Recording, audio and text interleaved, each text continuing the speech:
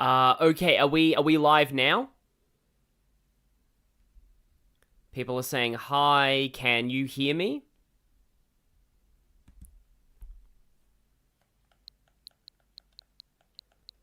So, I'm gonna just, oh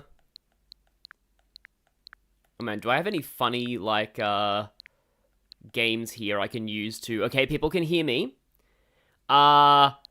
You know what? Because I love this game so much that this is gonna be silly, I'm gonna do this just to test if the audio is in sync. So, I am sorry, welcome to the Xenoblade stream where we show Advance Wars because I love Advance Wars and I will not shut up about it. More people need to play Advance Wars. But this is just to test whether the audio's in sync. And if this works, I'm gonna go and, redo those cutscenes. Because I hadn't saved, yeah. Because I got desync with a video I recorded for Persona Q2 one time. I haven't had desync since, but I want to say it is it's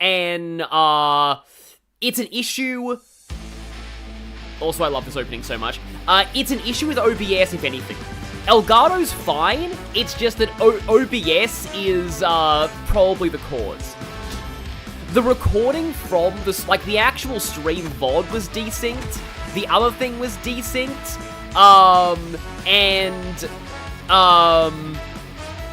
Yeah. Anyway, Elgato itself was not desynced. Also, lol, Andy. You know, it's kind of funny that we're showing Andy here, because Andy's also a little bit Rex-like in some ways, though he's a lot more... The allegations are more typical of, yeah. Anyway. So,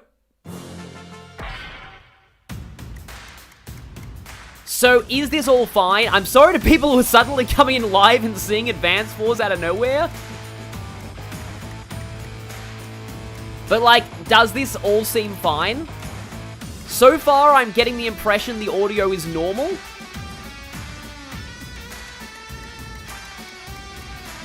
And that is good. I'm so tempted to go into here and just draw some really silly custom map just on... But, anyway. Okay, yeah. It definitely sounds like everything's fine. So in that case, we're gonna go here and, I can't wait until they probably won't, but if Nintendo adds Advance Wars avatar options for your Switch profile, I am so getting those. If they... Oh no, I don't want to say that, because I might tempt Nintendo to actually do that. I was about to say, if they actually charge money for those, for Advance Wars avatars, I would still pay real money for them, because, yeah. I would love to at least have, like, Advance Wars guest characters in Mario Kart. Like, that might work, but anyway. So, I'm gonna, because I don't know how many cutscenes we'll skip if I do skip, and because this is a new stream and because I unlisted the other one, we're gonna watch these cutscenes again. So yeah. IDK, yeah, AI chat, be AIing. So yeah, again, I forgot this imagery showed up this soon. This is what we in the business call foreshadowing. A literary device in which, anyway, I forget the exact quote. I think it's from a Harry Potter musical. Can anyone tell me what foreshadowing is? But yes, now is the true time for emotional pain. You'll see. Because as I said in, like, the chat earlier, like, replying to somebody... oh yeah, we have to see Amalthus again. As I said... This scene coming up is both good and bad. It's good because it's fantastic character development. It's bad because it's emotional damage. Like, that's kind of the thing where it's like, writers... When you're a writer, you need to learn to be comfortable with torturing your fictional creations. It's just something that you kind of need to do. Also, sometimes you end up with very, very weird things in your search history.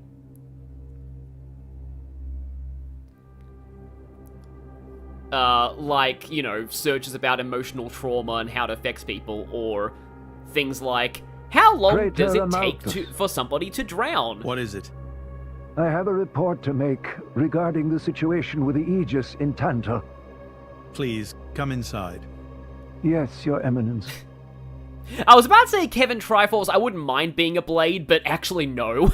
So, Jin finally has his hands on the Aegis. It depends on who you get as a driver. It seems the boy wasn't good for much after all. But let's just say, I forget if the scene is coming up Unless soon. There's a you scene can that find reveals what is some lost. really horrifying things Your about enemies? blades in this game, and like just how Hector, it will Yes? never make you see Gacha the same Prepare way the ever ceremony. again. At once, Praetor. What is dissociative identity disorder? My search history from Summation. I will say, I love that Ace Attorney, Spirit of Justice, actually has, like, the best portrayal of dissociative identity disorder that I've ever seen. Like, Ace Attorney, of all things, one of the most ridiculously out there universes ever, has one of the most nuanced and best portrayals of dissociative identity disorder. Though I hear Moon Knight is pretty good too. Like, Moon Knight's one of the few Marvel Disney Plus series that I hear good things about. And I've heard I like the idea that in Moon Knight, the guy with dissociative identity disorder has, like, a different superhero persona in, like, each of his identities. But anyway, now Rex Depression. Sorry, I should probably stop talking about Marvel.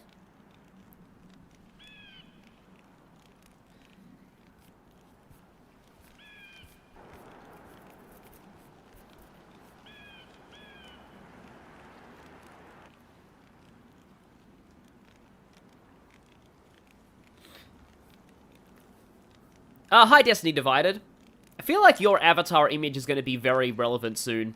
Well, actually, it's broken now, but yeah.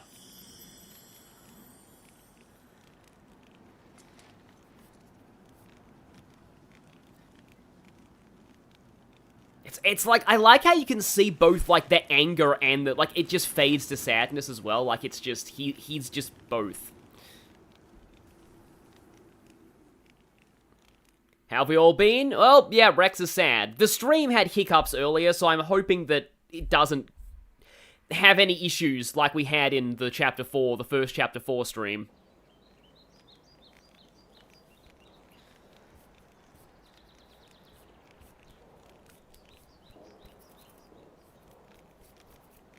Rex, still sleeping?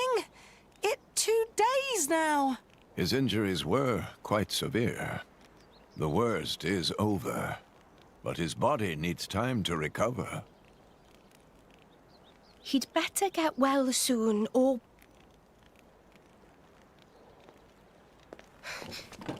Rex?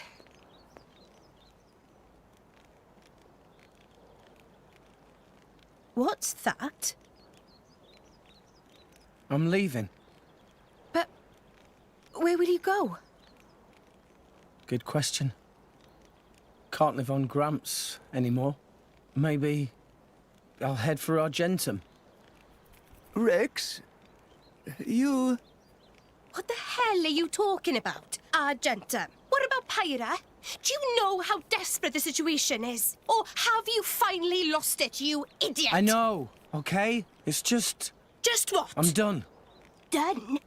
When I became the driver of the Aegis, her driver, I felt like I could do anything.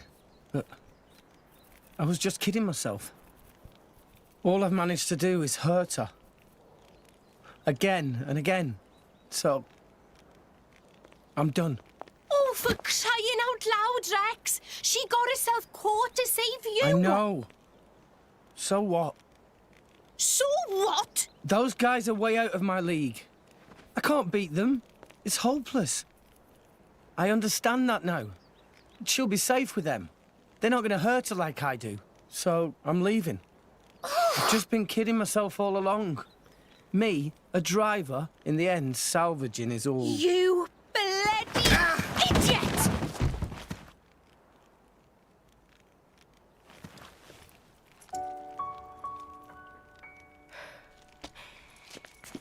Hurts, yeah? But that pain's nothing compared to what Pyra must be feeling right now. She went with those bastards knowing full well how much it would hurt. For our sake, not hers. I get it, I know. But what do you want me to do? I couldn't even slow him down. Even the Artifice's attack couldn't touch him. What chance do I have against a guy like that?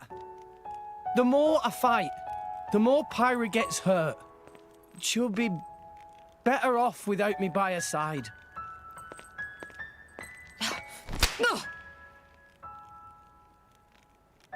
Do you actually mean that? Do you not have the slightest idea how it felt for her to leave you? With me here, he'll suffer even more, lose even more. So maybe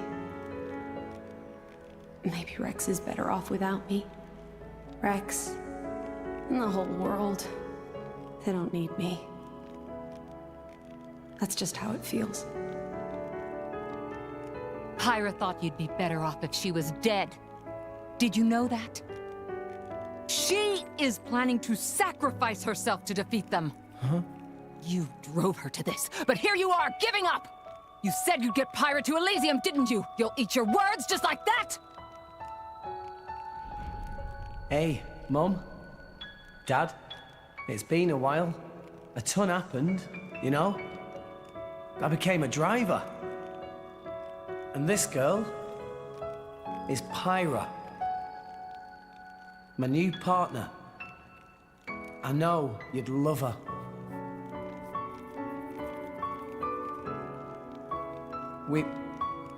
We're going to Elysium, Pyra and me.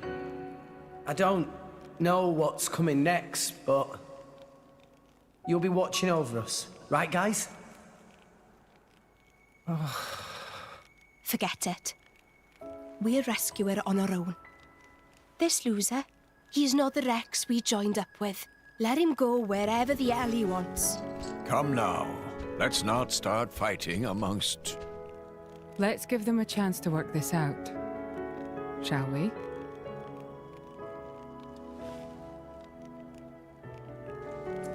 You know, Nia quite right. Rex definitely not behave like himself. Giving up after one loss? That not Rex I know at all. But... Now is not time for excuses!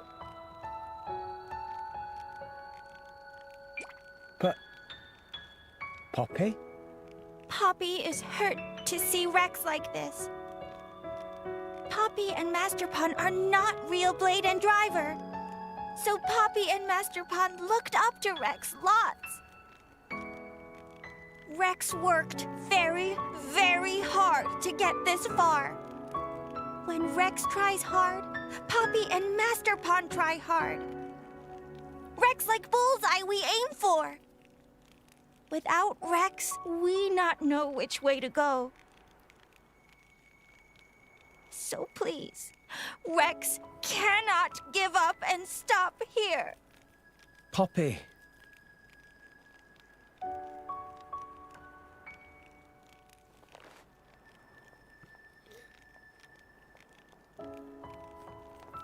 My prince?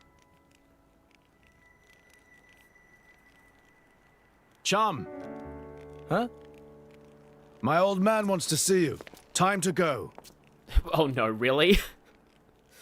We seriously have to see that guy after all that? Really? I was hoping his role in the story was over. I forgot how much of a jerk that guy is. Oh, okay, we're back, here. Okay then. So, that was a lot. Also, I like how Rock is, like, back as, like, Rex's default. The one criticism that people have of this arc of the game, from what I've noticed, is that people wish this was the perfect time to give Rock more relevance to the story. Because Rock is the only, like, rare Blade, as in Blade with personality, that you are guaranteed to have on Rex at this point. So, now, I don't think Rock should have been in that scene, I feel. But other parts of this chapter, I think Rock should have had more of a role.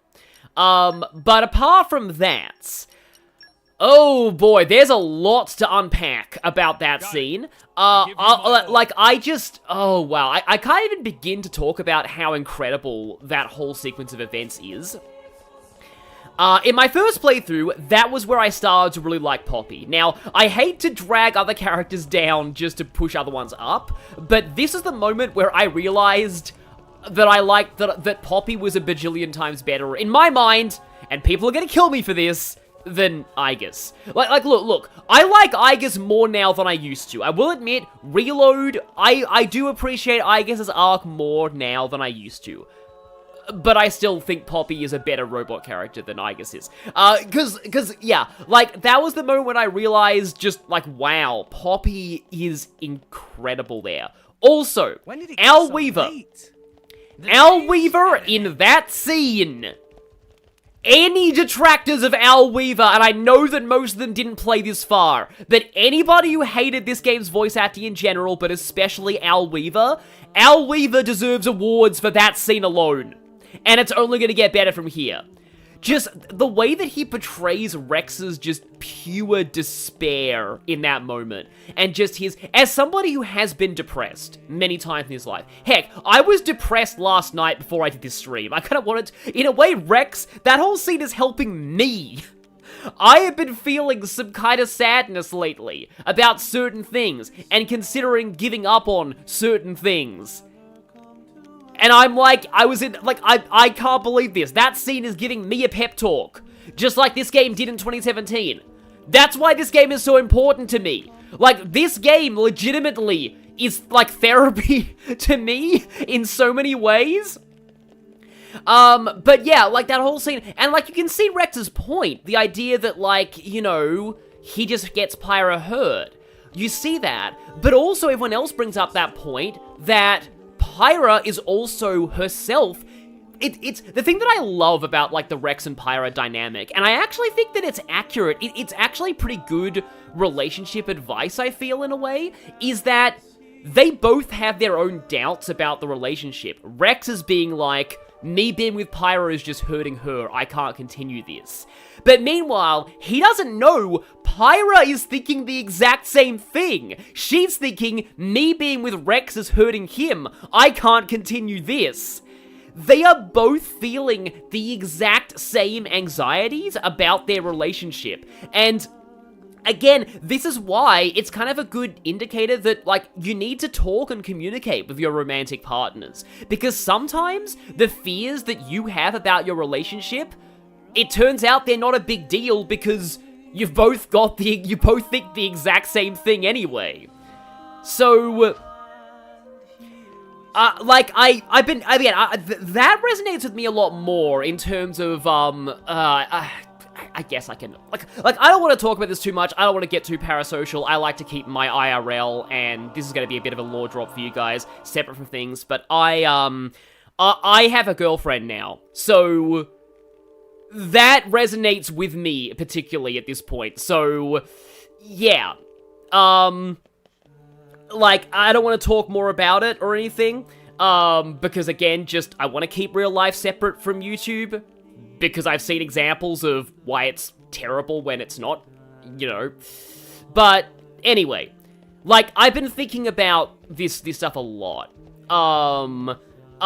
And I've been, like, just, like, yeah, like, I've been thinking a lot about my life, and about, like, what I want out of my life, and more about who I am as a person, and stuff, so, like, that kind of stuff is, cool. So, yeah, there's that. Also, Bridget. So, Bridget. This is actually something that I, suddenly gained a new appreciation for, like, watching that scene now. I did not realize before, just because I was focusing purely on Poppy. I did not realize how good Bridget was in that scene. I always love those moments when the really stoic... Because, like, before, I didn't really think that much about Bridget as a character, because she doesn't emote much, she's very stoic. But the fact that she gets legit angry in that moment, when it, like, you know things are dire when the stoic character gets angry. And that's a trope that I really like.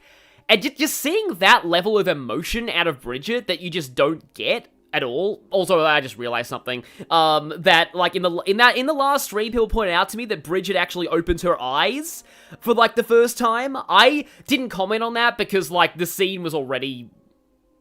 There was other stuff going on there. I didn't want to talk over any of that stuff. But yeah, I could talk for hours about just that one scene. But for now, let's just go and see Jerkface Dad, who tried to murder our. I mean, Rex and Pyra aren't actually together at this point officially. You all right to be up and about? Yeah. I'm all healed up.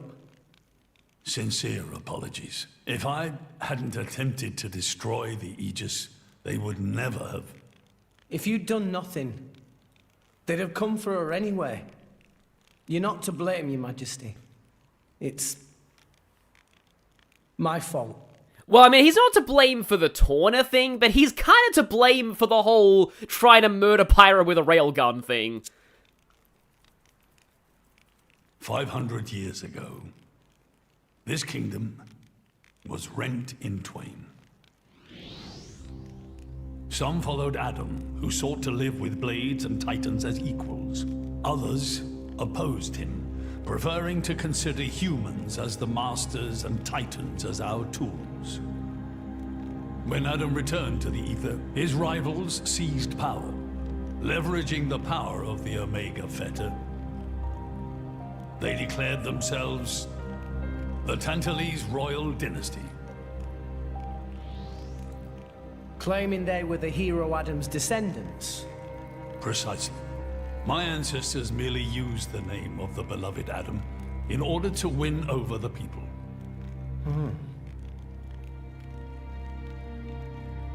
Before long, we resolved to protect ourselves from meddlesome foreigners by descending deep into the Cloud Sea, taking the dirty secret of our family's lineage with us. The Praetorium, for their part, did not protest. Can you guess why? No. They offered to stay silent in exchange for a certain resource. An annual tribute comprising a fixed quantity of core chips. I have something I wish to show you. What is it? I'll hopefully talk about that theory, Shadow Palkia 99 later on. What is this? This is Gembo's ether flow. I'll just say for the moment, no. The Titan draws in the fabric of the Cloud Sea and uses it as a source of energy. This energy flows throughout the Titan's body in the form of ether. Refining and crystallizing this ether creates core chips. This process is what you see before you. So, in other words, you're siphoning away a portion of the Titan's energy. Our cold climate and poor harvests, they are the unfortunate side effects of this process. I think I'm beginning to understand. Core chips are vital to every nation's military and energy policies. The Praetorium desired this power. How come? Allrest at the time was in crisis. But for the Praetorium, it was a precious chance to expand their sphere of influence. So they muscled in. As a result, Tantal fell into a chronic energy shortage. Then, well, you saw for yourselves. Near frozen earth, failing crops, the Tantalese people are forced to live in abject poverty. So why not just leave the Cloud Sea? Genbo can move, right? Just go somewhere warmer. They fear contact with other nations. Too afraid it might expose the truth behind the legends they spun about Adam. On that note, I can pause and just address this in the chat. Some Asian, that is a perfect summary. This guy's family line was actively killing their titans so Indol wouldn't dox them. That would explain their isolationism. Indeed. That was 5 centuries ago. Now the Aegis has awakened. The Praetorium is demanding we hand over the Omega Feta. Yeah, there we go. He says it a lot more in this scene. That's where I remember his pronunciation from. They are threatening to reveal our secret if we do not acquiesce. Indollar? Threatening you? I get it now. That's what was in that letter. Enough was enough. I couldn't stand by and let the Tantalese people suffer any longer. Therefore, I made a decision. And that's why you... Yes. I knew there was a chance that the Praetorium would use the Aegis against us. But if I could neutralize her power, perhaps we would stand a chance of opposing them. And perhaps by saving my people from poverty, I could absolve the sins of my forefathers. You didn't think about using the Aegis' power yourself? Wielding such power is beyond my means. I am under no illusions. However, does the same apply to you? I felt something. When I looked in your eyes, I knew. Perhaps you are the one to whom we can entrust the Aegis' power. Father.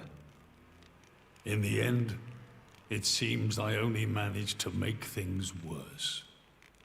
I can blame nothing but my own judgment.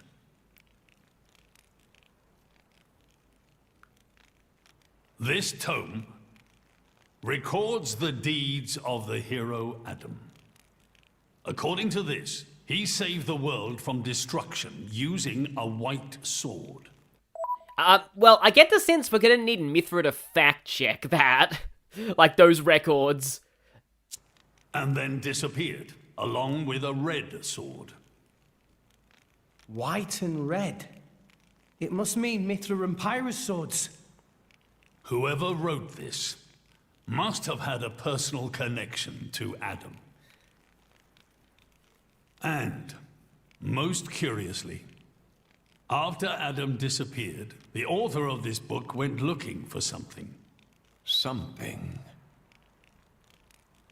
The third Aegis sword. There's a third? Apparently, this sword was as transparent as diamond and gave off a clear, brilliant light. Bridget lost her memory. But Adam went his whole life without using the sword. So she can't check it. In fact, he could not use it. What do you mean, couldn't? The sword was simply too powerful. Even he, the legendary hero, could not contain the power it commanded. And thus, fearing its power, he sealed it away somewhere. The author therefore surmised that this sword alone was the one true sword of the Aegis. Now, Rex, you were defeated by Jin. Doubtless that man is a powerful warrior. But even so, can this be right? Can the Aegis herself truly be outmatched by a single opposing blade? Would it not make more sense to presume that you lost because you have yet to unlock the true power of the Aegis? You mean... I'm the one who's been holding them back? Oh no, self-doubt.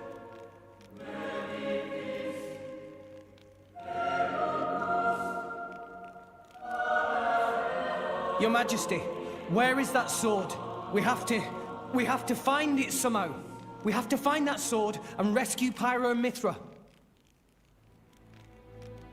Regrettably, the book does not specify the sword's location. But there must be...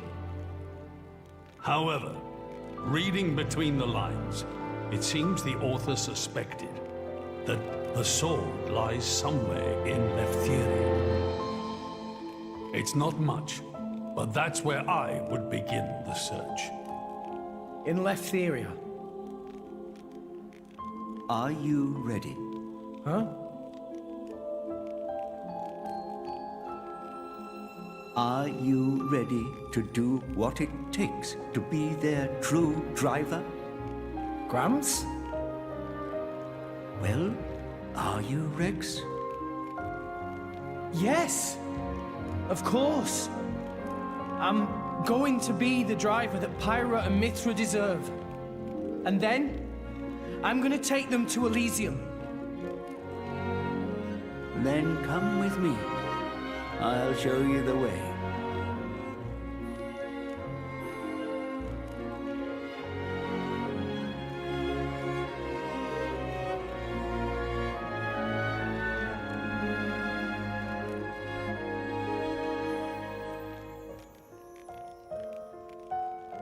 My son, Yeah? I have a favor to ask of you as your king. Well, that's a first. Are you feeling okay, old man? Maybe you're coming down with something. The Aegis needs... No, rather, the boy needs protection. You mean Rex? Yes, I saw something in that boy's eyes. A light that must never go out. Steady on, old man. People will get the wrong idea. Fine. Leave it to me. Thank you. Nah, it's not like I wasn't gonna go with them anyway. And Zeke stays a party member. Yeah, that music is incredible, I agree. Is it called, like, Where We Used to Be? I forget the name of that exact, like, leitmotif, but I know it's heard in the opening of the game. Oh, meanwhile in Villain Land, literally. You really can't judge a book by its cover. Who'd have thought that sweet-looking girl would threaten to destroy herself? Didn't she realize taking her own life would mean the boy died too? Oh, she knew exactly what she was doing. The whole thing was a bluff then? No, not at all. The reason she gave her core crystal to the boy was to replace his heart after Jin put paid to it. An Aegis core encodes the blueprints for all life. She took advantage of that. Incredible. I had no idea such a thing was possible. Aegises truly are a breed apart. Cores are constantly accumulating data about the outside world. The fact that their injuries are mirrored is a result of their twin cores exchanging information. If you wanted to be poetic about it, you could say that their very lives are intertwined. But there's nothing to stop her from severing that link. What do you mean? Before issuing the kill order to the Artifice, she would have transferred the remainder of her core to the boy, letting him live on, heart complete. An Aegis can survive for a short time without a core crystal. Don't ask me why. It's just how we were made. I mean, that is true of a lot of real-life beings as well. Like, you know, there's that thing about chickens being able to survive for a short while after their head's been cut off. So that's the reason Jin agreed to her terms. He couldn't care less about the boy. But he wasn't about to lose this one. Simple as that. Yeah, people are noticing that Malos is kind of tall. I mean, yeah, he is. But yeah, the idea of cores collecting information, that's another fascinating aspect of this game's world building that will, I'll talk more about that later, I feel. But yeah, Fonsett Village time. Well, I guess it'll give us a chance to visit Corinne. So yeah, now you can, like, technically do, like, a whole bunch of quests and stuff, just never mind Pyra being in danger. Oh, also, the lyrics of, like, the Theoswa music, it basically sums up, like, the plight of the Tantalese people. So all of that exposition from the king about, like, how everyone is, Yeah, like, about, like, how everyone lives in poverty. Yeah, like, that's in the lyrics of this song. So also, oh yeah, it's true, Anonymous, the same as your heart stopper, you can survive for 6 minutes. Yeah, like, I don't consider that to be, like, some of my, oh, that's a cheap plot device, that just so that she could do that and Rex wouldn't die, and they didn't drop that info until there. But, like, again, like Anonymous says, like, that has its basis in actual biology. Like, like, living beings can survive for a very, very short amount of time when something vital gets removed. Like, it's just, like, yeah. Like, in a way, like, a lot of, like, living beings are really just, like, organic machines, in a sense. Like, some machines do still survive for a little bit, even if you pull out, like, their power source, they've still got, like, a little bit of reserve energy. Oh, hi, Trey Figueroa. Yeah. We are doing what, you know what, I think this is my favorite chapter? Yeah, I would say this is my favorite chapter in the game. Where do we go from here? Even mechanically, there are some things. Oh, talking to Corinne isn't even required.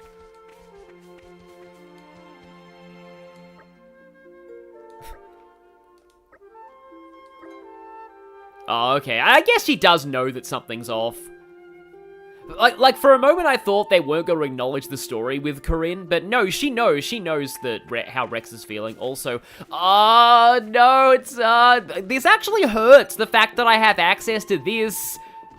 Oh, wow. I mean, that could be, people could take that as, like, nom, but, like, I actually see that as legitimately, like, it actually hurts that this is the one time you can fail that skill check because Pyra's not here. Like, that actually, like, honestly, it hurts to see that. But also, I'm pretty sure we can't do this heart-to-heart. Oh, yeah, there's a giant fire, skill check there we can't pass, because, well, yeah, we couldn't pass that at the time, and probably now our only chance of passing that is if we had Pyra. But yeah, like, I don't know, like, there is always something of, like, I was recently playing a game where a character, like, plot died, and it was one of the rare times I've actually genuinely missed, like, I felt like I was almost in mourning or grieving, because, like, I was just going through the kind of gameplay things that I would normally do with that character, and it just really hit me. Oh, they're not here anymore. Like, I just felt this void. That normally I would just be able to use this character for certain things. Oh, it wants me to walk back to the village entrance, doesn't it? And it's just, them not being there, it just hurt. Haven't done any blade summoning today. I don't really have a lot of core crystals. If I am going to be doing blade summoning, I probably should do it before we go into the dungeon, because of reasons. What are we doing here? Did you know Fonsett has another name? Huh? Hero's Rest. Hero? As in? Indeed. Fonsett Village was founded by Adam himself at the end of his travels. After the war, Adam charged me with protecting the village. Was this village really that important? What do you think I was protecting? You mean it's... Follow me. Set me free, trust me, and we will escape from the city. I'll make it through, prove it to you. Follow me.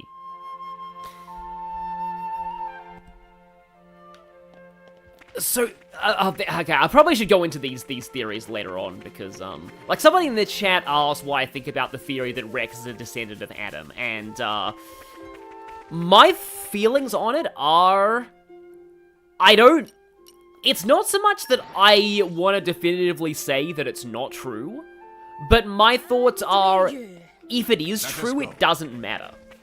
That's kind of more what I want to say, like, how I feel about it. I feel like, I don't think Rex needs to be a descendant of Adam, like, for the plot to work, or for him to be a hero. Like, I think he could be, but if he is, it's not relevant. Like, there's obvious comparisons to Rey from Star Wars there, but, like, I feel like this is kind of that done right. Like, you know, for all we know, he could be, But, again, I don't think that it is relevant, whether he is or not. Like, it doesn't matter. Yeah, Rex is Rex, exactly. So, yeah, now, if things happen... If things end up happening, and by things happening, I mean I get totally wrecked in this dungeon, I will maybe go to an inn and, like, level up a little bit. Yeah, it's Malos talking about his eyes. That is the thing that made me wonder, but I still think, like, that it's more just, like, Letherians in general may have that. I mean, technically Rex isn't actually natively Letherian, though, so that's the thing. Like, yeah. Because we don't really know where Rex's parents were from. But anyway, we're gonna be, also, there's a side quest here for some reason. I don't know why. There's just a random side quest NPC just chilling here.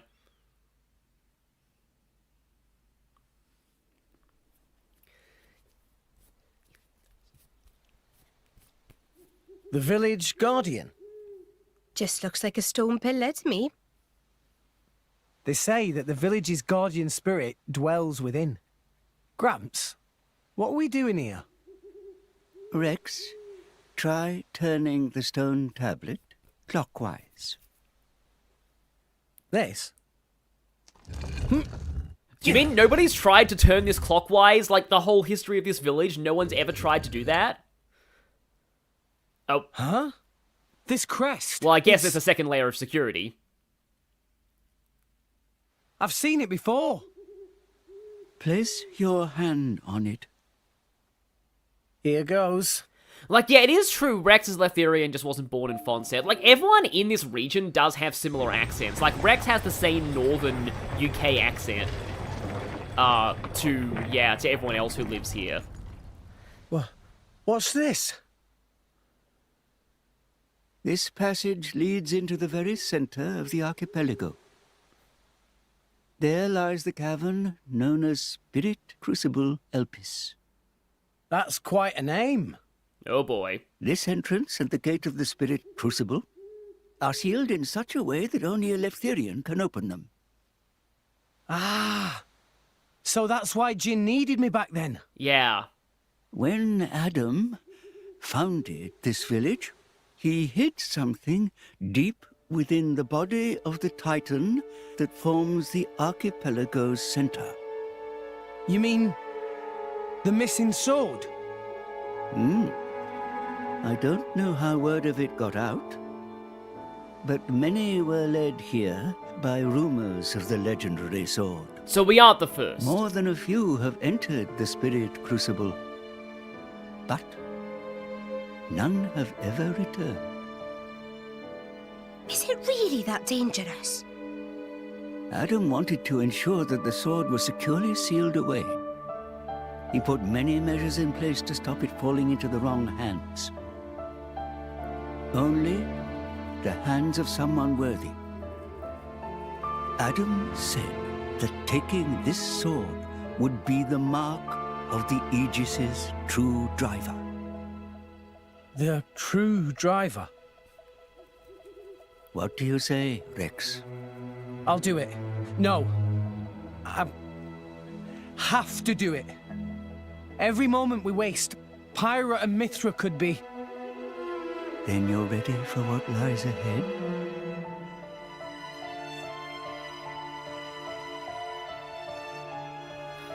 Yeah, as said in the chat, it's implied people have gone into the Spirit Crucible before, they just never made it very far. And there's a reason for that.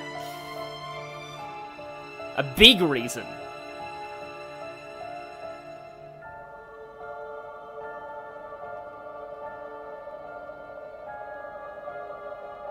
And yeah, Elpys is named after the Greek word for hope.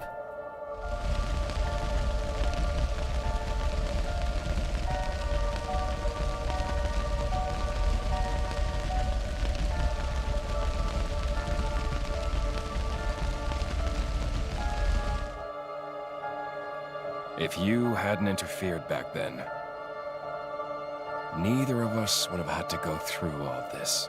Because the whole world would be dead. Now then, time to take back what I lost 500 years ago. Oh, wait, it's this, isn't it? Oh, if I remember right, this is horrifying. How he's still alive with his crystal in that state? Seriously? It's not normal. You know what else isn't normal? The Aegis is the master blade. Your voice acting. The first blade the architect forged. Malus can do things we can only dream of. And how's he going to restore his core exactly?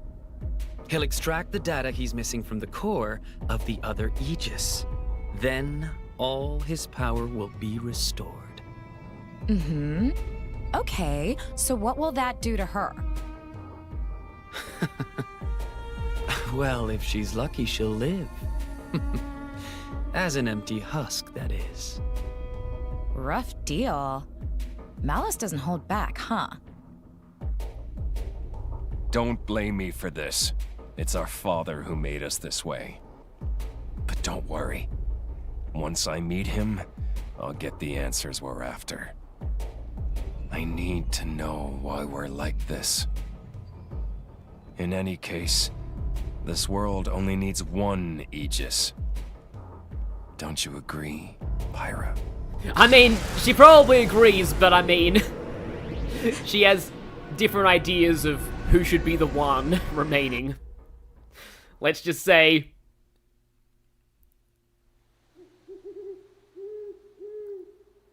okay, yeah, we're cutting back here. So, yeah, Pyra's about to be in extreme pain, and we can just go off and do side quests for some reason if we wanted to.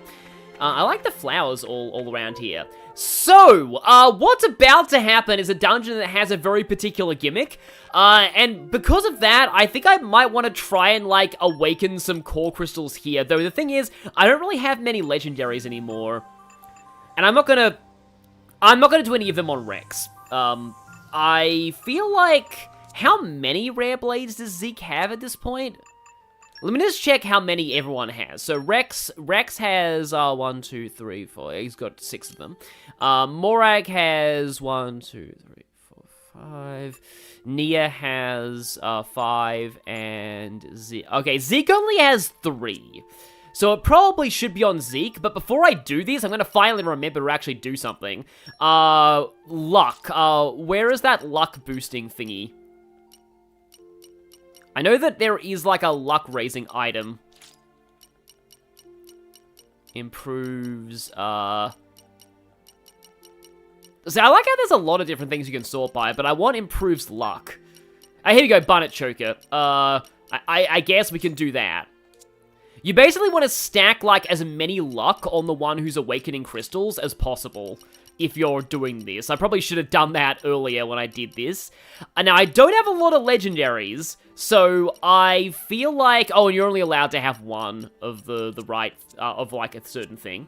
It'd be really funny if I did get Dahlia, but anyway. I don't have a lot of legendaries, so this might not result in anything. I only have one legendary core crystal. And I'm pretty sure I would have already gone through all the pity blades by this point, so I'm just going to use up all my rares before I use the legendary. Or, I don't have any justice boosters. Or, So that's earth. I already have a lot of earth and electric blades. That might boost the odds of Dahlia, though. And then bravery.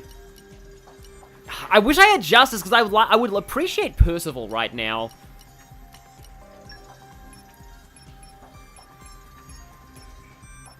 Alright, Zeke already has, like, level 7 justice, so... Yeah.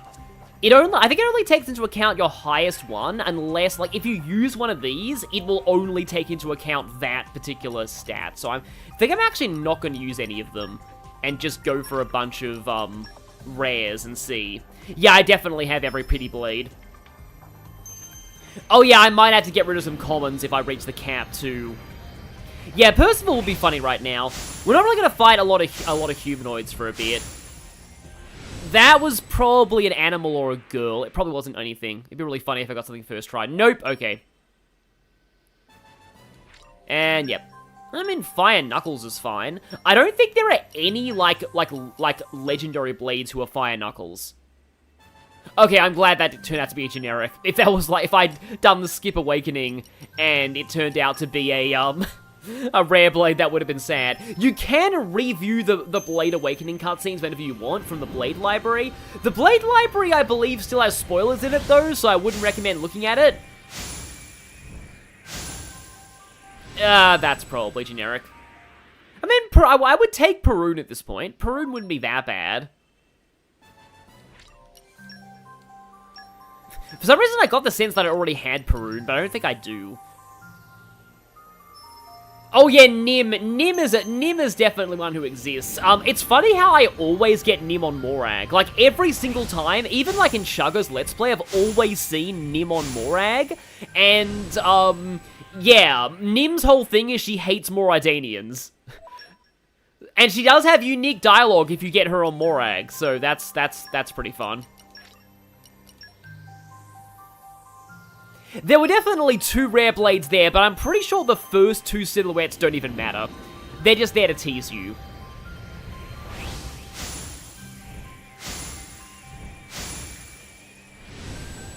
I don't think that's anything. Yeah, we could get Herald. In fact, I would really like Herald. The problem is I didn't end up farming for blood items off screen. So if I'd done that, I probably could have grabbed Herald now, and Herald is really good, at least for a non-gacha blade. Like that's the thing. From what I remember, Herald used to be considered one of the best blades until Power Creep came in. I think one of those was Adenine. But unfortunately, it was not the one that was the final silhouette.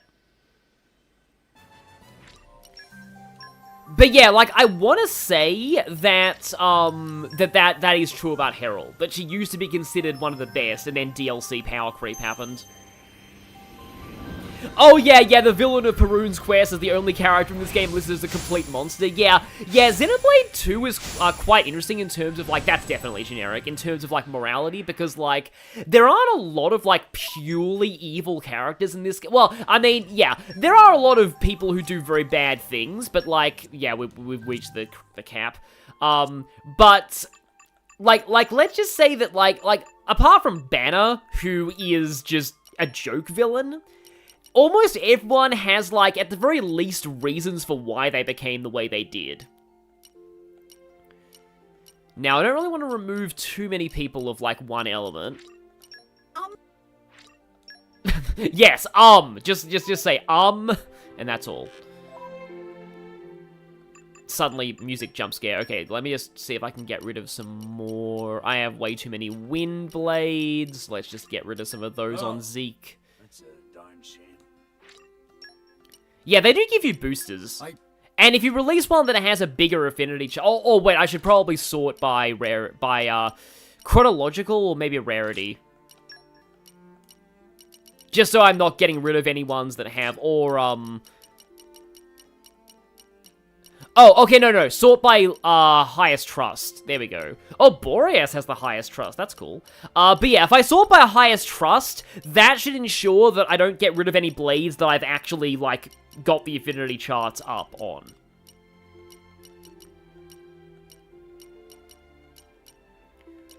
Because I think we have, like, yeah, we have enough fire. So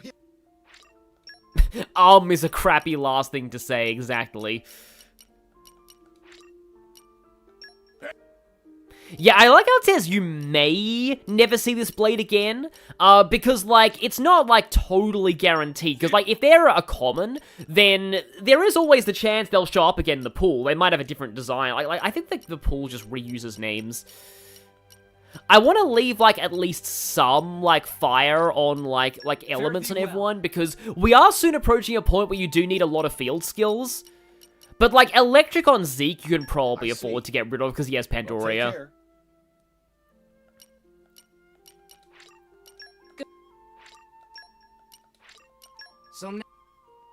And yeah, you can lock blades so you don't accidentally release them, exactly. I guess I can get rid of a fire on Morag. And then maybe an earth on Zeke. Okay, so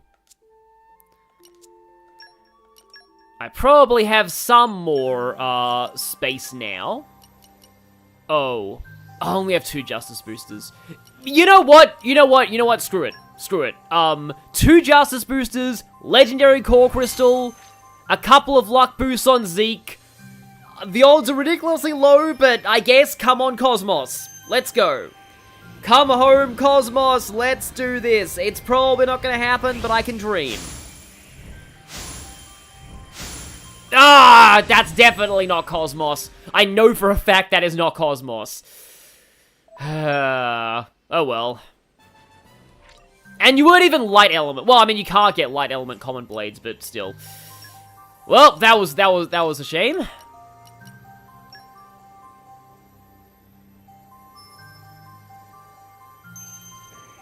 Yeah, a lot of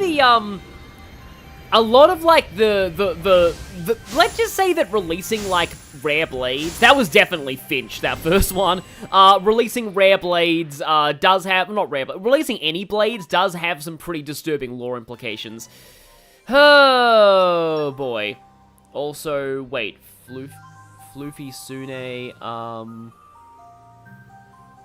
you accommodate Persona Challenge runs really well, TBH. Yeah, I don't know, I might like to, like, one time I wanted to do, like, a Persona 5 No Velvet Room challenge, but it turned out some people already had done that. Because I want to see what happens if you have to, like, negotiate for skill cards.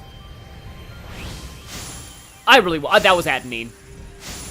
Yeah, I really want, Finch, because then I can call her Flaunch. Because it's just, like, that is just absolutely perfect. I've not played Legends Arceus. Of course, I get a Dark Blade where I'm not using the Justice Booster. I like how Rex is just standing there with this, like, helmet. Yeah, like, releasing Common Blades is definitely really messed up. It's like the kind of things you can do to Pokemon in, you know, as a trainer that contradicts the lore a lot and what the story teaches you. But it might be interesting to try and do that challenge. But yeah, the game keeps wanting to show me rares, but it turns out that they just don't give them to me. It's like I keep saying, like, seeing Adenine, Percival, I'm pretty sure I've seen Ursula a couple of times. I have no idea what Dahlia looks like, in silhouette form, though. Nah, that's a generic, pretty sure.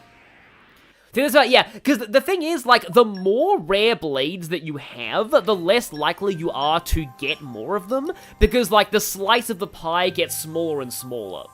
So, but when you have no rare blades, it's a lot easier to get them. Because the odds of you getting at least one is pretty high. It might not be the one you want. There was Flaunch again. How did I get so many rares? I was just playing the game normally. In terms of legendaries, they did come from the DLC packs. I normally don't like that. I only took the legendary core crystals from the DLC because I just wanted to show as many blades as I could in the stream, and that would be easier than just farming for them off camera. But the way that I farm legendary core crystals was, get gold chips, which increase enemy drop rate, and then repeatedly break, topple, launch, smash super bosses. That's how I farmed for legendary core crystals in the post-game. If you keep smashing super bosses, like, it'll make them drop their items, and you can get a lot of legendary core crystals that way. I use the cow, like, getting the Armu to the maximum level, in Gormott, but that's apparently not the most efficient source of legendaries. There are, like, other unique monsters that apparently do have better drop rates for legendary core crystals. I just used the cow because it was convenient. And he's not particularly difficult to do the smash combo on. And he's in, like, Torogoth, so he's quite easy to find. There's a fast travel point right near him. So yeah. Yeah, there was no way that was going to be one of them, because we just got, like, a couple of, yeah. Yeah, I don't think I ever beat Tyrannotitan, Kuradil. Oh, in fact, speaking of which, I probably should show Temperantia. Because I actually was planning on doing that in the last stream, and I completely forgot to do that. I got so distracted because I love Tantal so much. That was Percival again. Yeah, overclocking Bangle makes doing the smash combo faster as well. Like, by endgame, you have access to, like, a lot of accessories that give things like fast blade switch, and, extends break, reduces enemy break resistance, like beta scopes, you want a lot of those. There's a lot of, like, resources that you have access to. Oh, that one, I know who that one was. That was, what's her name? The weird military fanatic with the giant arms. She was one of the last ones that I got in my first... Oh, right, that's it. She was the one, like... She was the one blade that Chugga was completely blind on. He never had her in any playthrough that he ever did. I think... Newt, that's it. That's her name, Newt. That was... I'm pretty sure that was generic too. Yep. Yep, everyone is saying Newt, but the chat is delayed. I had a feeling that I was done with that. I kind of feel like I should probably stop now. Yeah, if I go chronological, I can just dump these ones I just got. Good. Literally just born, and we're already consigning them to losing their memories again. Rip. Not by rarity, by chronological. There we go. Yeah, it's weird that Newt is so rare, because she's, from what I remember, she's not actually even that good, but she's very rare. We keep almost getting Percival. Like, this is why I actually really like doing this stream, because normally there's a lot of streams. Like, there's a lot of blades that I had early in my first playthrough that I don't have now. Like, I normally get Percival a lot earlier than this.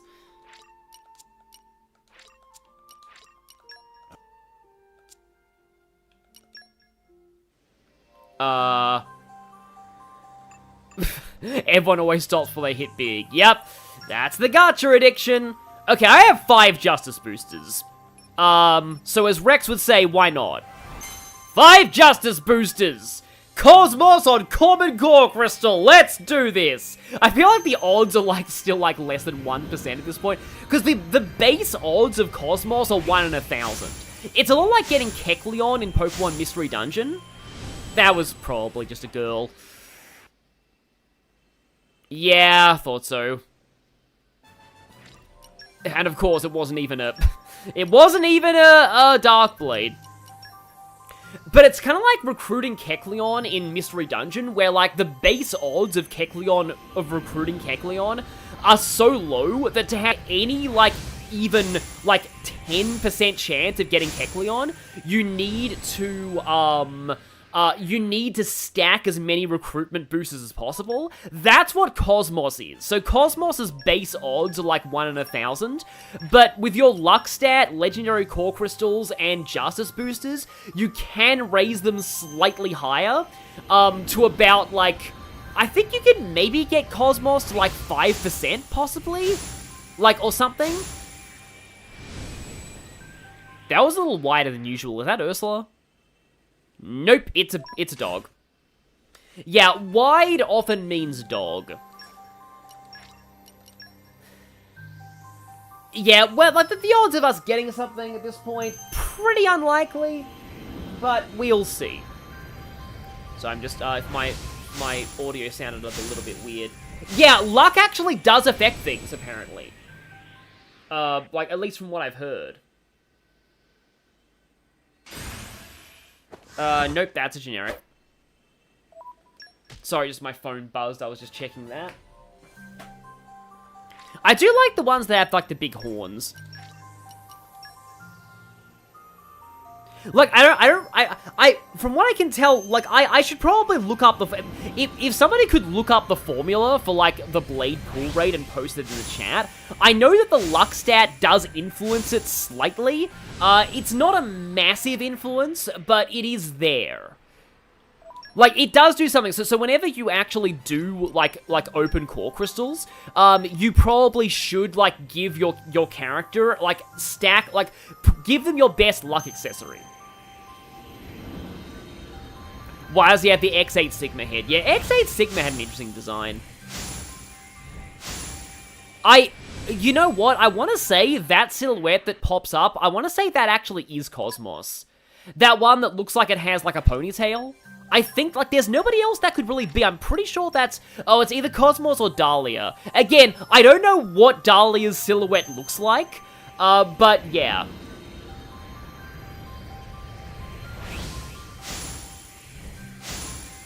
Yeah, that silhouette there was definitely Ursula. It's funny how I've come to recognize them at this point. And yeah, I know, we're doing a stream of just, where I'm just doing a bunch of core crystal openings, but, you know, this is the exciting content that you come here for. I'm sorry. But yeah, we can just say, hi, how have you been? It'd be really fun. Like, from what I've heard, Dahlia is very rare.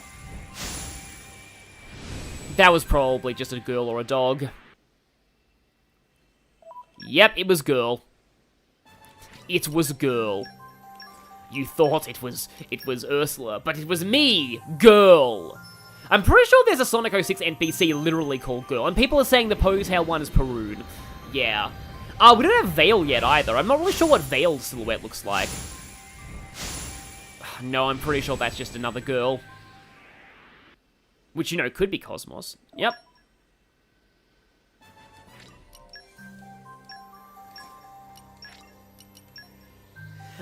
Yes, Luna Amethyst, Dahlia is the one with the controversial design. Adrian in Wonderland, tips for studying, for Japanese tests. Okay, it's been a long time since I did, but, it helps to have, like, mnemonics, I don't know how to pronounce that properly, for kanji. So, like, just sort of, like, when you have to learn kanji, try and think about, like, what does this look like to you? Like, for example, to me, the kanji for gate, like mon, it looks like an actual gate. So, like, just think about things like that, maybe. For vocabulary, I recommend making a list. Try and find, if you enjoy, like, anime and stuff, try and find words, like, words from your vocab lists in anime or a J-drama. Just try and do that, because you'd be surprised how many of the vocab words you can find like that. I used to do that. I did a whole project studying a show about a Yakuza who goes to school called My Boss, My Hero, and I watched that show and then noted down all of the vocab words that I found in that. So I wasn't also, it kind of depends what they're testing you on as well.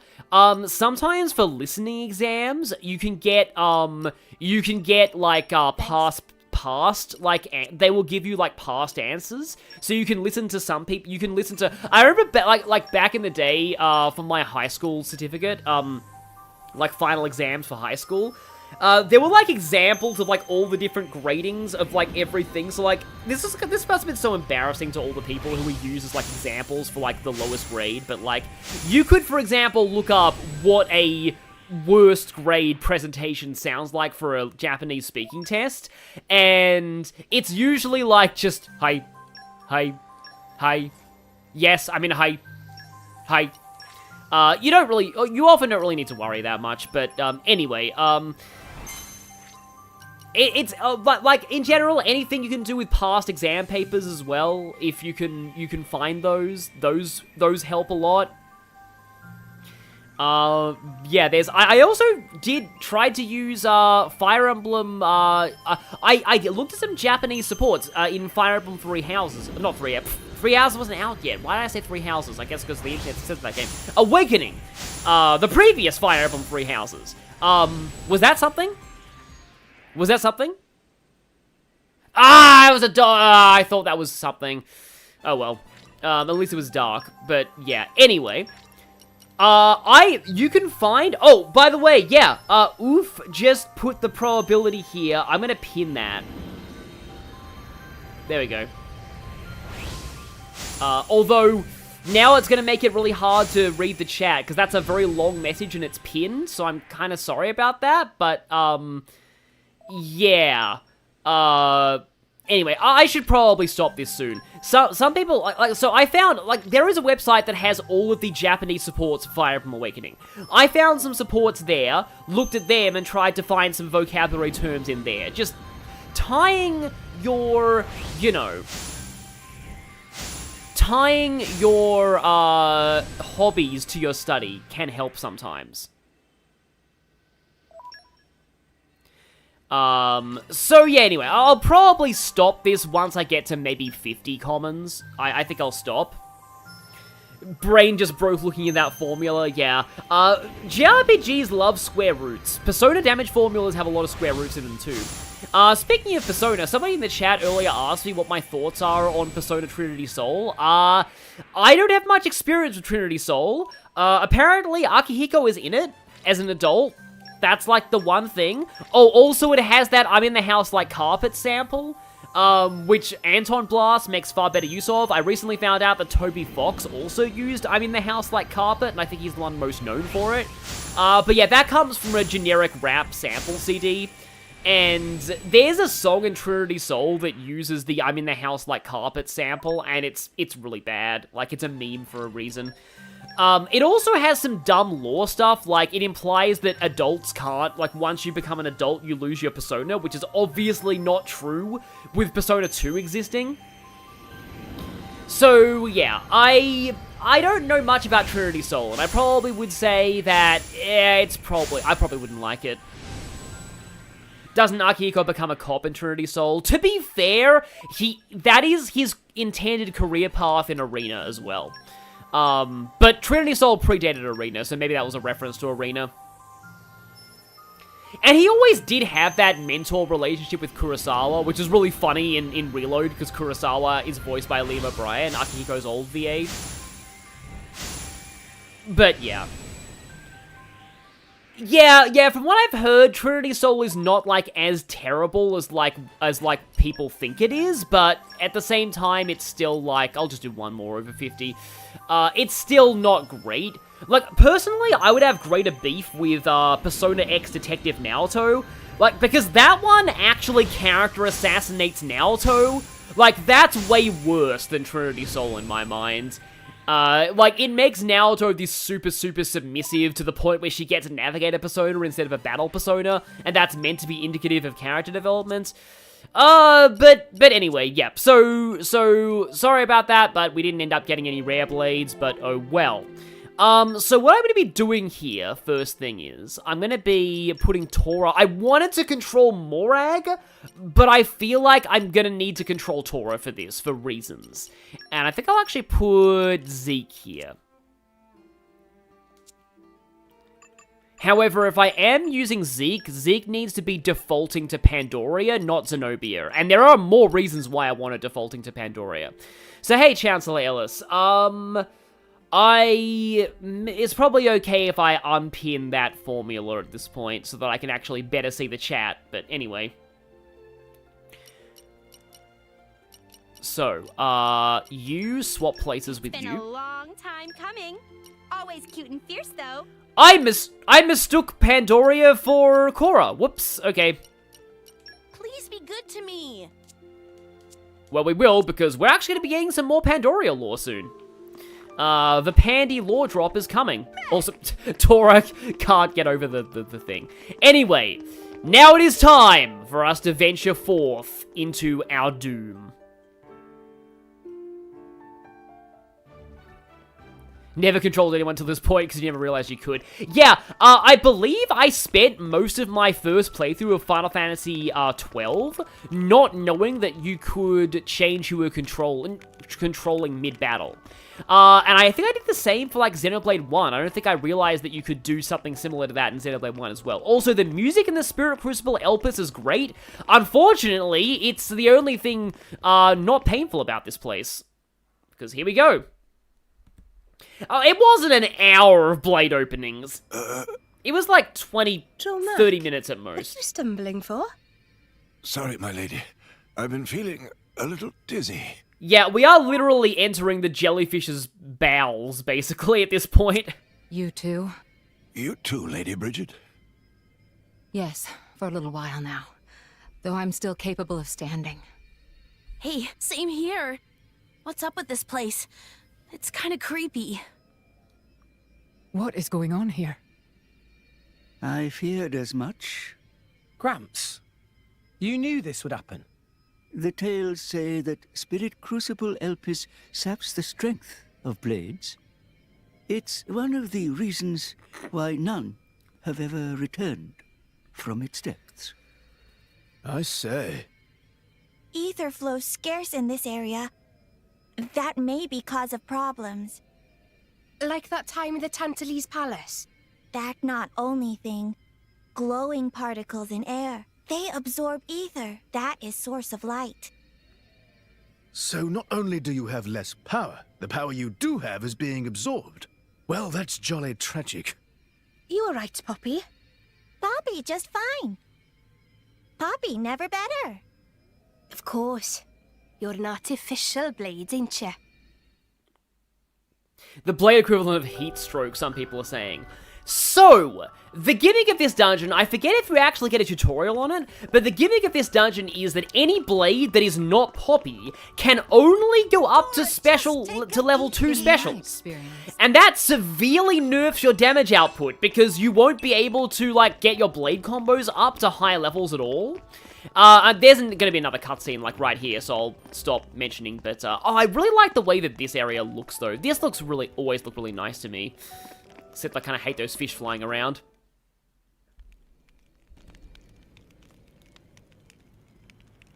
We have to cross that? Yes. But we must proceed with caution.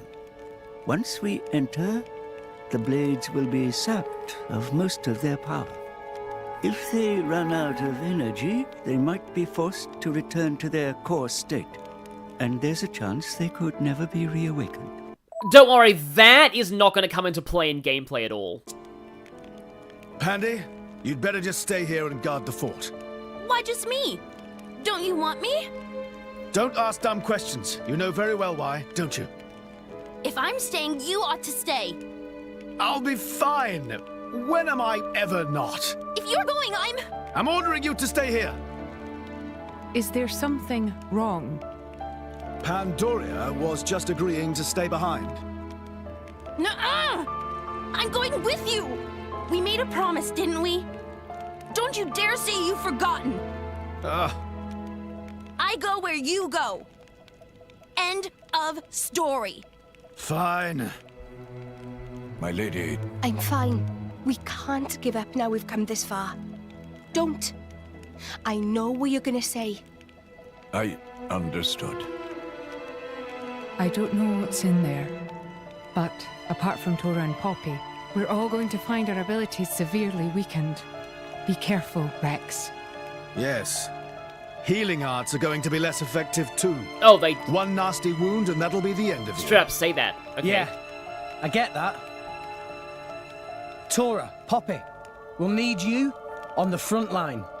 You got it, Rex!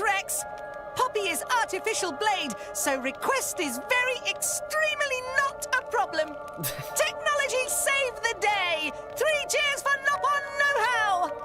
Where are Poppy's cheers? Thanks, guys.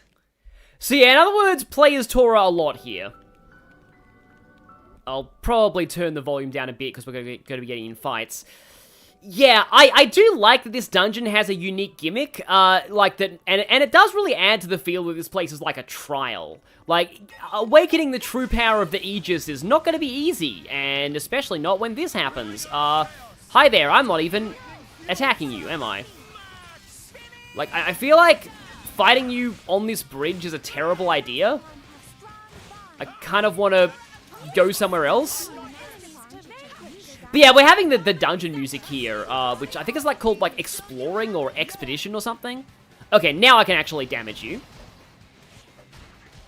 Okay, Nia can still break things, I guess. Also, I don't have the aggro, which is not good. Okay, good. Tora has the aggro. Because if I somehow do get access to like break here... Okay, there's... Okay, I can do Thunder Gale here right now. I think it's later on in the dungeon where you can't do specials. It's like represents your blades getting more tired. Or like specials above like level 1 and stuff. Okay, I guess Aqua. Yeah, Mega Wave does Blowdown, which is probably a bad thing when two of us are on the bridge. Yeah, Zeke fell off, I'm pretty sure. Like, whenever you see a character just suddenly just spawns next to you dead, it usually means they fell off. This thing already is, like, higher level than I am. I wonder if I need to go to, like, the inn now. We'll see. Okay, well, it's weak to earth at this point. I have some earth. Well, I have Poppy right now. And yeah, this is also about the point where you really want to do Poppy swap. Also, oh great, that Laya is in the fight as well. I almost called it Lila, but no, that's also I'm probably dead here. Yeah, I don't have enough party gauge to really survive this, so I'm probably dead. Oh hey, nice, I have the invincibility, but I'm still probably dead. As soon as it wears off. Yep, there we go. Life of Zeke, of course he fell off. Oh, we start all the way back here. But yeah, I'm gonna probably ignore. Like, these aren't really the things that I want to be fighting. There are some other enemies in here that you can. Yeah, the main... Oh no, Nia. Oh no, everyone. That just kind of sums it up. The moment the healer goes down, everything just kind of goes south. So, the main problem that... Like, I didn't actually remember this until I was looking at Chugga's playthrough and I saw some of my comments on it. There is a unique monster in here that I had a lot of trouble with in my first playthrough. Because it is positioned in exactly the wrong spot. You don't have to kill it, but it is, like, right in the way, and fighting it under Spirit Crucible conditions is extremely rough. You really don't want to have to do that, so I would hopefully... I'm pretty sure it's a spider as well. Also, I think I just lost... Yeah, I lost sound, because, yeah. My Elgato just, closed, but oh well, that's fine. I know it doesn't affect the stream for you guys, so it's just me not being able to hear the sound. And... Oh, there we go. Didn't Chugga make a really bad joke about this being Bone Road when we're inside a Titan? I feel like he kind of did. Okay, so that searching sound from Tora, that's one of the reasons why I never wanted to play as him in the field. When I first played this, I would play as him in battle sometimes, but on the field, I just couldn't stand a lot of his voice clips. I'm more tolerant of him now, but back in the day, I was not. Also, more cutscenes.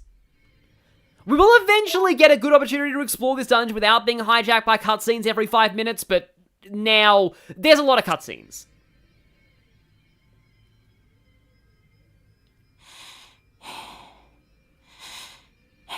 Are you all right? Never better. I'm right as rain. The deeper we go, the thicker these particles get. You can still turn back. Thanks. Your concern is touching. Worry about yourself, yeah? I can look after her. Zeke, you don't look so good yourself. Is something wrong? Huh? Oh, yeah. I didn't think it was worth mentioning, but, And epic lore drop. How did you get that? I told you about the time I almost bloody died, right? Zeke nipple reveal. I'm sure a lot of people are happy with that, especially the Yowie girl in Tantal. My prince! Zeke! Not like this! Not here! Not far now! Just a little further! You can do it! Just leave me. Go on without me. No! If you die, I'll turn back into a core crystal! I don't want to forget everything! Bandy, I'm sorry. I hope your next driver is better than me. I don't want another driver! You're good enough!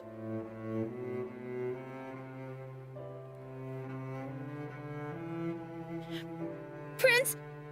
Zeke!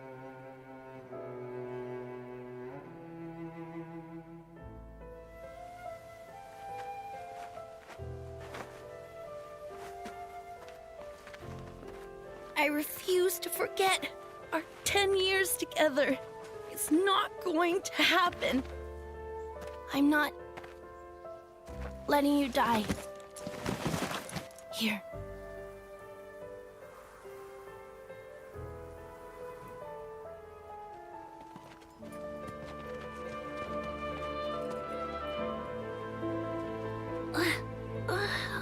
Bandits?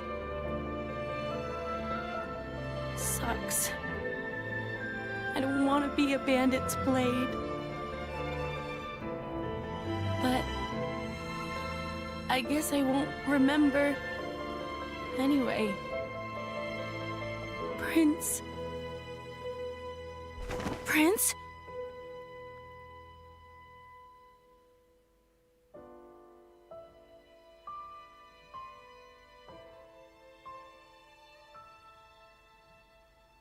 Fear not. He's going to be fine. You saved him? The fact that you're alive is proof of that, is it not?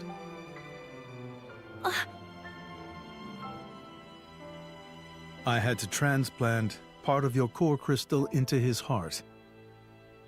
His wounds were grave. It was the only way to save you both.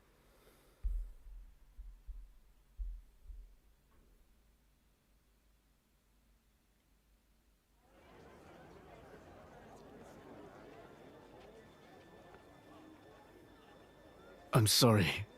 It's all my fault. Actually, I'm glad. What? Why? Knowing that a part of me is keeping you alive, I don't know, it's just nice. Pandy. What is it?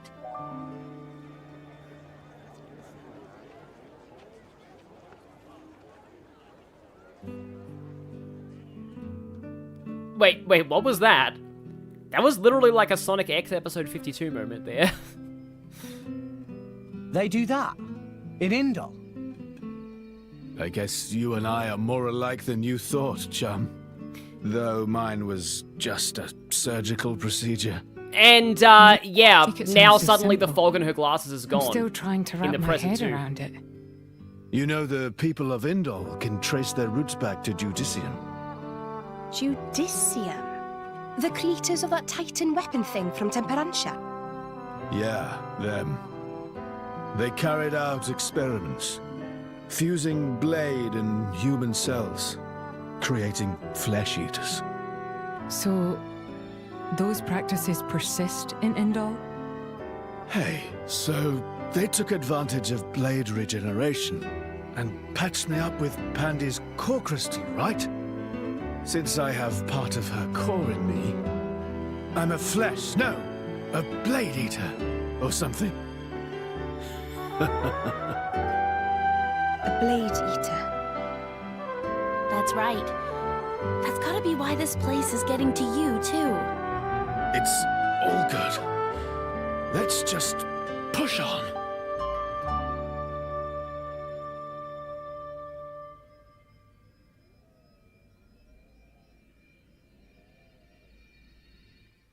Gee, I wonder why the camera focused on Nia so much there. That definitely isn't relevant, like, isn't implying anything at all. But yeah, so from now on the status screens, Pandoria's glasses aren't fogged over. It's kind of weird because, like, her eyes existing isn't exactly like a plot twist or anything. It is kind of nice, though, that there's a visual distinction of, like, a before-after you know this info about her, that you have that there. Zeke's porch doesn't change though, and yeah, like, I definitely am more used to, and I prefer Pandoria's look on this screen with the non-fog glasses. I guess it makes her look more comedic with the glasses fogged over, like, it's kind of a showing of, again, Zeke and Pandoria becoming, like, less comic relief and more actually serious characters in the story. Maybe that's it? And that actually makes me want to play as Zeke now. Sorry, Tora. I'm going to be playing as Zeke now, because I feel like he deserves that.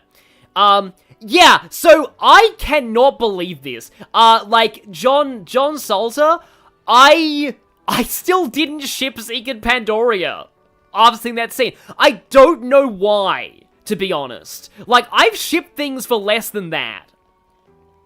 So, I don't know why. Leave it to me. I know Oh, hey, Cassandra's here, too. But like, yeah, I don't know why. For some reason, I was just, like, it wasn't, like, until way later on in the game. Not in the game. Kind of in the game, but more as Xenoblade 3 that I was like, oh, okay, yeah, I guess that's a thing. I really don't know why. Like, especially since I guess it's because, like, there's, like... It's like there's nothing that explicitly says that their bond is romantic in this game. Like, even by the end, it's not like Rex and Pyra or anything. Like, there's nothing that's, like, totally explicit about any romantic feelings. So, I just didn't... I was like, maybe it could be just a really strong platonic relationship? Like, I don't know, maybe it was just that. Like, It's weird. Like, but of course, shipping is very relevant to, of course, somebody else toppled before I got the chance to. Shipping is very relevant to the topics that I want to talk about in this dungeon, because, this dungeon was about where, I started to laugh so much about... So I said at the start of this game, at the start of these streams, that I had some stories to tell about shipping, later on, and that I can't wait to tell. If I get to the end of the Spirit Crucible in this part, I will tell those stories, because they involve the end of this dungeon. Let's just say it just was really funny to me. And I'll give more context on that once once we get to the end. Okay, topple time, there we go. Yeah, I'm similar, some Asian. I need to see, like, basically canon links to, like, it needs to be, like, really, really canon. Yes, we did see the thumbnail. Also, moist Oopa, and we're inside something's, like, insides. That's inside something's insides. I mean, like, you know, internal organs is what I meant. But, like, to be fair, the thumbnail won't mean anything to anybody who doesn't already know what happens. I want to say the thumbnail doesn't really mean much out of context. But anybody who does know will know. But again, this is the point where I started to realize that, I wish I had done a live, you know, blind reaction to this game, because I had some reactions. Also, you might notice that Zeke's Blade specials are not going above level 2. We are now officially in Spirit Crucible Elpys' pain territory. We can't actually do any level 3 Blade specials unless they're from Poppy, I believe. Except for, so some people in the chat already mentioned this. I was going to mention this as well at some point. So I like the way that Chugga discussed this in his Let's Play. To avoid spoiling exactly who the DLC Blades are, he said, you might have some Blades that if you have the DLC, you may have some Blades that aren't really Blades at this point. And because they aren't Blades, they are not affected by the Spirit Crucible. But because I don't really... It doesn't affect the main story, so I'm fine with talking about this. They are Shulk, Fiora, and Elma. Also Poppy Buster, but Poppy Buster is another version of Poppy, so it makes sense that she wouldn't be impacted. But, like, Shulk, Fiora, and Elma, they are treated as Blades mechanically, but lore-wise, they are not Blades. They're just regular people, so, they do not get affected by the Spirit Crucible. So if you have that DLC, then you have an advantage in this dungeon. That's the other reason why I haven't taken that DLC. But Crossette and Corvin, they are DLC Blades who actually are Blades. They are affected. They are still blatantly overpowered, but they are affected by the Spirit Crucible's effect, because, again, they're Blades. They're the same as any other Blade. But yes, the hilarious thing about Fiora, is that she is, considered a healing blade. She's kind of like a reskinned Knuckleclaw, and yet she is one of the best attackers in the game, somehow. Like, she is way, way better of an attacker than she is as a healer. Which, to be fair, I think is kind of how she worked in Xenoblade 1 as well. But yeah. I'm also really glad they went with Fiora as the rare blade rather than Melia. Speaking of shipping biases. I don't get me wrong, I like Melia. I do admit the whole poor Melia thing, I don't like that. Because it kind of reduces Melia just to, oh no, she was on the wrong end of a love triangle and therefore that's her entire personality. No! I mean, I'm sure, yeah, you definitely think Poppy's taller here with how much she's carrying everyone. Anyway. Yeah, Fiora, I guess, is more support than healer because she has a lot of party buffs. Yes, I'm a healer, but... Yeah. Yeah, granted, healers being OP is not uncommon, and, like, to be fair, once you get to high levels of play in this game, Nia is way better as anything but a healer. Like, Nia is partly good because she has such good break arts. That's why I use her, personally. Oh boy, these things. I remember these being a pain. They like to make themselves evasive and give you, like, topple and stuff, and it's unfortunate. Sword Ryuken. Yeah, exactly. Melia goes through way more than just having unrequited feelings. But at the same time, I don't think Melia should just be suffering the character, because the whole point is, she never lets it get to her. Melia is never lets suffering define her. She has a lot of horrible things happen to her, but so does everyone else in Xenoblade 1's party, except maybe Ricky. Like, everybody in Xenoblade suffers. It's just the nature of being in a JRPG story, so I feel like it's just, I feel like if you do that, like, the poor Melia thing, it's liking Melia for the wrong reasons, I feel. Like, Melia's a great character, and she's amazing as a battle party member too, if you're playing as her. Yeah, the sad thing about Melia is she's also one of those characters that the AI has no idea how to use her. And the same thing is true of Shulk too, and you can't play as them both at once, obviously. So, you're kind of consigning either one of them to being, like, weaker than they should be, because, like, Shulk and Melia are the two characters who, again, the AI does not know how to use either of them at all. The AI is incredibly moronic with both of them, which I actually don't like. Like, at least in this game, I think the AI is actually very competent at using everybody in this game, which I like. So, like, sometimes they might be a little slow on the draw for getting, you know, topple, launch, and smash in. But the AI does know how to, I mean, that's probably because everyone broadly plays the same way in this game, but, like, the AI of party members, I think, is genuinely very good in Xenoblade 2. And I appreciate that, because the problem in Xenoblade 1, I find, is that, like, it kind of encourages the player to only really play as Shulk or Melia, because they're the ones that benefit by far the most from player control. Like, AI, like, from what I remember, I think I've once read a tier list that had, like, AI Shulk as, like, top tier by far. No, right, sorry, wow, that's dumb. Sorry, came out the wrong way.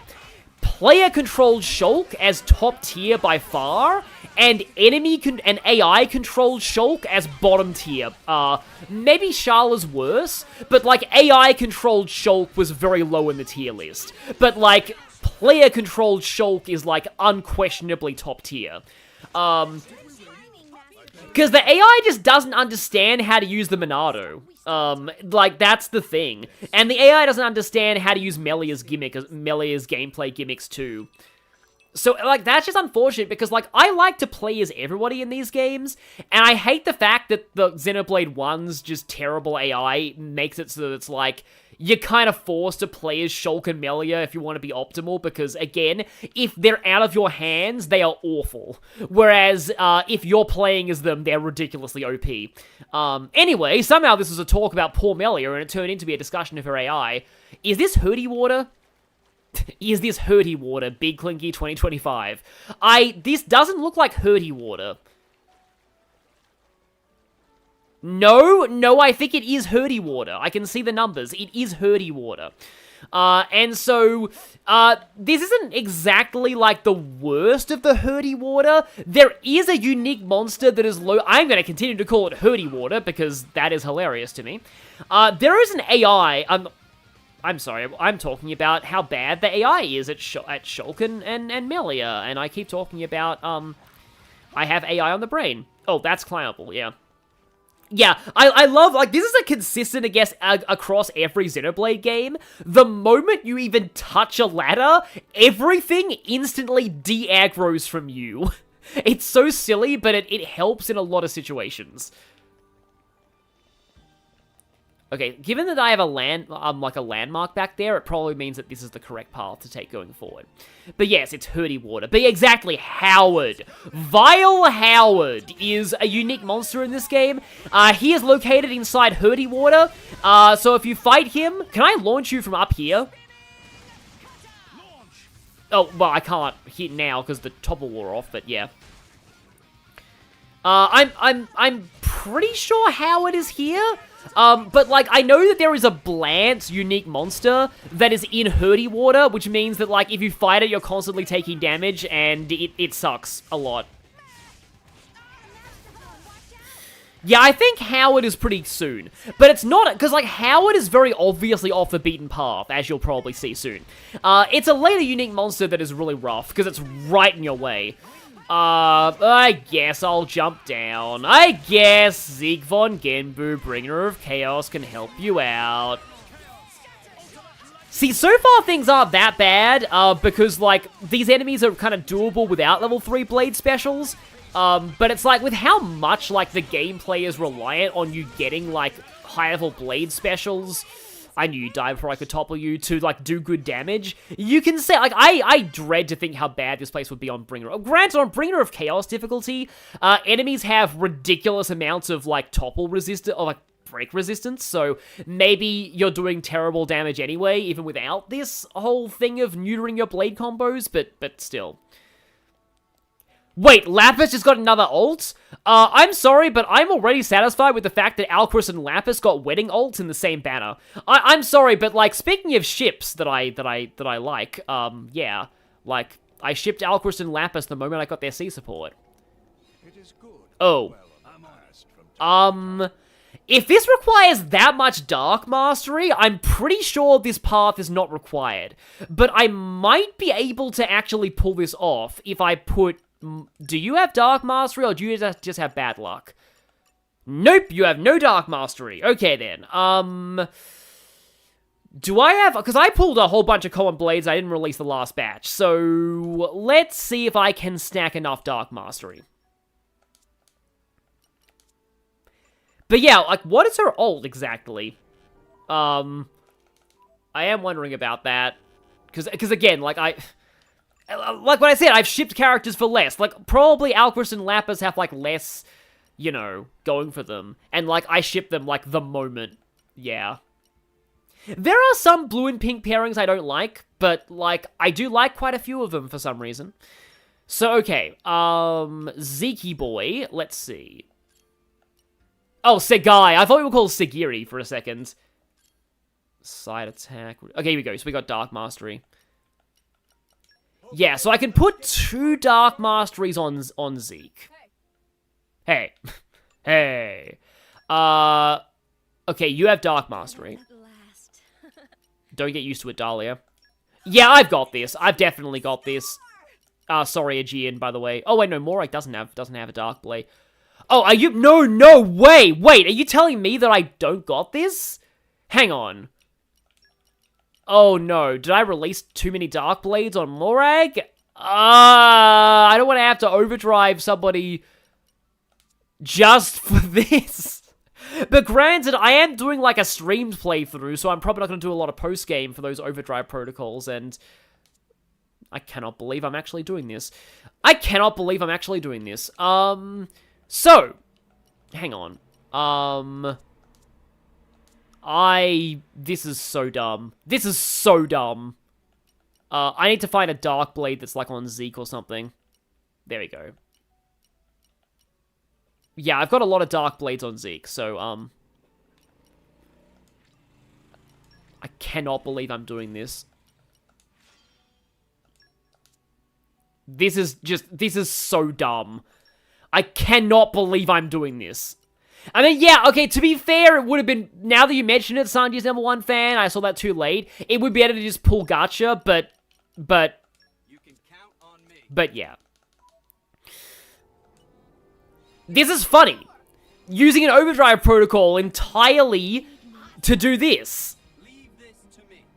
What's me not have enough ancient wisdom?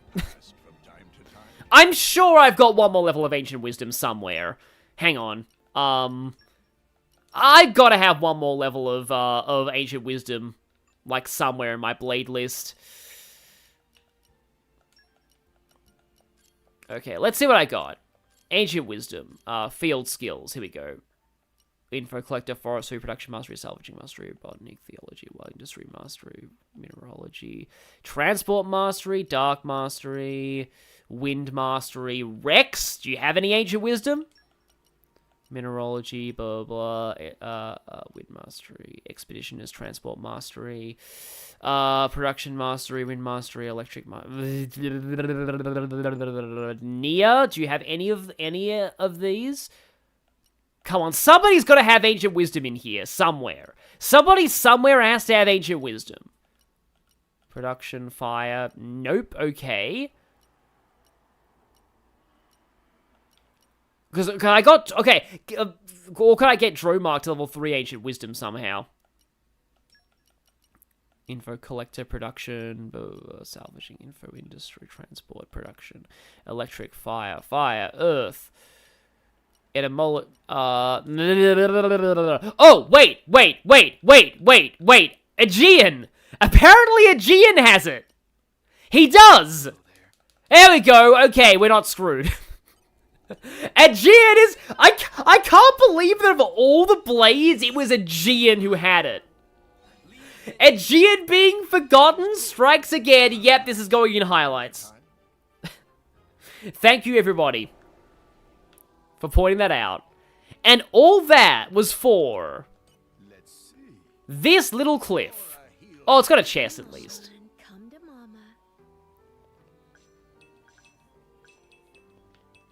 Mythic Dahlia, oh no. Aegean is finally good for something. I mean, Shackle Blade Resist 3 is okay, but all that for one common core crystal? I mean, at the very least, if I had used Gacha, I would have broke even. At least I'd made a profit on core crystals by not using Gacha, even though it cost me an overdrive protocol. Oh, wow. Big Clinky Stream Highlights 2025. That should be a clickbait YouTube title. I used an overdrive protocol for a field skill check.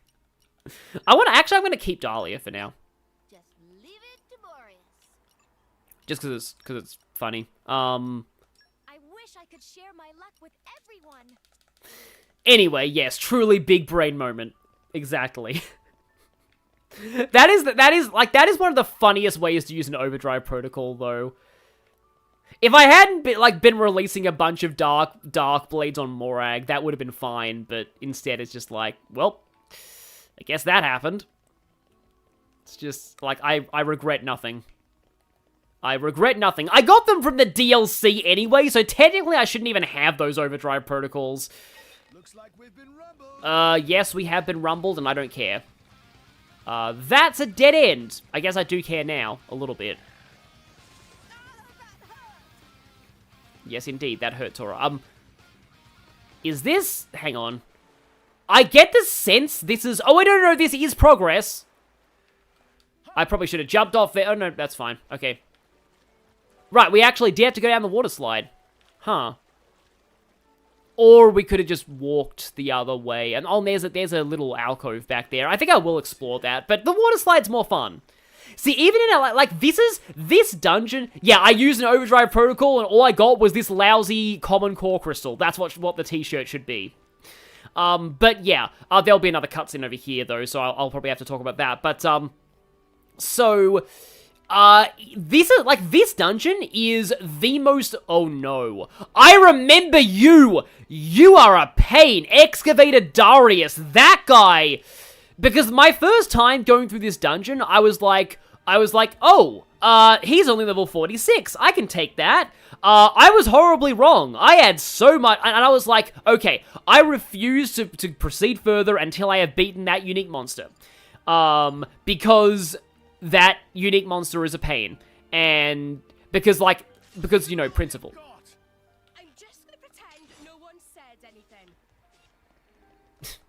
That's weird. We can aggro him from over here. But, like, anyway, like, I was just, like, I got wrecked, and I was just like, yeah, I'm gonna move on from this, because, like, basically treat everything in here as being, like, at least 3 levels higher than the game actually says it is, because, like, for regular enemies, not so much, but for unique monsters, it's just like, yeah, you have to remember that, you can't use any blade specials above level 1 on people besides Poppy, and that really affects things. So, fighting you, again, normal enemies, you can kind of manage, as you've seen me doing. Fighting unique monsters with very, very limited access to level 3 blade specials is rough. So, I would recommend waiting until you're a little higher level to fight the unique monsters in here. I can try and fight Darius just to show that off, but I want to get a landmark first. Oh, I remember what this is, because I'm pretty sure Herald's quest is actually here. So I'll get this cutscene, which should be a landmark, and then I'll double back, and I'll fight Darius once, just to show you how bad it is. Korea, you looked up the Korean for lols, and it's hole digging Heffley. That's probably closer to what its name is in Japanese, honestly. Because Korean is usually matches up with the Japanese script more than English does. Yes, I am gonna get Cutie Pie. I definitely will. It's so sad that Cutie Pie is not available in this dungeon. If Cutie Pie was available now, I'd highly suggest getting her, but you can't get her until... I think it's not until Chapter 8 that she becomes available. For the last time, I'm fine. Why don't you just worry about yourself? But... You got to admire Sheled over there. He just put it right out there. Hmm? And here I am.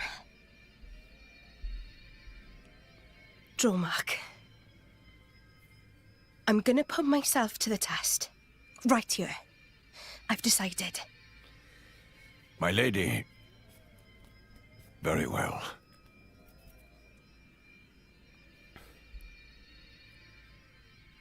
This mist makes me feel like I'm swimming through the cloud sea. This mist is produced when a fossilized Titan body reacts with the atmosphere. It's why it's so hard to breathe down here. I feel like Morag hasn't really done much in the plot lately. Not that it's a bad thing. It's good we're focusing on the other characters, and like in a way Morag is stepping back and letting everyone else kind of work things out for themselves, which sometimes you need to do as the adult of the group. What now? Are you in pain? I'm struggling to breathe like everyone else. And I'm a little dizzy, that's all. Oh, right. When that happens, it's best to just try and empty your head of all thoughts. What? It's an old salvager trick. When you swim down deep, it feels like your head's going to implode. You just go with it, don't fight it. Then you stop noticing the pressure. Why not give it a go? Empty my head, eh? You mean I have to start acting as daft as you? Tall order? Hey, that's not very nice. Everyone, over here! Tora, think this way, lead down! It certainly doesn't look like a natural formation. Maybe it was grave robbers. There's not too much worth stealing round here. Well, apart from... Whatever it was that Adam hid down here. Just a guess. It's possible that Jin and his accomplices have been here. Then, they found out about the sunken ship and went to Argentum. Still just a guess, but a pretty good one. Then there won't be anything left to find, will there? Sheesh. Well, if that was the case, then you'd expect them to already have the third sword. But they clearly don't have it. No, I do not think Adam would let the sword be so easily found. No point in worrying. Let's just press on. Yeah, it is true that Morag does lose a lot of relevance after Moradane. At the same time, though... Oh, that wasn't even a landmark. Right. There's probably one a little further in. Landmark, please? There we go. Nice. Very nice. I thought there'd be one there. But like, at the same time, I still feel like she contributes. Like, there have been party members and other things that I feel have dropped off harder than Morag does, and it's been more noticeable. I'm trying to think of an example that's not like Persona, because, like, that's kind of low-hanging fruit for party members losing relevance after their initial arcs, cough, Yosuke, kind of. But anyway... Ultimate Lightning Fury / Redux. If this game ever gets like a remake, it'd probably be called Xenoblade Chronicles 2 Ultimate Lightning Fury / Redux. That'd be pretty funny, honestly. Yeah, I remember Lazy Sway being annoying, especially when it does that to Tora, right? Oh, and I immediately just died. That took 20 seconds. Okay, that was. I knew that'd be bad. I didn't expect it to be that bad. I thought that I'd last at least a little bit longer than that. Now that right there, I believe that's... Yep, there he is, Vile. Of course I aggro onto him. Of course I aggro onto him. Well, I guess I'm gonna get killed by another unique monster. Also, lol, just bonk your head into that bridge. But yeah, I guess if you fight on the bridge, you can maybe fight him outside the Hurdy water. The problem is that, like, your other party members... This is one thing the AI is not good at. They're gonna be dumb and not go onto the because, like, I know to stay on the bridge, but they're probably gonna just walk in the Hurdy water. It'd be really funny if I actually do manage to kill Vile Howard. I probably won't, though. Yeah, there's Howard. Yeah, like, Howard, I guess, seems to be, like, a huge point of infamy for a lot of people, but... I need healing, please. I'm good at... Yep. Yeah, there we go. Maybe I should have played as Tora. Because we just had Zeke's lore reveal. I guess I can play as Tora now. Also, I guess I can, like, put Rex back in. Like, to be honest, Rex is very crippled by not having Pyro and Mithra. Like, he's still good with a lot of blades. But yeah, like, Howard, I never really had that much trouble with Howard because Howard, like, he's not, like, on the main path. But it is true that, like, Howard's, like, essentially a solo fight, because your teammates, they're usually gonna walk in the Hurdy water and just die. So, that's a obvious problem. Okay, good, we got the launch there.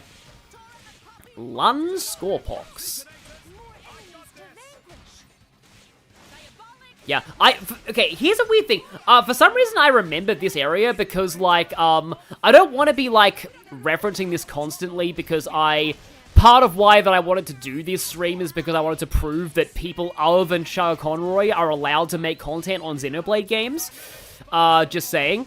But I do remember this area because in Chugga's LP, this is where he talked about this thing that he called, like, lame family morals or something. It's like something that, like, a reason why he, like, hated the modern, not modern, the Johnny Depp Charlie and the Chocolate Factory. Oh, wow, that was, okay, so I accidentally pressed Dented Shield when it wasn't launched. And I was like, oh crap, I accidentally pressed Dented Shield when it wasn't launched. But then, it turns out that Zeke launched it at exactly the perfect time for my launch to come out and for my Dented Shield to come out, I mean, and get the smash. But anyway, the AI likes to drink the purple Kool-Aid here, exactly. Yeah, so he was ranting about, like, the ending of the Johnny Depp, like, Charlie and the Chocolate Factory,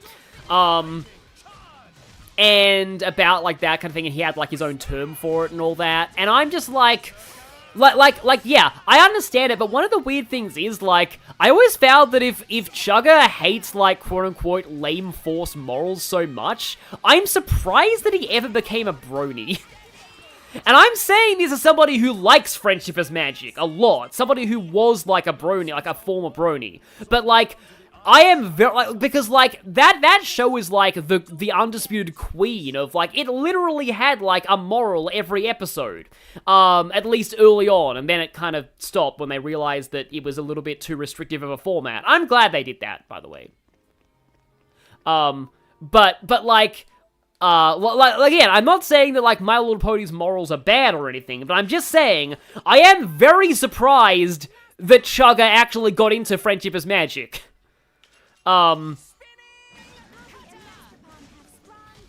It's, I don't want to suddenly turn this into a pony tangent, but we already did the pony tangent, and, if you would like to hear my opinions on My Little Pony Friendship is Magic, please watch Part 1 of Case 4 of Ace Attorney Investigations 2, except probably don't watch that until you've watched all the other parts of Investigations 2, because spoilers. And here at the Big Clinky place, we take spoilers for Ace Attorney very seriously. Oh yeah, this part is where a lot of people do get lost, Anonymous. I do remember that. Like, this is the part where, like, I think some people, like, do realize that the map, like, because, like I said earlier in this dungeon, this is the closest thing to linear that Xenoblade 2 gets, which is really saying something. And that, like, the thing is, at this point, you are kind of in a straight line, but the straight line loops, like, these big rooms loop around on themselves a lot. And that can get very confusing. Yeah, exactly. Just play Investigations 2, because it is amazing. The more people playing Investigations 2, the better. Sean Bird, it's not too late. You too can watch the Ace Attorney streams by watching the VODs. Please do it. I honestly, I love the Investigations 2 streams. I was not expecting to enjoy them as much as I did. Like, those streams were a huge highlight of, like, last year for me. Like, seriously. I was not expecting them to actually go as well as they did. I was expecting that it would be like, because, like, YouTube kind of hates variety, and I know that, like, I had the fan translation on my side, for, like, that. Smash always looks so cool when you get the dynamic camera angle like that. But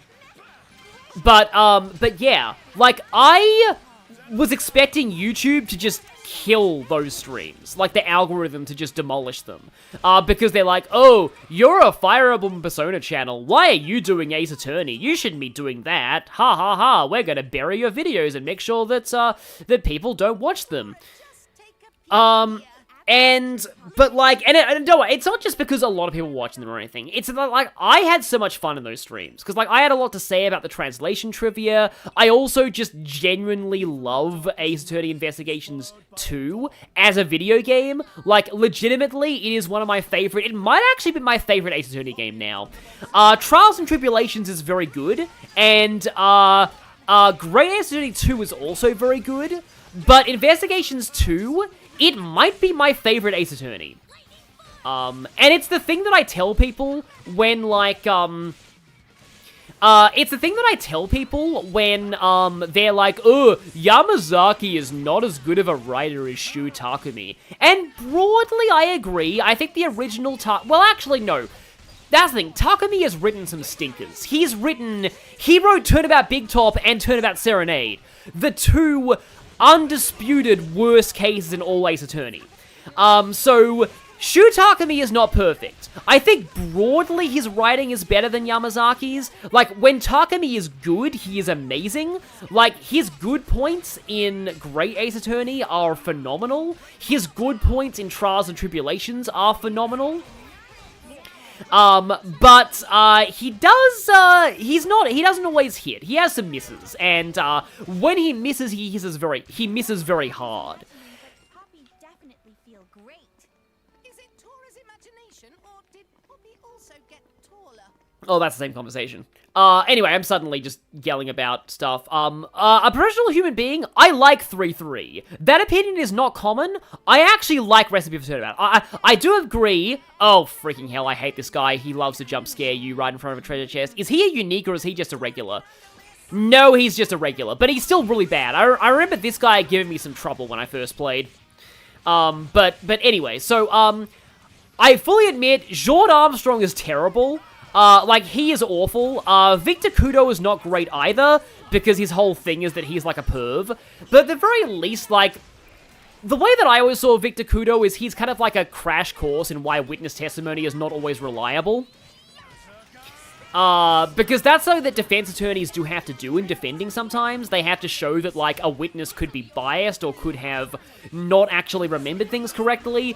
In Victor Kudo's case, it's because, you know, he's a old pervert, so all waitresses look the same to him. But anyway, that's a tangent within a tangent. But, like, overall, in terms of the core plot of 3-3, I haven't played it in a while, but, like, I like 3-3 because it feels like something that could plausibly happen in real life. Oh, and of course, this requires a bajillion lockpicking. I don't think I have enough ancient wisdom for this. Oh, I need only one more. Aegean? Yeah, no, I agree with Cyberspace that 3-3 is... I promised that I wouldn't be going on a My Little Pony tangent, now I'm going on an Ace Attorney tangent. But no, I'm a really big Ace Attorney fan. Yeah, I agree that 3-3, like the summary here is, 3-3 is Trials and Tribulation's worst case. That still means it's pretty good. It's just like the imprisoned turnabout to me. Oh, all we need to do is find insects. That's not hard to do? You know, to be honest, I probably should be doing Merc missions right now as well. But, like, so, anyway, Shu Takumi, right, yeah, that, yeah, 3-3, it's like the imprisoned turnabout is the worst case, in my opinion, in Investigations 2, but it's still very good. Like, worst by Investigations 2 standards is still a pretty high bar. It's kind of like how a lot of people say that, it's kind of like how a lot of people say that, Future Connected is the worst Xenoblade game, but worst Xenoblade game is still, like, phenomenal quality of a video game. Is that a climbable? Oh, that's just straight up bottomless, okay. Taurus VA must have had fun giving that long scream. Trials and Tribulations Case 3 is Recipe for Turnabout. The one with the restaurant, the one with Très Bien, and the one with those are the same thing, by the way. The one with the tiger and like the loan shark business. I like that case because it felt like something. Also, thank you, Talfurus. That's very high praise. It felt like something that could happen in real life. In fact, the sad thing is, apparently, a murder very similar to Recipe for Turnabout actually did happen in real life. I don't want to say what it was because it would be spoiling. It would be spoiling that case. But there was a real-life murder that was very similar to what happened in that case. So that is interesting. But, yeah. So, I don't want to, you know... Yeah, here's the point where the map, like, loop in on itself. See, here's the thing. See, like, it looks as though we are, up on a higher level. We're actually not... because the map folds in on itself, and, yeah, we actually need to be going, and that's a higher level too. This is one criticism that I do agree with on Xenoblade 2, that its map can be a little hard to read at times, because it does fold in on itself a lot. Like, for example, the game says that we should be going around here, but actually that's on a higher level. So, what we actually need to do is to go around here, I think. We need to make our way up to that side of the room. That's not a climbable. But we need to find, like, somewhere to get up onto the other side. Uh-oh, hello there, Moist Ooper.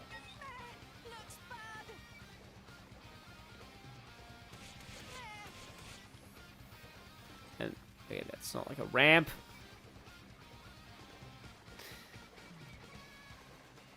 So yeah, there's people who said they've been lost in this room for a long time.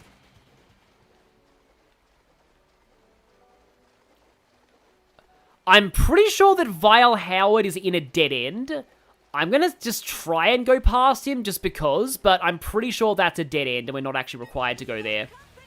Also, we're gonna die right now. There we go. Hello, Oberon64. You need to climb up and drop some debris to, yeah, to form a bridge. That sounds understandable. Because, yeah, there's nothing over there. And down there is just the water. So it's just like a process of elimination thing. So here, can't go through there. Yeah, we sort of need to get to the other side of here. At least, like, a lot of these enemies are avoidable. Oh, I think I maybe see what we're supposed to do. Because here, if we continue down this way, we'd reach that lockpicking chest. But if we go this way... Yeah, there we go. That's better. Now we're in new territory. We're over here. That, I believe we established already, is death. Hi, Bat. Shreddle-vang? Doesn't just shred you, it shreddles you. I probably should have waited on that, because now I can't get the launch.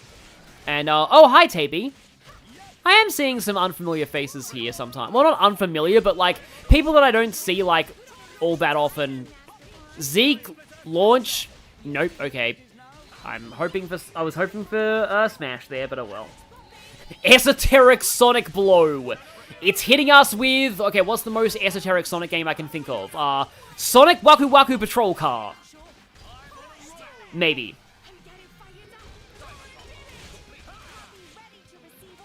Like, that is actually something that I'm vaguely considering. Like, I don't know if like, something that I'm vaguely considering doing on Fast Clinky is like, so there's a YouTube channel named Marsh who does, like, the Shin Megami Tensei 1 experience. Basically, he does, like, full condensed playthroughs of obscure Shin Megami Tensei video games that most people have heard of in passing, but very few people want to actually play, but are just too, like, obscure and esoteric to justify an actual Let's Play. And I'm wondering if, on Fast Clinky, I could do some things for obscure Sonic games like that. Like, I was thinking maybe Sonic, the Sonic Rivals games, or Tails Adventure. I don't know if I'd be able to do it the same way Marsh would. Also, I feel like this is I'm admitting to being a ripoff here. Got a new account, because Discord was giving out 3 months of YouTube Premium for a new account. Oh, that's nice. I've never had YouTube Premium, but it sounds nice to be able to have no ads. I probably will stream Ride-O Remake, by the way. I almost certainly will stream that. Yeah, so, because, like, games like Sonic Rivals and Tails Adventure are games that, like, a lot of people have, like, vaguely heard of, but most people just aren't interested in actually playing them. And many people are just curious to have, like, a video of, like, so what actually is Sonic Rivals? Like, what actually happens in this game? What's, like, I like, looking at, like, Googling it, I have seen literally one retrospective on Sonic Rivals on YouTube. So, yeah, maybe I could look into it a little bit more. Okay, yeah, Pandoria is... the moment that I heard Zeke say Pandoria, I knew that he was going for the launch, so I could go for the Smashy Smashy.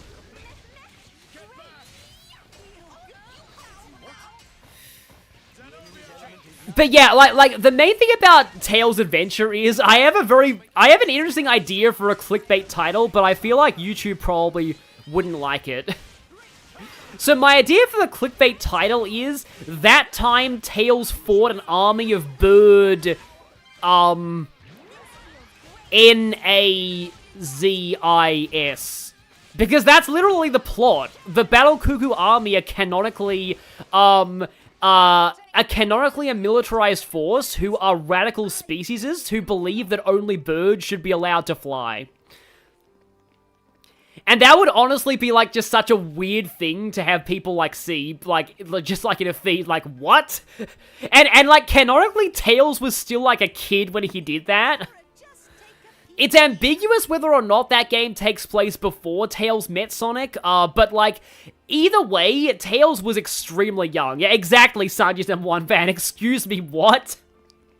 But it's true, like, that is canonically what that game is. Which is really silly. I have so many questions. Exactly. Like, apparently it's not a great game. It's like a Metroidvania. I knew that was gonna happen, by the way. So that's probably why people also hate this room. Because I knew that bridge was too good to be true. Like that bridge, there was no way that bridge was holding. That bridge was too good to be true. But at least I remember how to get back there. But yeah, this is the room that so many people get stuck in because of reasons. Yeah, I don't want to talk about Sonic ages. They're vague now, but, like, I like to think that if Tails was, like, 8-ish in modern era, he's, like, 4 in Tails' Adventure. So Tails was, like, 4 years old, and he fought off an entire army. With napalm bombs. That's why, like, Tails is considered, like, the TV trope mimetic psychopath. Oh yeah, in Archie, in Archie Sonic, the Babylon Rogues were defectors from the Battle Cuckoo army. That kind of makes sense. One of the things as well is that, like, like, what was I saying? It was, oh yeah. The weird thing that I find about the Battle Cuckoo army, I'm sorry, I'm tangenting about a whole bunch of things, but the weird thing that I find about the Battle Cuckoo army is that, for some reason, so there is a character from the Fleetway British Sonic comic continuity called Techno the Canary, and she's notable because, like, Fleetway Amy isn't really established as being interested in Sonic romantically, and she has a very close relationship with Techno, so a lot of people think that Fleetway Amy and, like, Techno are, like, a lesbian couple. Now, most Sonic Amy shippers are fine with that, because again, it's a different universe, and Amy in that universe has no romantic interest in Sonic at all, so, like, it's fine. But I've noticed that there is a weird tendency for some gay shipping fics set in the same universe. Oh, by the way, I have seen that Some Call Me Johnny animation. Set in the main, Sonic universe that imports Techno the Canary, has her be a member of the Battle Cuckoo army, and just has her be, like, Amy's psycho ex-girlfriend who wants to get in the way of Sonic and Amy's relationship. Like, why do shippers feel the need to do this? Especially for a character who is not even canon to the video games? So she's, like, just not a threat to your ship at all, because she doesn't exist in the video game universe. Why are you doing this? Like, why? Tora wants to be cool and calm too. Yes, I advocate for being cool and calm and shipping responsibly, and not just, you know, putting a character in your fanfic who doesn't exist in your universe just to demonize them, because you have to demonize something. It's just like... It's like there are a lot of cases where that happens. Like for some reason shippers just need, like, a villain for some reason. It reminds me of how, like, a lot of Joker and Yoshizawa shippers in Persona 5 really demonize Maruki, and I get that what Maruki did to her is questionable, but, like, even she admits that she doesn't really resent Maruki for it, that it's like, he kind of did something that seems like a good idea at the time, and she sort of got over it, ultimately. Like, at the very least, like, Maruki's got his issues, but, like, you don't need to make Maruki an enemy to the, like, a ship, basically. Like, again, like, I'm not saying, like, Maruki is totally right or anything, but, like, I'm saying that, like, I have seen Joker Yoshizawa shippers who were basically, like, really just making Maruki way more evil than he is in canon, just for the sake of being, like, you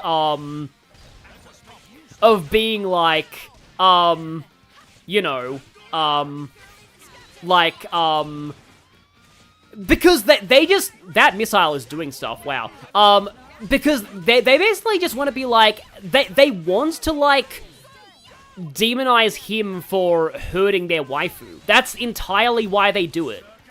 But anyway, this isn't quite the same thing. This almost reminds me of, and I'm, okay. I trust my chat not to be discourse starters about this. Was Boreas just... I love when the other, like, the non-plot blades have story dialogue, not battle dialogue like that. Yeah. Yeah. Talferus, I would sum up Maruki as obliviously evil. Like, a character who doesn't realize that they're hurting people more than they think they are. But they... Like, they're not actively malicious, but, like, they... And usually these characters eventually understand and realize that they went too far. Like with Maruki. But, like, I consider Maruki to be the TV trope obliviously evil, which is different from obviously evil, which is a character, like, who just is, like Banner, who makes no illusion of being a villain. But, like,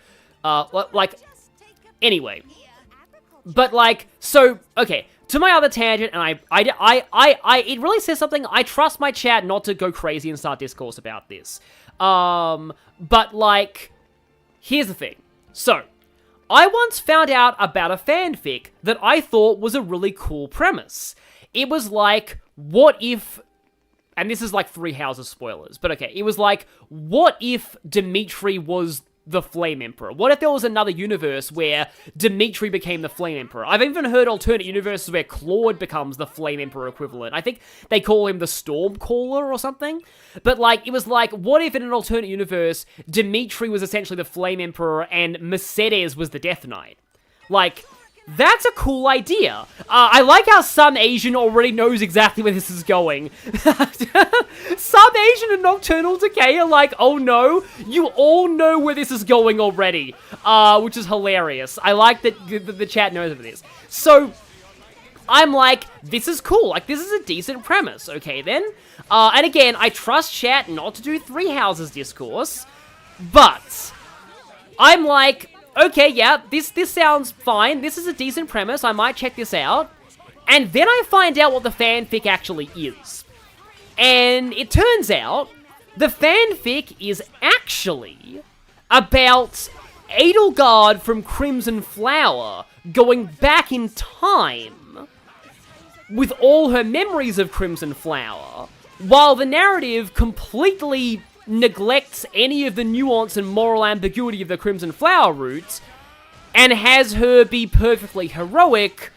So actually, what was in theory an interesting alternate universe story was actually just the author saying, hey look, Edelgard's not that bad, because if Dimitri was the Flame Emperor, he would be even worse.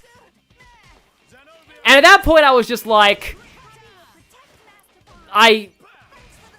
it's just really sad because, like, Three Houses legitimately has a great fan scene, but why do I get the feeling that, and this is part of why I don't want to write Three Houses fanfiction, because I have said this before on streams, there are two kinds of Three Houses fanfics. They are either Edelgard did nothing wrong, or Edelgard torture porn. There is no in between.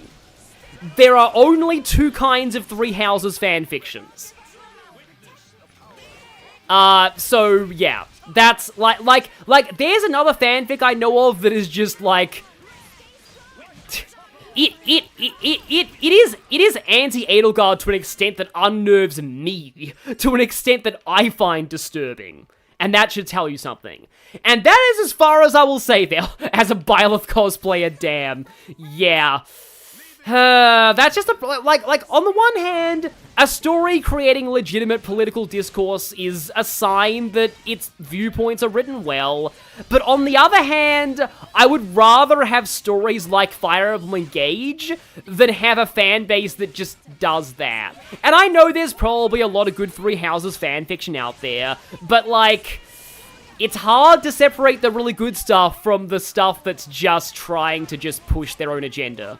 And that's why I don't want to write Three Houses fanfic, because I know that my biases would shine through there. Like, I have an idea for a fic, but, like, I don't really want to do it. But yeah, that's where this stops. That's where this is gonna stop.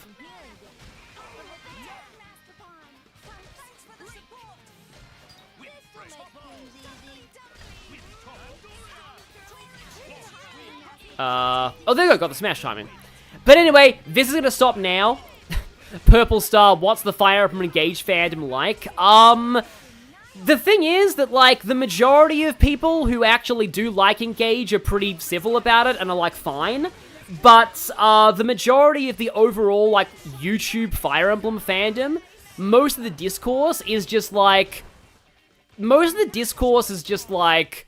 Three Houses good, Engage bad, and...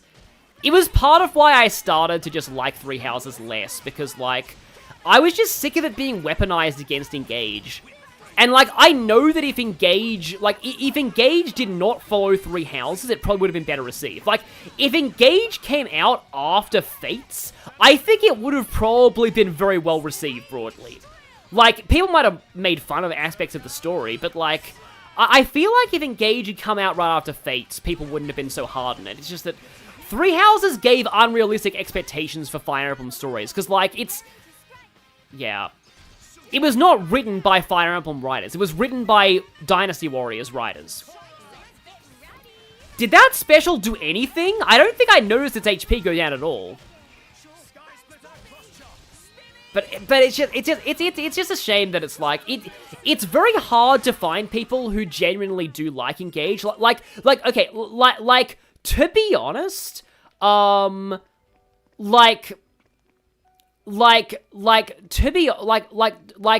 to me, one of the best and most nuanced opinions that I've seen was Danny Doyle's video on, like, all of the Fire Emblem games. Like, Danny Doyle clearly does not, like, openly hate either Engage or Three Houses, but she makes very good points about the pros and cons of both of them narratively, in a very nuanced way that isn't, like, throwing the fandom of either of them under the bus. It is by far the most nuanced opinion that I've ever seen. Granted, I am biased because it matches my opinions very closely, and so I'm more inclined to like it, but, like, the core gist is Engage's story, from what I remember, this is Danny Doyle's core opinion in that video.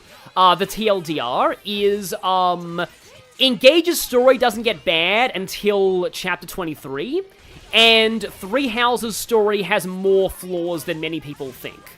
That's her overall opinion. But, like, that's the TLDR of it, I think, and I mostly agree. Like, I think after chapter 20, like, chapter 23 onwards, Engage's story does fall off a lot. But apart from that, I do really enjoy it. Anyway.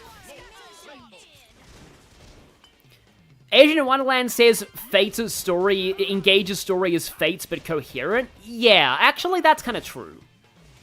I do wish they'd stop making the Avatar a descendant of a dragon, though, because technically that's also Byleth.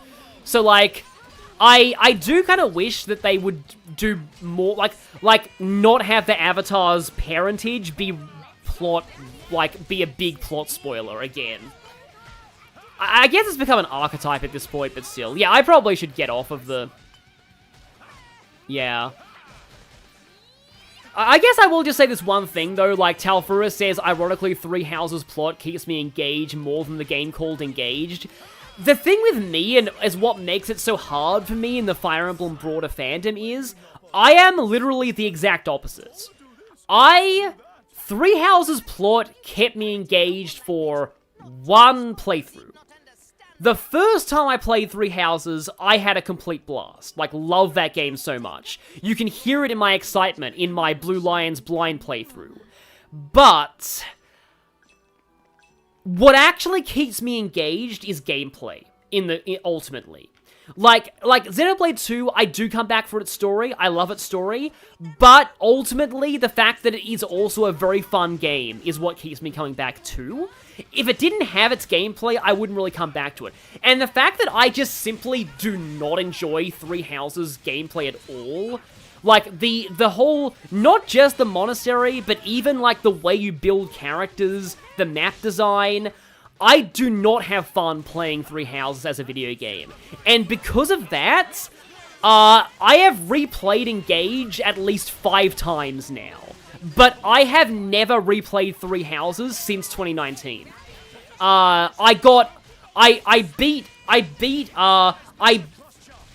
I fully admit this is just me.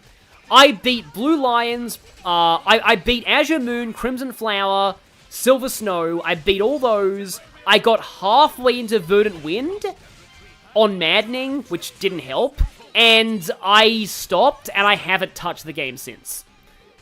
That is just my experience. And I fully mention, totally personal, but like, that is how I experienced that game, because I enjoy more traditional Fire Emblem gameplay, and Engage just hits that itch that I have not got since Radiant Dawn. Like, I had not truly had fun playing a Fire Emblem game since Radiant Dawn, and then once I actually played Engage for the first time, like, it does say something, that I have replayed Engage 5 times at this point, maybe more. Like, and like, when I went to like test out my Switch 2, guess what one of the first games I fired up on Switch 2 was?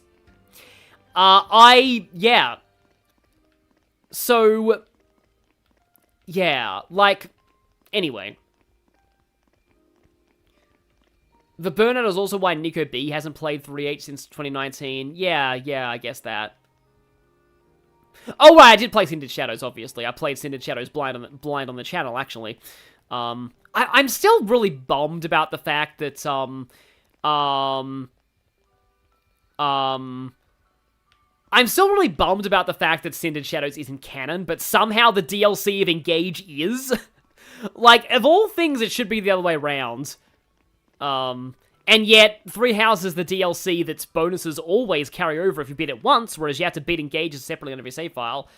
Which is really sad for me, because I genuinely like, Fel Xenologue. So many people hate it. I genuinely like the Fel Xenologue, mechanically and narratively.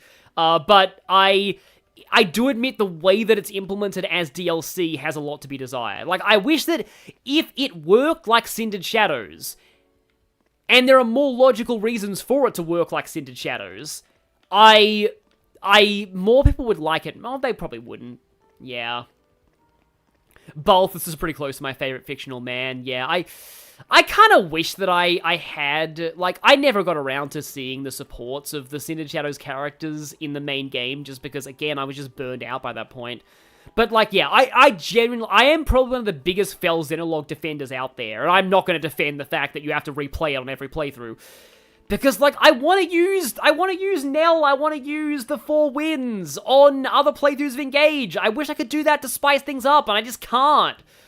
Like, I have to, like, play the whole thing in, like, the Solm arc, because that's, like, the best time to play it. And then, like, to get them, and I wish I could use them. Anyway. Like, I actually like Chapter 5 of the Fel Xenologue, which says something. Like, that's my favorite chapter in the Fel Xenologue. But anyway, I'm apologies for all this, but yeah, let's just go, back to talking about Xenoblade for now. Although I will say one more thing. Someone in the chat says Engage works better on emulators than on Switch. I'm kind of fine, because, like, for a turn-based strategy game, you don't need fantastic graphical performance. I did get mad when let's just say a certain controversial Fire Emblem YouTuber was doing a Iron Man of Engage, and, like, they proudly proclaimed they were doing it on an emulator and said, like, oh, the Switch is awful. Engage runs so badly on Switch. I'm so great for using an emulator. That bothered me, but anyway. Like, this is just me personally. I am against using emulators for consoles that are still currently available. I guess the fact that Switch 2 is out means maybe a Switch 1 emulation is okay now, but, like, yeah. Like, I think 3DS emulation is okay at this point, but, like, as, like, is Xbox 360, but I just, like, something about using emulators for consoles that are currently available just really, really bothers me. But again, that's entirely a me thing. Nothing against you if you do that. Rex? We've come a long way. I think it's time for a break. What? But... Hold your horses. There's a long way to go yet. Hey, you two, Nia. Come rest your head on my lap if you like. Why don't you rest your head in your ass?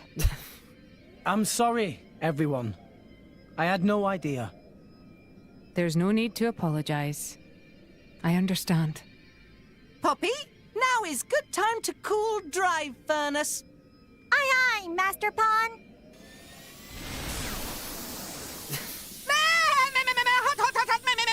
Hot.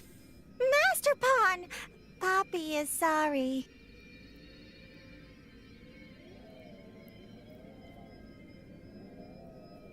Huh? Emergency air. It might help. Oh, thanks.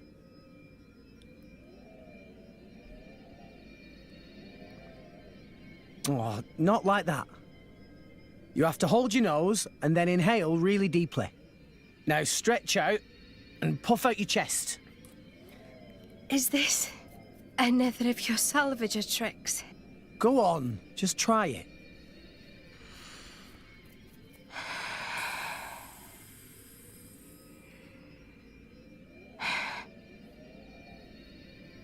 Whoa, that really did the trick. Right? When I was starting out, this was one of the first things the other salvagers taught me. Even though they acted like my parents, they never really taught me anything worthwhile. I did manage to pick up a couple of useful tricks, though. Parents. Blah. My dad was real enough, but I can't say he really taught me anything either. He was a well-known lord in Gormott. A real big cheese. Oh, we're getting this now. He made me study hard, but it was all how to be a proper lady, which fork to use.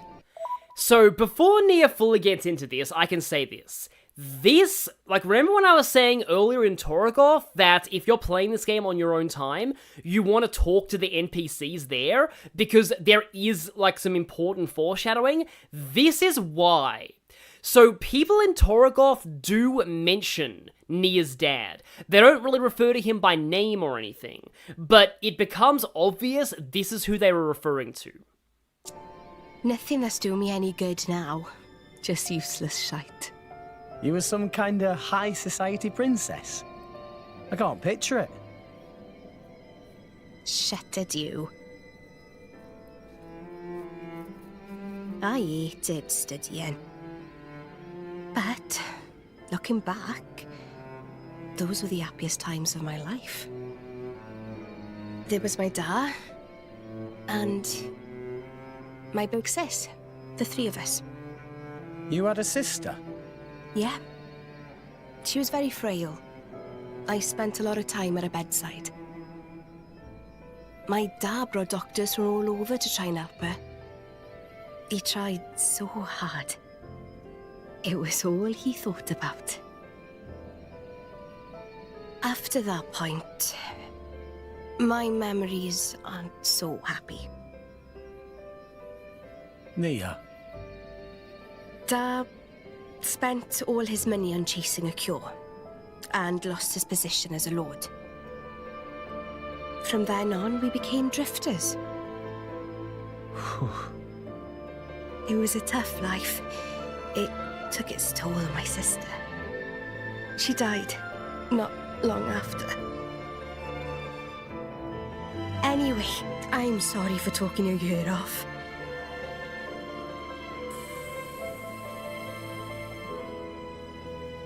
Thanks for the salvager trick. It really worked.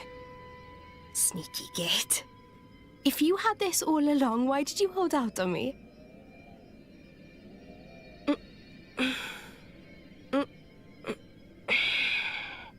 I feel much better. Shall we go, Rex?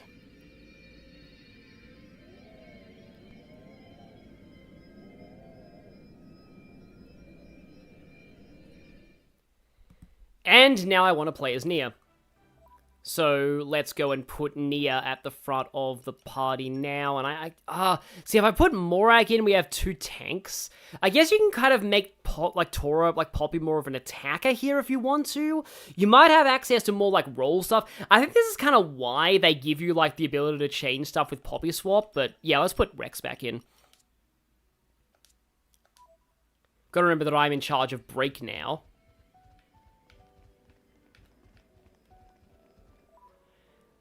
In fact, let me just check something. So, oh, right, I've got a bit ball, so I have break on that as well, I think.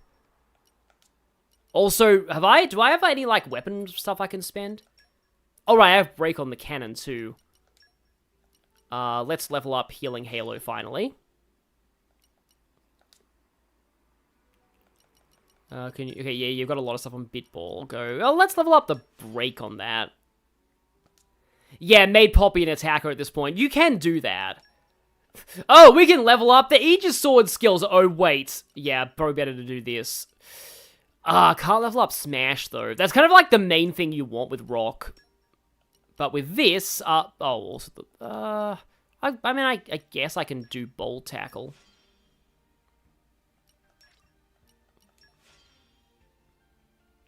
But yeah, I kind of have, like, complacency issues of just being like, oh yeah, I'll just leave, you know, Poppy as a tank. Yeah, more damage on the aggro art is always a good thing, because more damage equals more aggro. Pandy, Ultimate Lightning Fury / Max I can level up, I guess, even though it's kind of slow. If I was, like, a driver, what element and weapon I would use? I don't know. I kind of feel like I'd probably... Like, I like Zed in Fire Emblem, so, like, that's kind of wind, but, like, also, I feel like if any... Like, weirdly, my first thought went to lightning. Went to, like, electric. I don't know why, but it did. Even though, like, I don't really...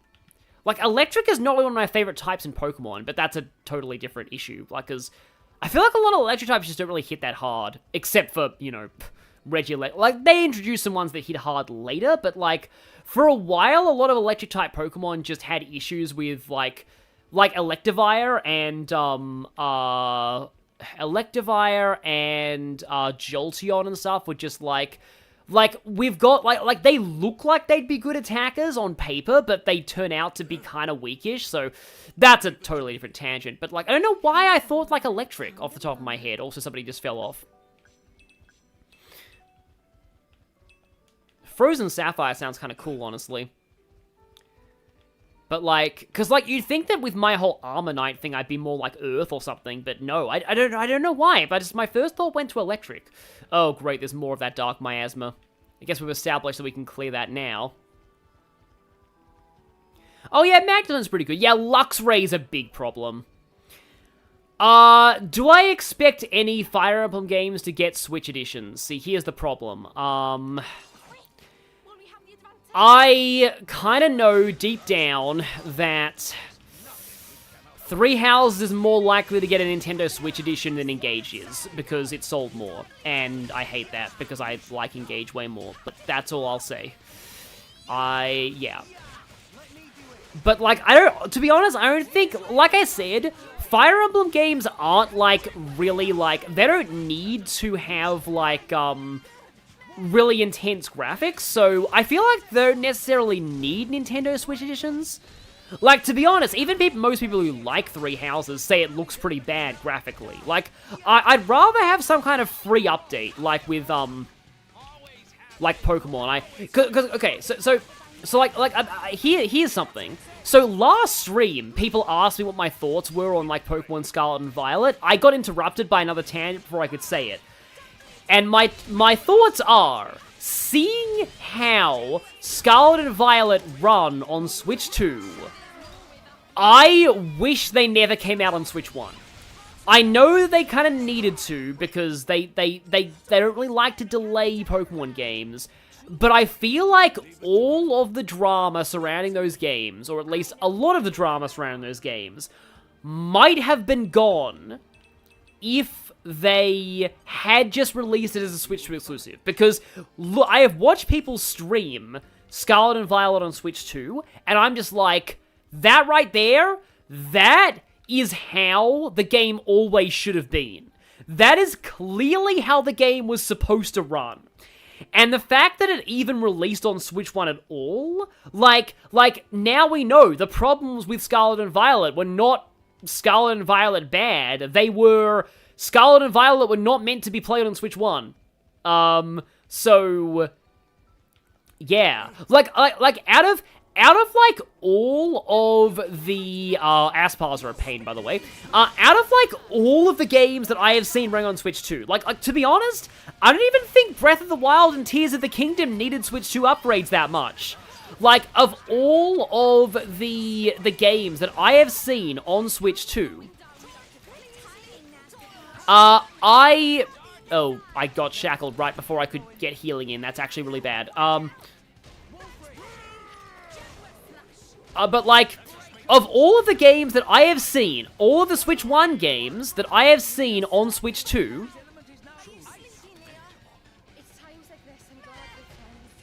Sometimes I'm glad we're friends. Wow, that's actually really cool. Unfortunately, Rex is also dead. Yeah, that was a pretty good heal. I'm not entirely sure if people are right about healing arts being weaker in here. Serpentine Blow is such an annoying skill, though.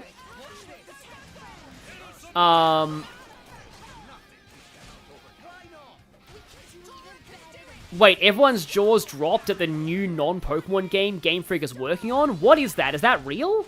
I haven't heard of that. It's like, one thing is like, I'm very out of the loop on like social media, so oftentimes I don't find out games exist until like really late. For example, I didn't find out Claire Obscure existed until Thought Bubble, who oh no. I hate it when they do that. Okay, yeah, I'm probably dead. I think I need to just quit. Goodbye! Goodbye, Snick. Nice knowing you.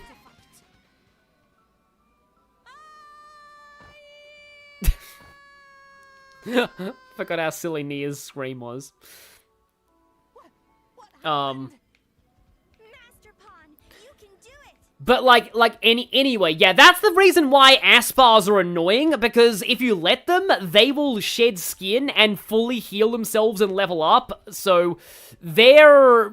yeah, Aspars suck. There's a lot of enemy types in this game that suck. I probably dislike Urchons even more than Aspars, but Aspars are definitely up there on my list of enemies I don't like fighting in this game. Oh, whoa, that was a hole in the floor. The sun is currently in my, shining right into my room, so, yeah. That may happen, I might miss some things. That better not be an Aspar. Oh, it's a Caterpillar, that's fine.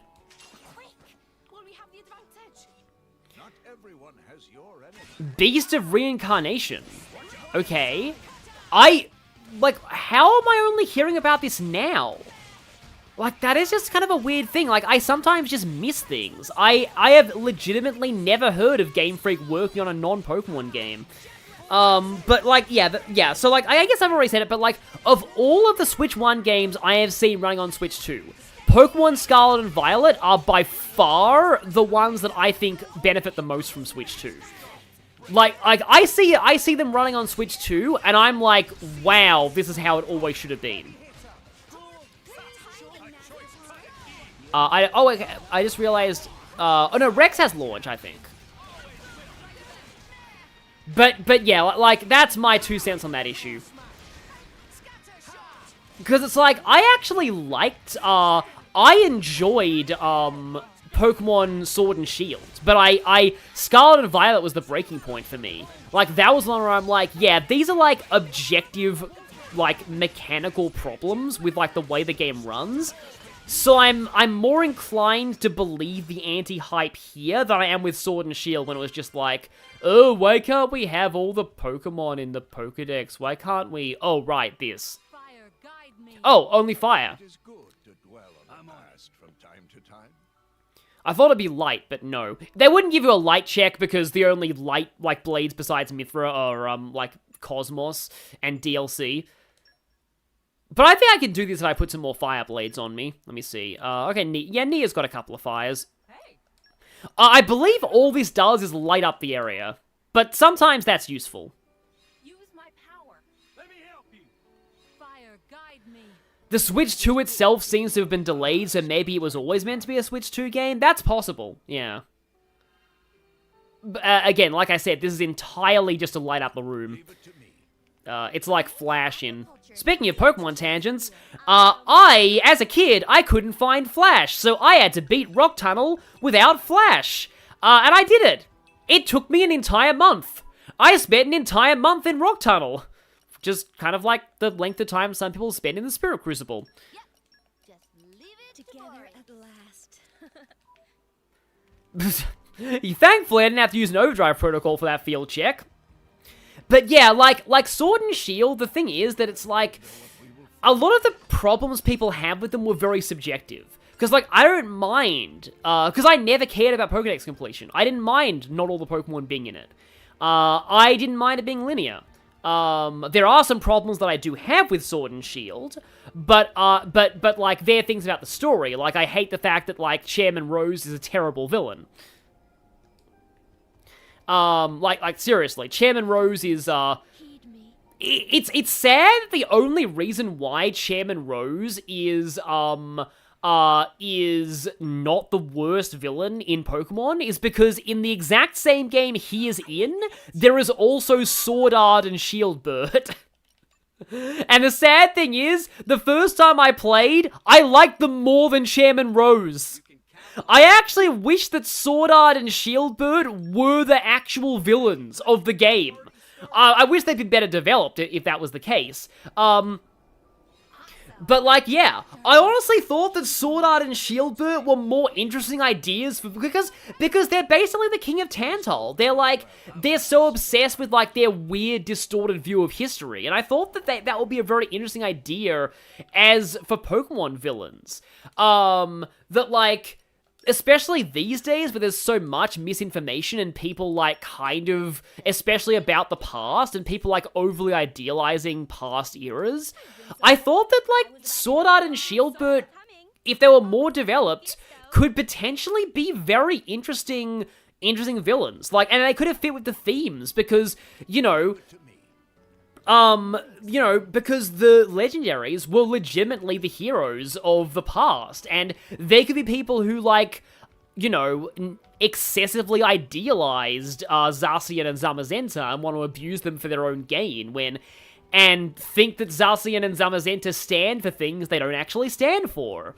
Like, I don't know, like, I'm sorry, but I could say more, but that would get into real-life politics. But, like, let's just say there's a lot of real-life political analogies you could make with Swordard and Shieldbird's ideology, and I feel like that could have been interesting. Whereas, like, Chairman Rose did not need to be a villain.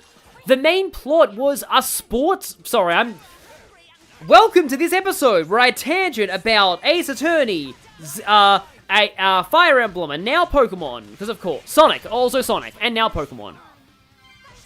But yeah, like the main story was like a sports story. Like, Leon was the big bad, but a non-malicious big bad. Like, I actually really liked Leon in the sense that, like, he's this guy who, he's not, like, malicious at all or a bad person, but you're still really psyched to beat him. Like, he's the guy who, from the very beginning, you see him, and he's like, and in a way, he's kind of encouraging you. He's like, I was you when I was younger. Now, I want to see you become me. Like, I want to see you get as strong as I am, and, like, become the champion that I've become. Like, my time is over, it's your time now, but only if you can surpass me. Like, throughout the whole game, I just actually felt this really satisfying drive to, like, surpass Leon.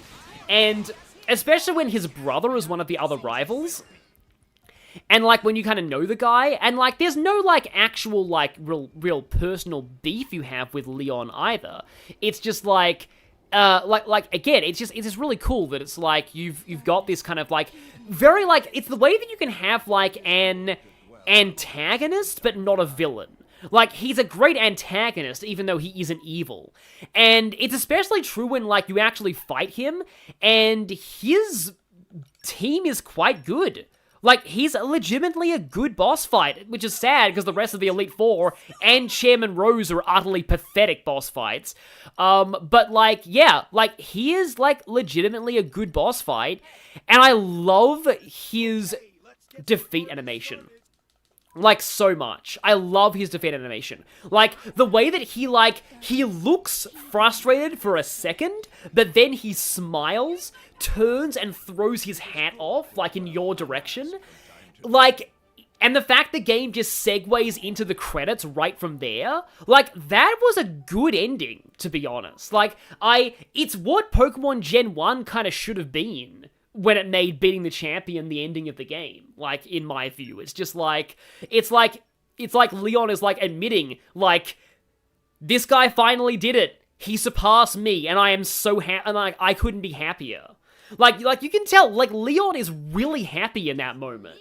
Like, he's like, I lost, but, like, thank you. Like, thank you for doing that, because that was like the highlight of my champion career, seeing you rise up and finally win against me. It's anyway, like it always felt weirdly heartwarming, like that is probably my favorite. Like, the moment they started giving Pokemon 3D models like animations, that's probably my favorite. Okay, admittedly, Lucamine seething with rage when she loses is also very good. Like, I do love Lucamine's loss animation, because from what if I'm remembering right, like, she is just utterly livid in her losing animation.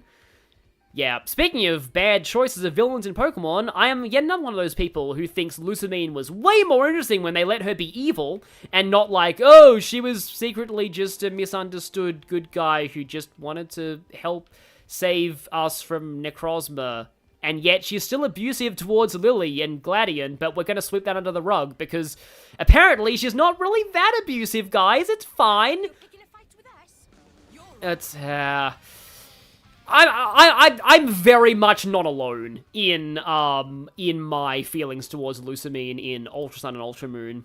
It's just like, and like in the anime as well, it really feels to me where like in the anime, like, Lucamine is a straight up heroic figure in the anime. It just feels like they just kind of like some people wonder if Pokemon thought they got too dark with her and too real. And they were just like, oh, we need to backpedal, because that's not what we intended. We actually didn't want her to be that evil. And that's just like, it's kind of a shame, because like, again, like, people liked her because she was so evil and so real. Like, there are a lot of abusers like her in real life. So... Anyway, I have, the other room I was totally fine, but I have legit forgotten how you're meant to navigate this room now. So, whoops. That's unfortunate. I know you're meant to get down to that bridge somehow. And then after this, there's like one more big area of the Spirit Crucible. See, I know there's something below me right now. Yeah, I know my Lucamine take is a very, very cold take. Very cold take. Like, absolutely frigid take, but still. Yeah, I do like Sada and Turo as well. Like, I love the fact that it's like, hey, they made the professor the villain. And that's legitimately a cool idea.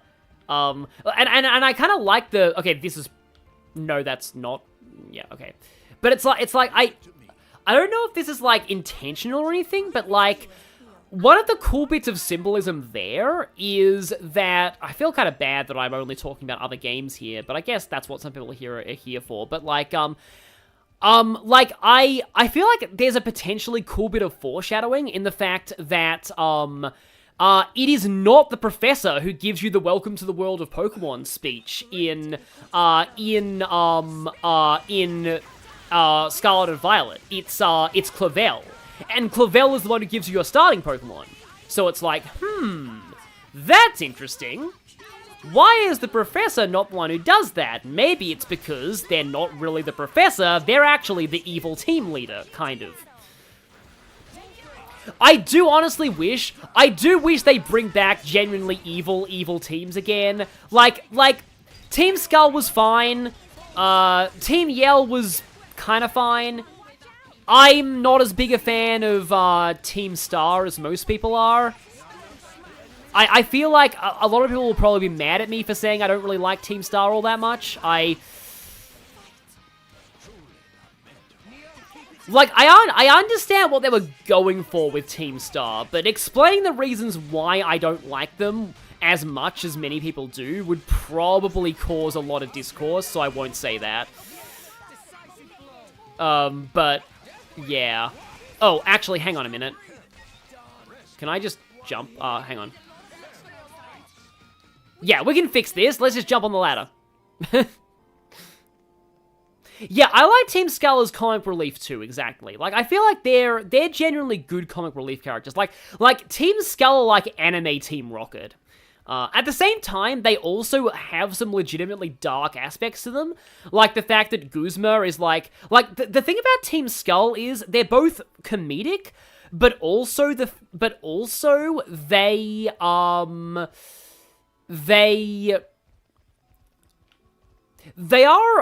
sadly accurate to how a lot of real-life people end up joining gangs. Especially with Guzma becoming like he had an abusive father, I think, from what I've heard. And, not what I've heard, I remember it from the game. Like, it's implied his father was really abusive, and, like, all of them kind of washed out of, like, being trainers. So again, I think Team Skull has an interesting mix of, like, funny on the surface, but actually genuinely sad when you really think about it. Team Yell, meanwhile, is, it's easier to get Team Yell when you, it's easier to understand Team Yell if you, know about British football culture. Like, Team Yell are really funny if you know about British football hooligan culture. That is actually one thing about Sword and Shield, I feel like.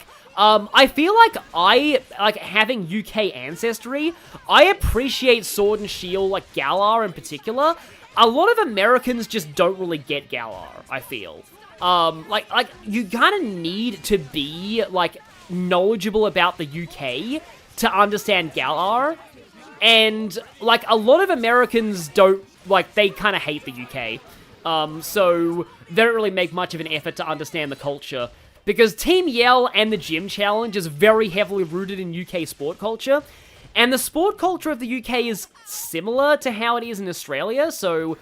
Like, let's just say that, like, Team Yell, to me, is very relatable because, I literally recognize some of their cheers. Like, some of their cheers, they are, like, Pokemonified, but they're based on actual cheers that real British sport teams use. And my school's sports carnivals use those cheers. I recognize some of those cheers from my school sport carnivals. If I ever did stream Pokemon Sword and Shield, like, I would be able to sing all the Team Yell cheers because I recognize them. Anyway, we get to hear more of this song still. Oh, is that thing just dead? It is! It fell in the kill plane. Nice. This is an area where I excel. In my experience. So, anyway, yeah. Yeah, I agree with that, the whole sign of thing. No sex or blood, so Pokemon fans refuse to consider them mature. This goes into why I just hate the majority of Pokemon fan games. It's just, why? Why do all the fan game makers think that a mature Pokemon game means, you know, let's just put blood and sex in everything and just have the villains somehow be like literal cults? Even though Team Flare is a much more mature portrayal of a cult than any Pokemon fan game has ever done, I had a feeling I wouldn't survive that. So, because it's just, a lot of them just don't get, they really don't get that, like, Pokemon has handled a lot of mature subjects with so much more maturity than any fan game has. Like, again, Lusamine, abusive parents. animal abuse. It handles animal abuse a lot. Team Plasma is like kind of extremists, and kind of and how some extremist groups can like hijack genuine altruism to like, yeah, kind of bring people in line. Even Sword and Shield with Team Yell, there are legitimate problems with violence in football hooligan culture. How do you know it's a new day, Rex? Like British football hooligan culture, like legitimately there has been actual violence there. So like them being a Pokemon Villainous team is not actually that out of the, like, not actually like that, how do I say this? How did I die? Oh, that's a unique monster, okay. Oh, I didn't remember there being a unique Urchin here. But, yeah, I remember there being a unique monster Urchin now. I guess we all do have some kind of watch, maybe.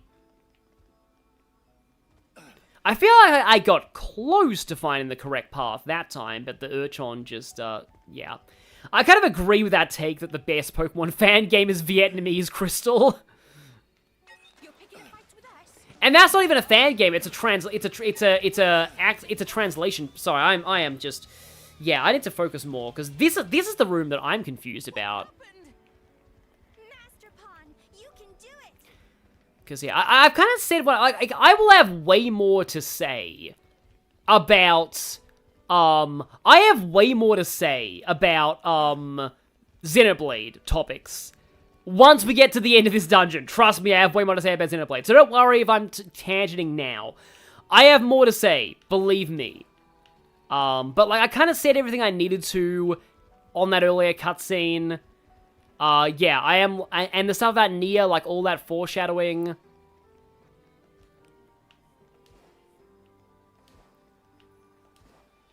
Yeah, it's true that most people who think that maturity is, like, blood and cursing and stuff, and being, like, excessively edgy, most of them are teenagers themselves.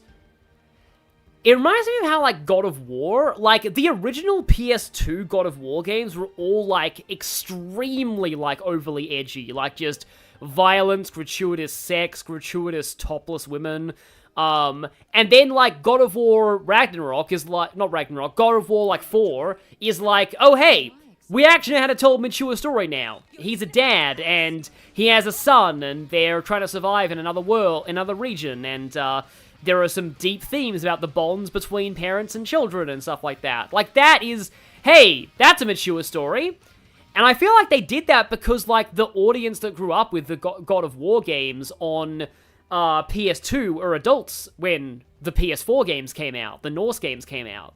So now it's like, okay, now you guys actually want real mature stories, so let's actually do a real... I mean, no, I'm sure that the original... I shouldn't be... Like, like, the original God of War games were very acclaimed, and I'm sure they were good games, but from what I can tell, they do a lot of things like, you know...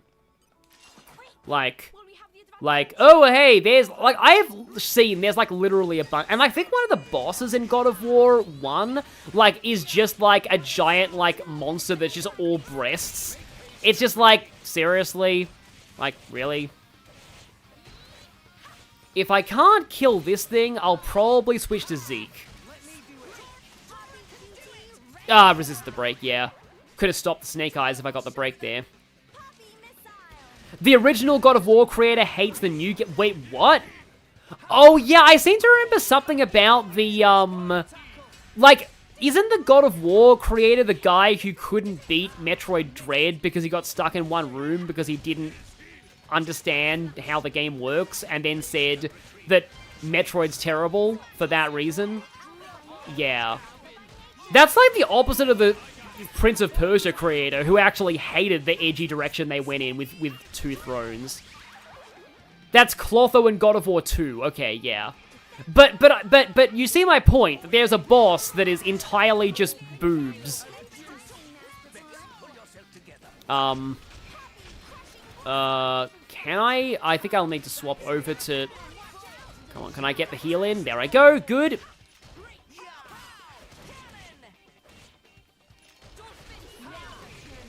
Oh, ouch. I need that health potion. Can I just, No! Okay, well, Rex is at least... I have a party gauge at least. Dromark. I need to remember that I'm playing Ah!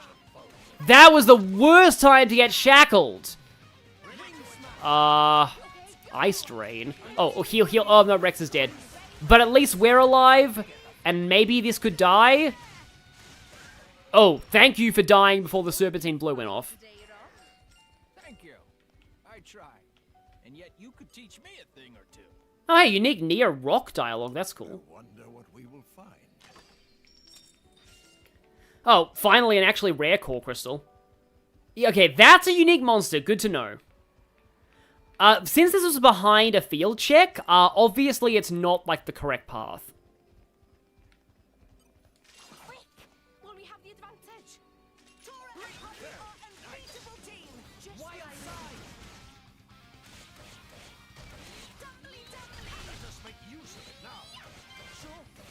Oh yeah, from what I can tell, yeah, I've heard that... I wouldn't be surprised if Aphrodite in God of War was a thing. Like, to be fair, Aphrodite in Hades, her design is, like, completely naked, and yet she's still portrayed tastefully in that game. Which says something. I love how the way to, like, raise Aphrodite's bond in that game is to, like, do all of the like, max out your bond with all the romanceable characters. Except, like, she's okay if it, like, it doesn't have to be, like, it can be platonic roots and that's fine. Like, it just has to be the three, well, not technically, one of them is not technically a romance because it's actually not, like, possible to, like, anyway.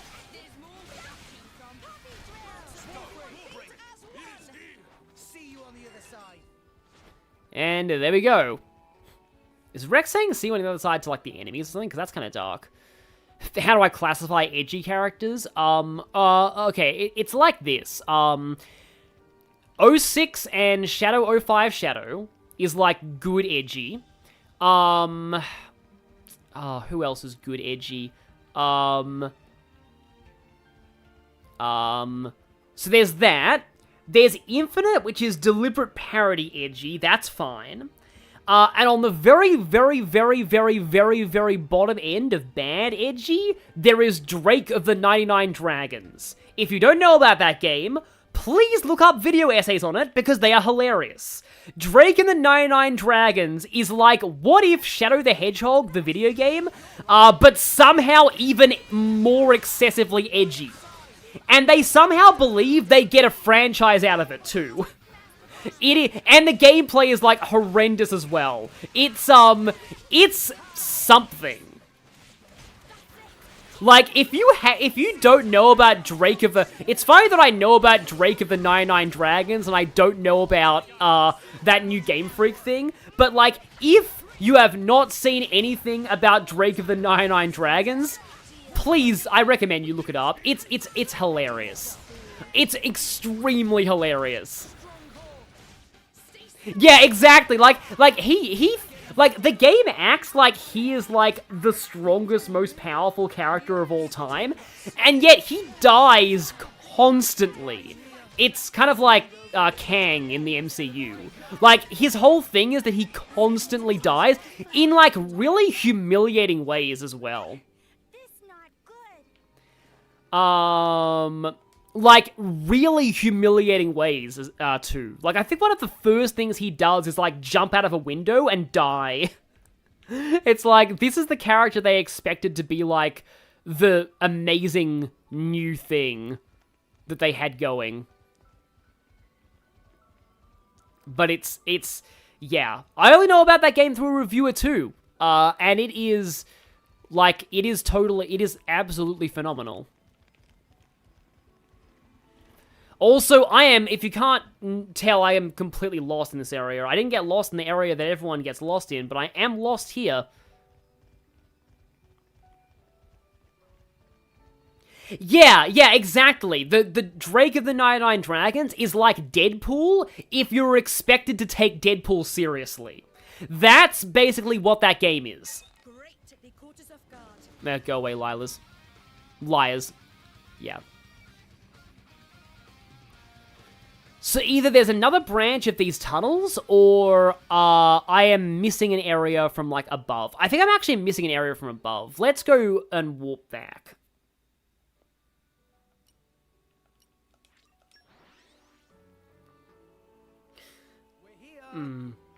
I suppose I could say to kind of try and bring things back to, like, actually Xenoblade now, although it is admittedly really sad, this part.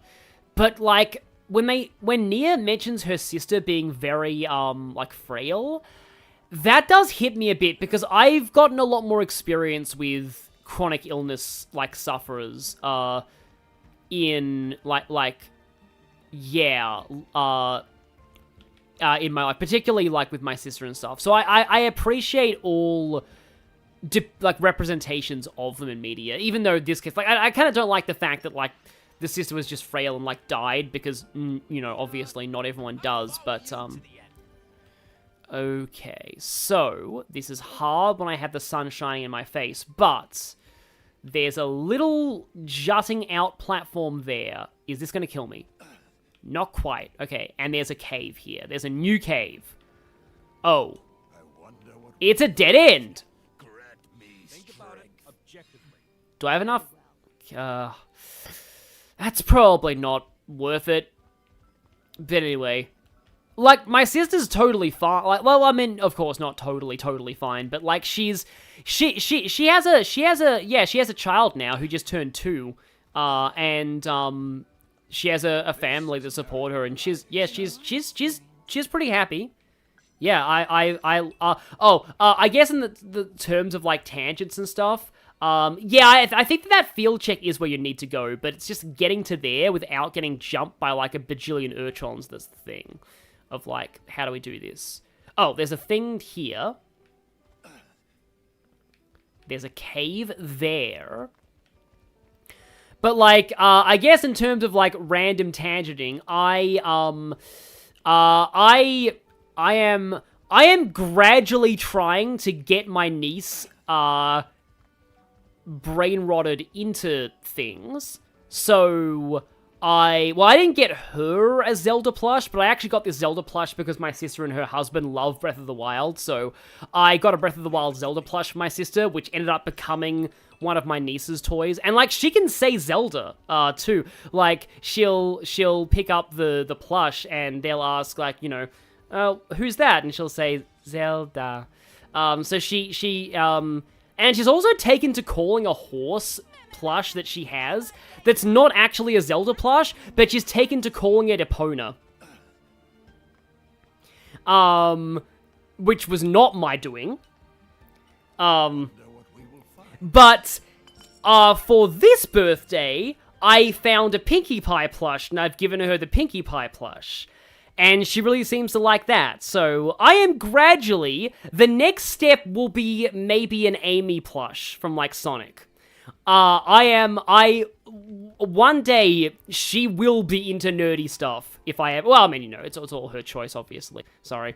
But anyway, I don't mean this maliciously or anything. I'm sorry, this could easily come across the wrong way, but, like, legitimately, I did not do the Zelda thing. She was the one who did that on her own. Again, the Zelda plush was for my sister. It was for my sister and her husband. And somehow, it became the niece's toy. And now she loves the Zelda plush. So, again, that wasn't me. So it's happening naturally, whether I like it or not. But that is that is what I can do as the uncle. That is my job. But yeah. Yes, gradually introducing to nerd things is like how I will do it.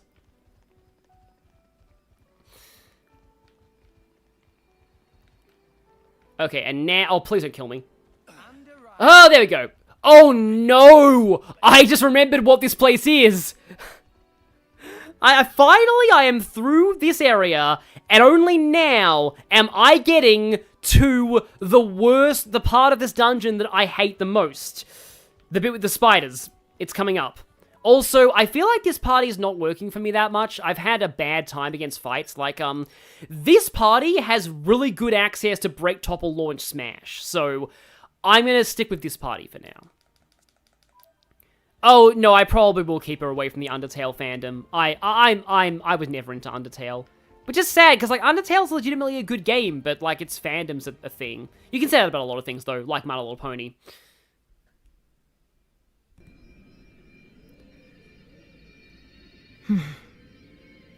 Looks like the only way through is by force. Poppy! Incendiary barrage!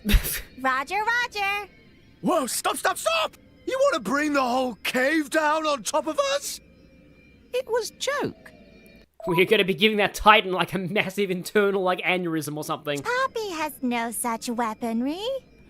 That wasn't funny. Doesn't Cutie Pie have that? No, QT has that. Missiles, I mean. Oh.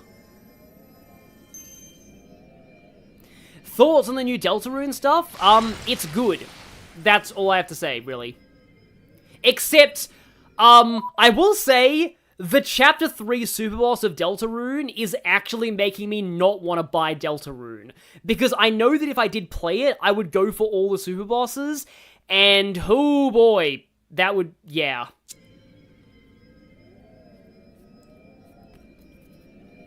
Please don't spoil who it is.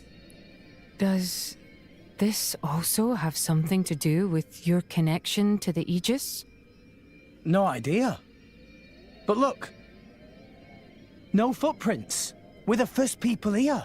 Are there really ever... Then there could still be hope. Footprints on stone, though? Maybe really old stone.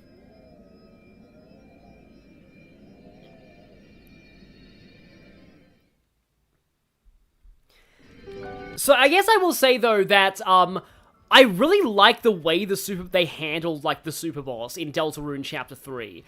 In that, like, there's an unwinnable boss fight, but getting the secret item makes that fight, turns that fight from unwinnable to merely extremely, extremely, extremely hard, but technically winnable.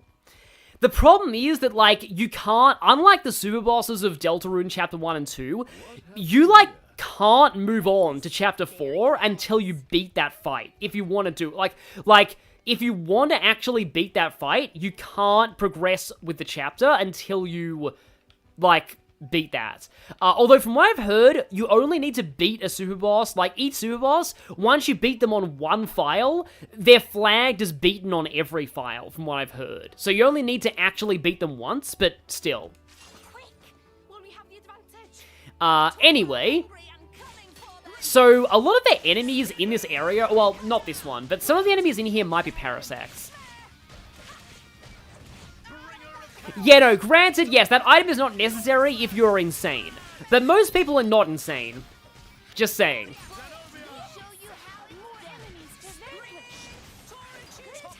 Okay, good, interrupted that attack with the break.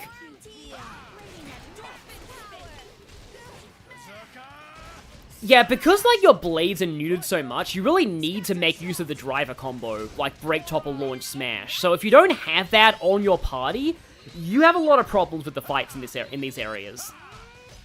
Also, yeah, Jared Fayette, see you. I don't know why, but I always like the way she says denial protocol. I feel like I've said that before. Switch over to you for extra breaky. Okay, good. Are you gonna... No, you're in the middle of an art. You're not gonna smash. Wait, some Asian, you tried beating Spoiler McSpoilerson without the item? You're a braver person than many.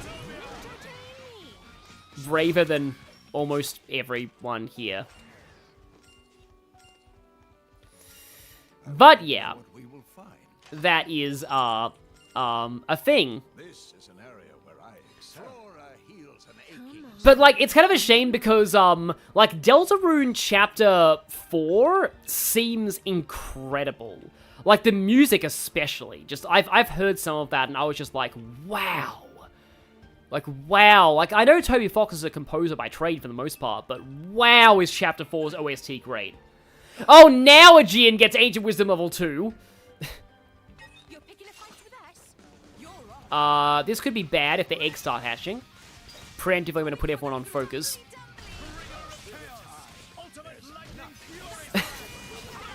You gave up when you remembered you're taking too long, took an hour, and that wasn't even a super boss. Yeah. I love You're Taking Too Long. I knew there'd be another enemy showing up. That is definitely one of my favorite things to come out of Deltarune so far. It's just... It's also really interesting to see how different languages handle that, especially, like, Japanese. I like how Japanese, like, handles it by having, like, Nagai Sugi become Kawaii Sugi, like, you're taking too long becomes you're too cute. But that won't mean anything out of context. It's like, I guess that's technically a spoiler, but, like, also, it's not, like, a plot spoiler, really, but that fight is really fun. It's just, I don't know why, I just find the whole intentionally badly translated dialogue really, that use went down like a second before I got that in. Also, don't expect to be getting a lot of chain attacks here, just saying. I really didn't want the Parasax to get involved in this fight. Unfortunately, the Parasax is now involved, and I'm going to preemptively heal. There we go. Probably shouldn't be like, we don't necessarily need to fight that much in here, but we're really close to leveling up, I may as well.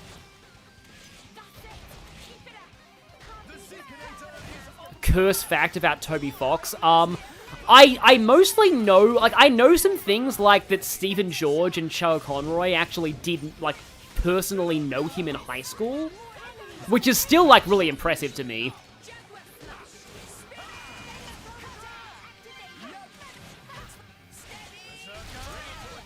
But yeah, no, Chapter 4 Super Boss is awesome. There's a reason I referenced that Super Boss in my Persona Q2 playthrough. I am really, really wondering, though, how,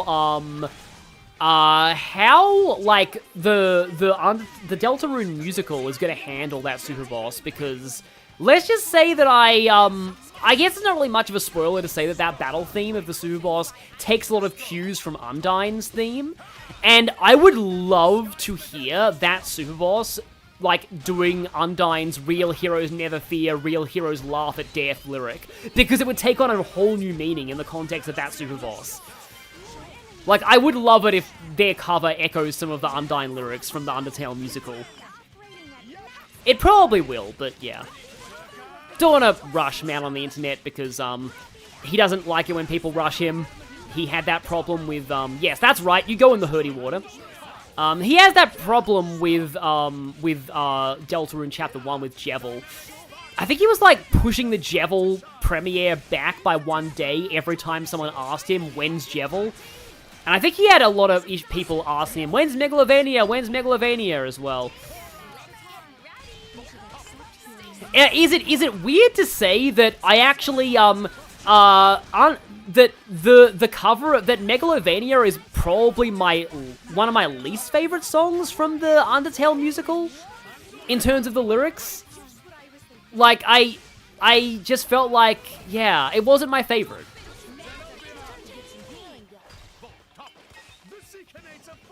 And, like, overall, like, Man on the Internet does say that he is more proud of his, don't hatch, please, don't hatch, please. He's more proud of his, Chrono Trigger musical than he is of his Undertale musical, and honestly, I agree. I think the Chrono Trigger musical is really good. Like, it is incredibly, incredibly well done, and that is definitely one that I like more. Oh yes, there was also Yape. Oh my god, I want to hear Yape. That was great. That was great. That's a Juno Songs thing, who's friends with Man on the Internet. I like how Twang activated right as I died. For context, that was when Juno Songs was doing like covers, musical versions of Paper Mario the Origami King, which for some reason were algorithming really well, for Origami King, and, so everyone was asking him for tape, and one person typoed, stop doing other covers, I want to hear Yape now, and so they did a joke song about Yape instead of tape, and it was great.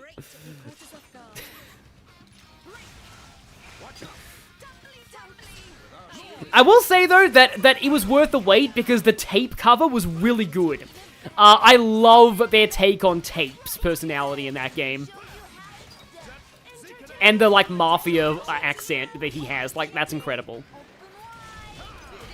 Man, the Intent Necrozma is really good. Yeah, I like a lot of the Pokemon ones. I think my favorite's probably Growl and Kyogre because the fact that they're both singing. Oh, that's another thing. Yeah, one of my other favorites, and this is kind of weird. One of my other favorites is, despite not actually playing Hat in Time, this is our tangent for this area. Despite not actually playing Hat in Time myself, I love Nyakuza Metro. That one, what is it? Rush Hour? The cover of Rush Hour? That is so good. It being like a joint villain song for the Empress and also a song for Hat Kid at the same time. Like, I love their take on that. And it's just so beautiful as well. All the singing is great. Speaking of beautiful, one of the singers, I think it's Maiden of Mine, in the cover of I'm Here from Sonic Frontiers, is like one of the most phenomenal things I've ever heard. Like, seriously. So that's another thing. Another one of my covers that I love by Man on the Internet is, I don't know why it is, Deal 'Em Out, the Feisty 4 from Arnatel Yellow. I cannot stop listening to that cover. I don't know what it is, but for some reason, every one of the Feisty 4's voices they used was perfect. They all just sound like they're all so pleasing to my ears. All of the Feisty 4's voices in that cover. Yeah, Gunmetal is great too. I love Gunmetal stuff. I love that Gunmetal actually did the lyrics for Panic in the Sky in the Ninja Turtles game. Can't wait until... I'm sure Runaway Guys will play Shredder's Revenge eventually, and I'd love to see them do that. But, like, I love that he did Panic in the Sky in that game. But anyway, yeah, exactly. Deal 'Em Out is... I don't know what it is about that song, but, like, I've listened to the full thing at least 3 times. Just all of the Feisty 4, for some reason, are just, like, perfect voices. And they're all just a complete joy to listen to. Yeah, I will agree with Shadow Palkia that I'm usually not a fan of metal, of, like, fan remixes either. But I do like Gunmetal, and Man on the Internet doesn't do remixes. He does lyrical covers. Oh, uh-oh.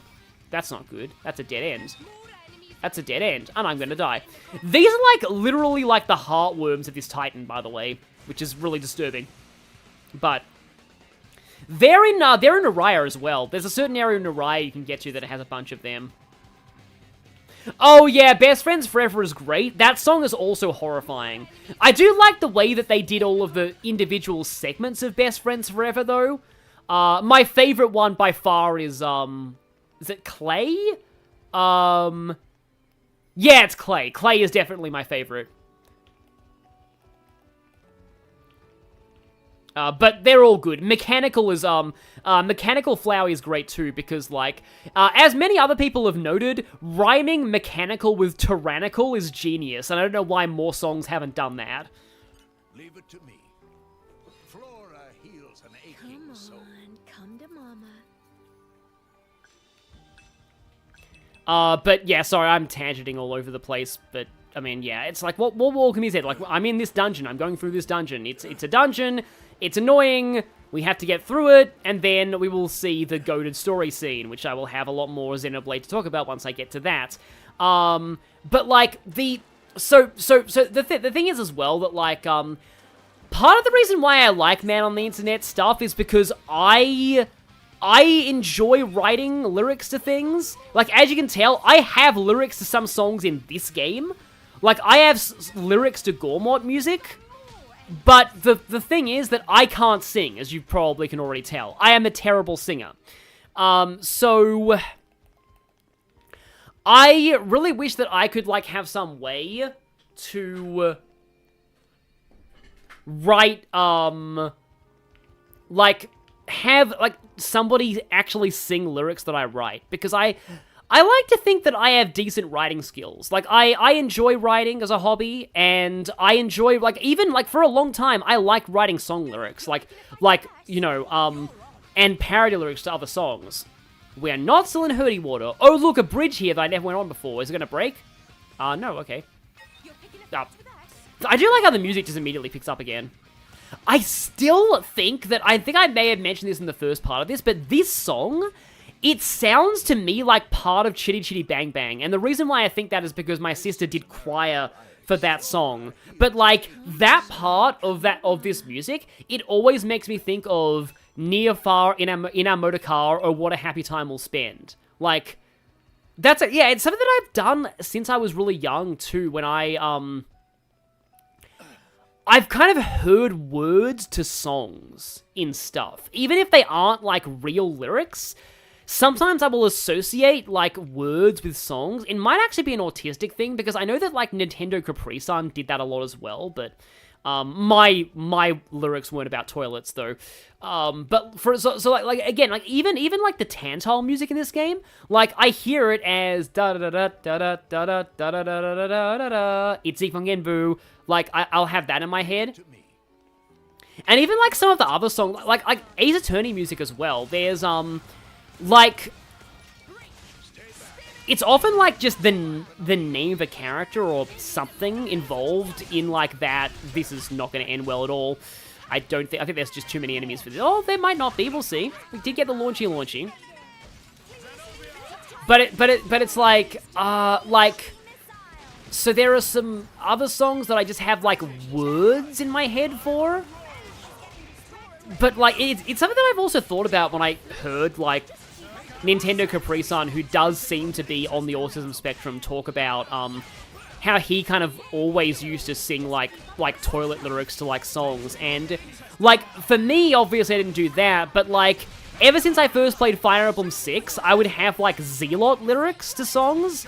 Like, a lot of game music, I would hear, like, I would make up my own lyrics about how bad Zealot was, because a guide told me he was a bad unit. Oh, wow, those things, like, make, like, swords out of their horns? That's really cool. But, yeah. So like, what's one of the... If I ever did replay Fire Emblem 6, I've got, like, Oh, I know. I've got a bunch of Sonic songs that I've got weird lyrics in my head. To, like, for example, Sonic Heroes, is, stats go up, they don't go down, yet mine still shoot through the ground. There's more to it as well. Oh, of course, there's also, I had Zealot lyrics to His World as well. So I don't know if there's just something about that and people on the spectrum doing that as, like, a way to, like, have some kind of association with music to words, but it is just a thing that has happened with me a little bit. The Random Encounters YouTube channel, I've vaguely heard of it. I don't know what it is, but I've vaguely heard of it. Oh, look, it's muddy water. It's a Swampert. What did Zealot do to me? Yeah, that's the thing. Like, I read a bad game FAQs guide that said Zealot was a bad unit. And just because his growth rates they're not actually that bad by FE6 standards. Like, I read a FE6 guide that said Zealot was a bad unit, and that same guide said Wendy was one of the best units in the game. Gwendolyn, by the way. So that's the caliber of guide I was dealing with. Oh, there's a climb here. Okay, this is probably the right way. Yeah, it is like the one that said Wendy was like 9 out of 10. And yeah, ever since then, I was just like, oh, I know one. Hey Mickey, like, you know that cheerleader song? Hey Zealot, you're so lame, you blew my game. Hey Zealot, hey Zealot. Like, that was another one I had. Oh, I think this is like on the other side of that wall from before. Oh, also I'm dead, right. We won't lose again. Okay, I am vaguely finding out how to keep going. This is kind of a train wreck, but at least we had that earlier moment with the with the you know, the overdrive protocol. But yeah, like, legitimately, that was something that I just used to do all the time. So this is the thing. Please tell me that it was at least, it was at least, saying Sophia isn't good. I think it said Sophia was, like, fine. I don't think it said she was bad. It just said, like, eh. It also said that, also, I can barely see my screen right now, just for the record.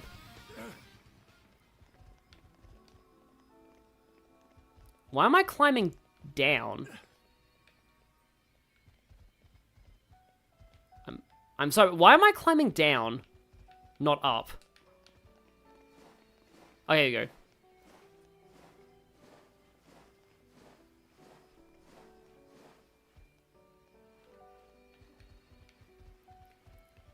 So yeah, we have this bridge around here. A bunch of thingies here that I probably should fight this so that I don't get aggroed. Yeah, I definitely apologize for the... Yeah, and I started this stream a little later than usual because of... I just wanted to give myself some more time this morning. But, yeah, sorry if people are getting tired at this point. We hopefully will be...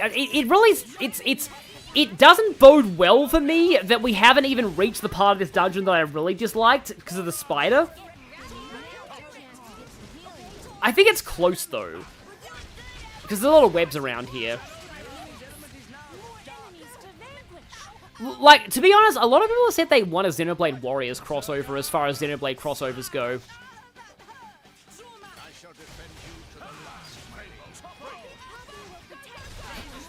Blazing Knight had a really blessed Sophia. Reminds me of my clan, yeah. That's something that I love about my Engage playthrough. I'm like, I never really, like, liked clan before, and I didn't really think much of, I didn't really think much of Amber, but then it turned out that, yeah, they're some of my favorite characters in Engage now.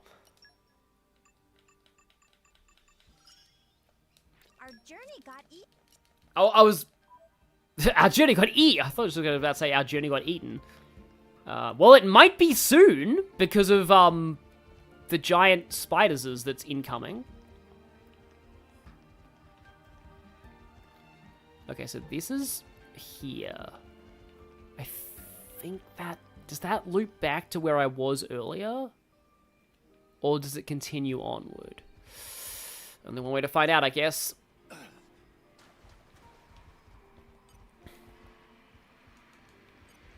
Is Sane supposed to have bad defense? His defense is like... I think it's susceptible to being stat screwed. At the same time, though, this is coming from me, somebody who has had a strength screwed Sane. Can you believe that? I have had a strength screwed Sane before. Okay, that's definitely... Don't emerge egg, please, thank you. Okay, no, this looks promising. This looks very promising. Yes, it's a new area. Oh, Chamber of Offering. I think I remember where this is. I think this is where the spider is. Oh, yep.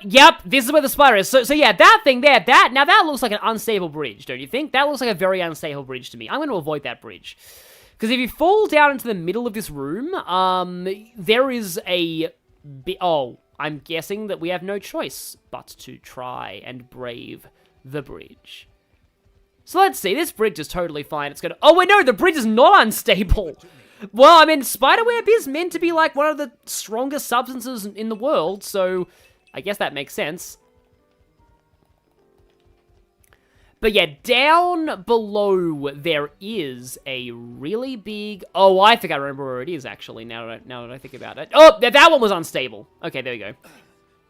Like, right towards the end of this... There's a unique monster, Big Spider. Where are you? No, Empress Arachno, that's not a unique monster. I was positive there was one here. There's... Is that it? Is that it? Oh, no, that's it! I don't know where it is. I am actually kind of getting arachnophobic because no, there it is. There it is, that big one, the big level 51.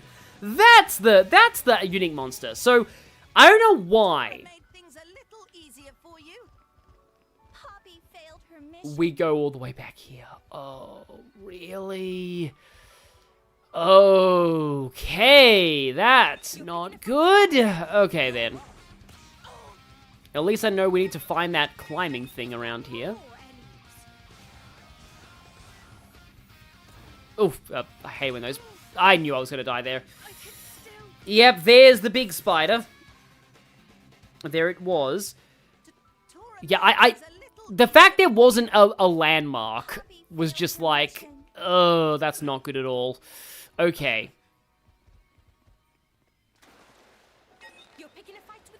I can turn off aggro. I'll only do that if things are getting really bad. Because I know that now might be considered things are getting really bad, but I still want to try and do things, quote-unquote, as intended before I resort to that. Or I can level up myself a little bit with the inexperience, and then maybe these things will stop aggroing me. But yeah, it doesn't help that the sun is shining in my screen right now, and when I was on that ladder, I can literally see nothing except Dromark. So that is, that's a pain. Yeah, I'm probably gonna die. Okay, then.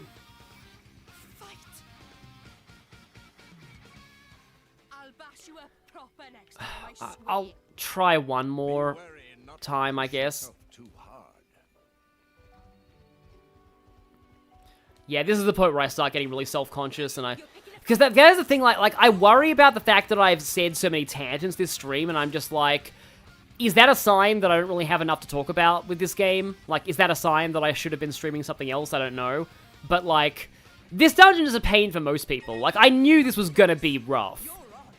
It's been a while since I actually full-on played this dungeon, though. But, yeah. Am I playing this game through a telescope? No, it's just that literally the sun is shining right on my screen. So, like, where the screen is right now, everything is just black. Except, vaguely, I can make out the outline of Dromark. So, it's because the sun is, like, the window is angled precisely so that at this point of the day, the sun is shining directly into my laptop screen. Oh, that time the scorpion wasn't in the way.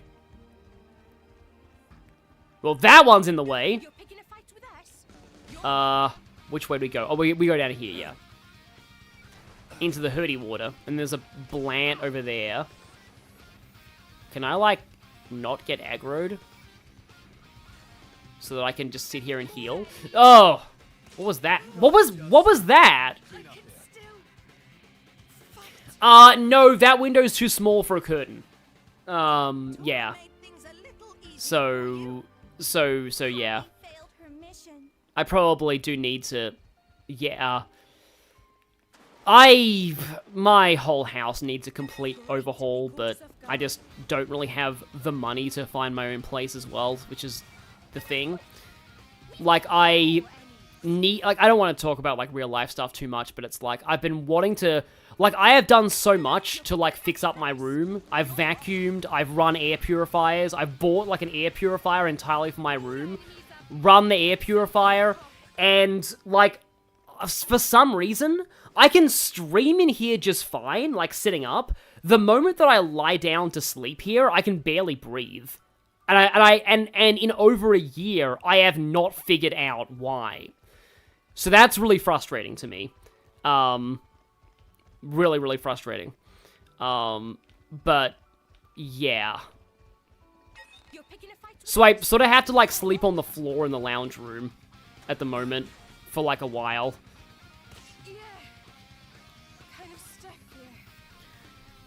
Yeah, I guess hanging a towel over the wall would be fine, but yeah, at this point, it's getting kind of, yeah.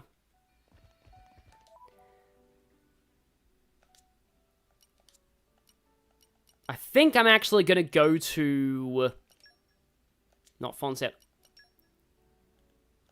Corinne's house. Yeah, the most frustrating thing about the whole room situation is that I don't know what's causing it. And also, I finally cleared out my sister's old room, put my bed in her room, and tried sleeping there. Same exact feeling. So there's something wrong with the entire upstairs of my house somehow. It's really bizarre, and I'm not sure what it is. So yeah, I'm gonna go to level 48. And see if that helps with aggro of some things.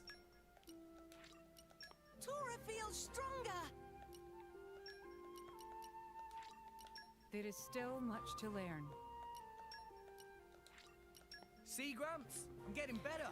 And we got a plumber in, and the plumber couldn't actually do it, and the plumber couldn't actually tell if there was a problem. Literally opened a hole in the ceiling to see if there was mold, and still nothing. And I really should stop now.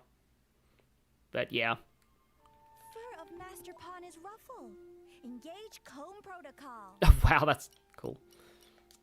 Yeah. Also, for some reason, Spirit Crucible Elpys is counted as its own location on the world map. Middle worm-ridden cave. That sounds awful. Why is this place called Middle worm-ridden cave? Like, Talfurus, that is not a bad idea, though. I might have to do that.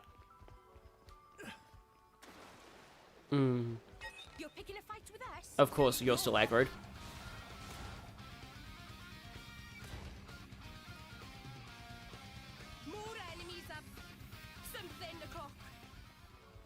Something o'clock. Lol. Okay.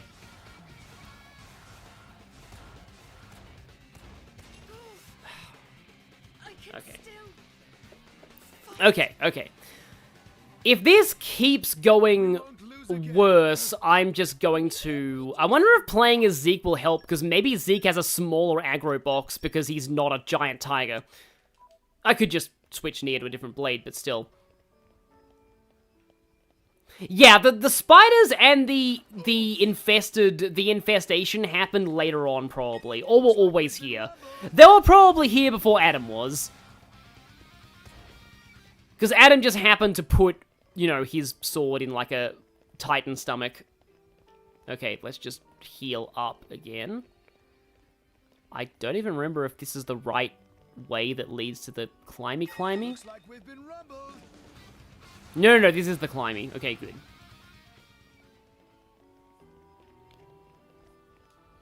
Oh, yeah, okay, finally, yeah. So, like, now half of my screen is visible, so the sun's moved a little bit, so I can actually see that this is, like, sort of stairs. Level 46. Does that still aggro? I don't want to fight you close to the other one, though. It does, okay. Well, that's fine. I can fight with Zeke.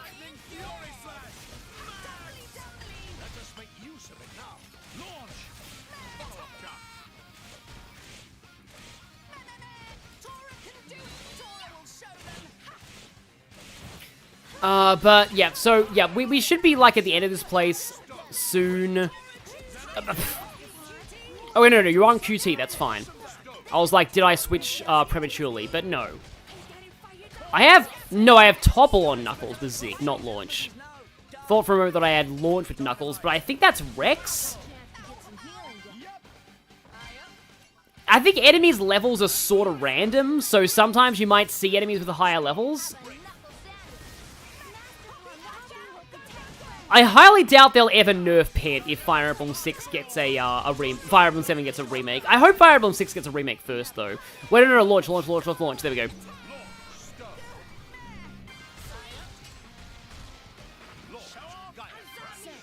Launch Gaia. I do kind of like playing as Tora, though, because I have more control over the smash. Because I feel like his AI is not great at getting smash off in time. Okay, so there's something over there. Oh, there's a whole bunch of stuff around here. And that was entirely the wrong way from the beginning, I think. No, wait, no, it's not. No, that was the right way, huh? Do I think Milady will... I don't think anybody will be nerfed. Because usually, like, look, from what I've seen, Fire Emblem remakes typically don't nerf people. Usually, like, people who were good in the original are still good in remakes. Like, for example, although, again, Shadow Dragon arguably buffed Jagen and buffed Sheeta, and they were already decent in the original game. Like, from what I keep hearing, Jagen was actually fairly balanced in the original Shadow Dragon, but then, like, he only got broken in, in the original Fire Emblem 1, and he got broken in Shadow Dragon because of forging and reclassing and stuff, but, like, in the original, he actually did fall off, whereas Sheeta was, like, very good, but she didn't have the Wing Spear. Meanwhile, oh, there's an Aspar over there. I do not like Aspars, especially when they're on here, because they can use Blowdown and knock me off onto the bottom part. But anyway, like blah blah remakes blah. From what I'm saying, oh hi Char Guardian. From what I was saying, like typically Fire Emblem remakes generally don't nerf people. If anything, they buff people. And now he's gone to sleep. And his hitbox pushed me off the edge. Okay then. Let me... Oh no, that's hatching. I'm gonna walk back here and see if there's a landmark up here. Because yeah, there's a big fat blockage here. Oh, which I can burn it from the other side right then. But, okay, this is not a landmark. I guess that's why I hated that unique monster spider so much, because it kept killing me. Sheeta can use a silver lance at base in the original. Yes, she can. Thanks to the weapon level system. Oh, that's a lot of spiders. Yeah, as much as oh, they are patrolling. They are getting a very wide coverage there with their guard.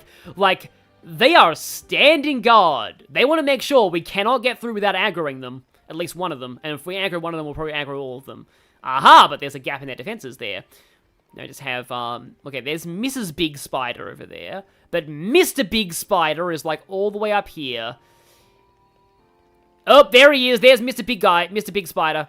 Mr. Big Spider. Glamorous Alfred. There it is. Yep. Glamorous Alfred. Okay. No, I don't want to... If I press A, I will initiate a fight. Can I stop that?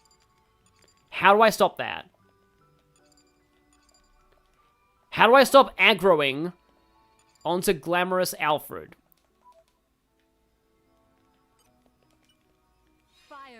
Okay, I probably have enough fire and wind to do this. Yeah, just a couple of generic fires and I got this, so that should be fine. Yep, how dare Alfred betray us from Engage, or also Batman's butler. How dare they betray us? It's either one of them. It's also really funny because, later on in this dungeon is a unique monster that many people think is named after Ephraim from Fire Emblem. Just need one more level of wind. Be very quiet so that Alfred doesn't notice us.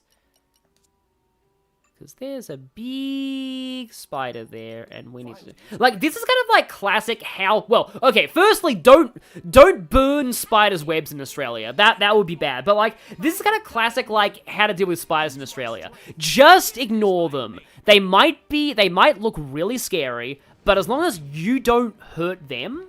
Like, they're more scared of you than you are of them. So just stay calm. Don't, like, intentionally provoke them. Just stay away from them, and you should be fine. I wish I could share my luck with everyone. Most Australian spiders are relatively harmless if you don't, like, actively try and stomp on them.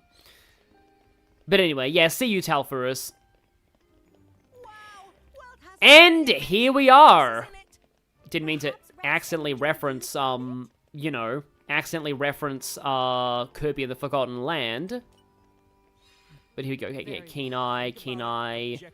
I already have Ancient Wisdom level 2. Oh, I've forgotten. I've forgotten to go into the menu and actually put the Ancient Wisdom on Aegean. But I do like they're using, like, Ancient Wisdom there, which you are guaranteed to have through Dromark and Aegean. So now, let me actually get the Aegean Ancient Wisdom.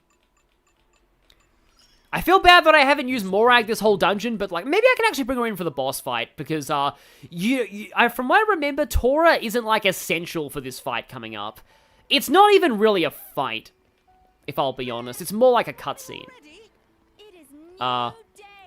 By the way, this is the end of the dungeon, thankfully. We are through. I'm so sorry that it took this long. To be honest, I'm surprised it only took 4 hours. Leave it to me. I know more than I let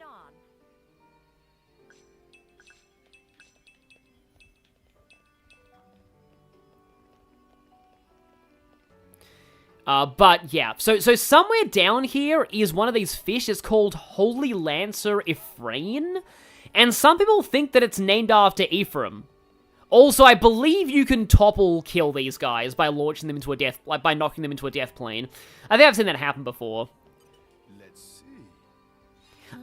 Yeah, 30 minutes at least was spent on Gacha. I don't know if it was an hour, but it may have been. Yeah, wasn't really keeping track. Thank you, Some Asian. Thank you so much. Like, this is like the that one dungeon of this game. Like, the that one level, I suppose.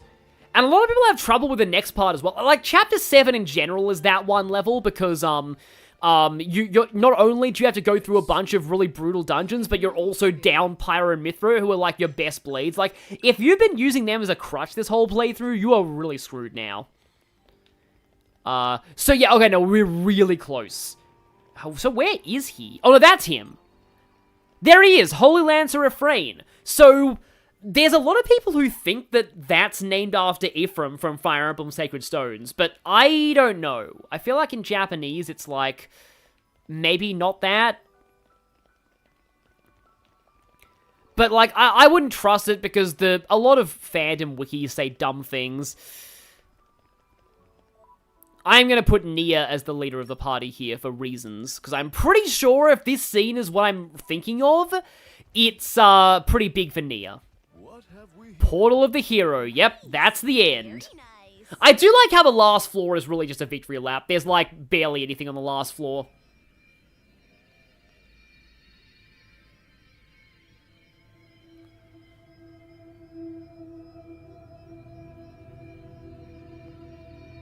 Oh, Aspid Carrion was his Japanese name. Is tied to yours.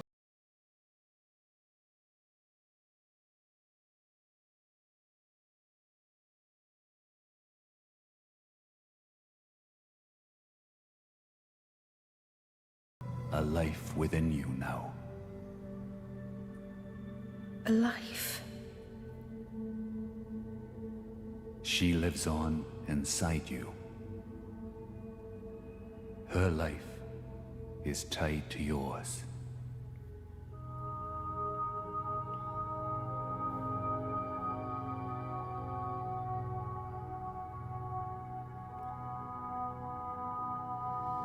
Nia.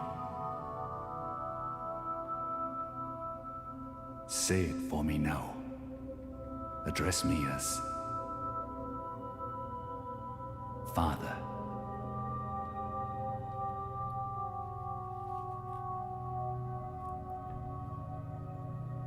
Yes. Father. So yeah, Nia's dad, not a great person.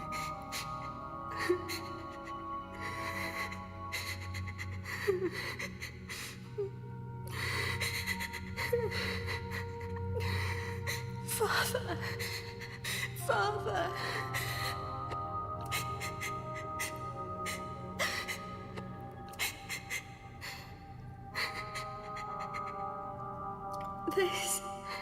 This was Daz.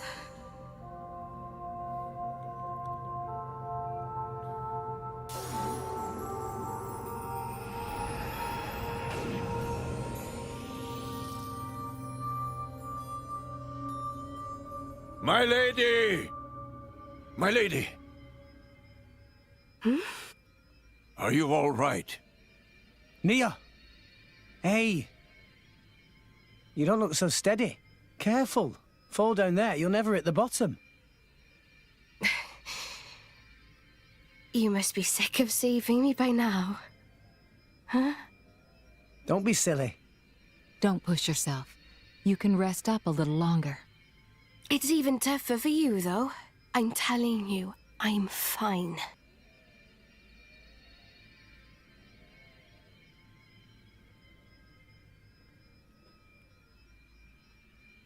After my sister died, it wasn't long before my dad died too. Huh? I'm finishing my story. Dromark was all I had left to remember him. We started wandering together. Or maybe I should say running. Running? From who? People your dad owed money to? No. From the Praetorium. What? Why?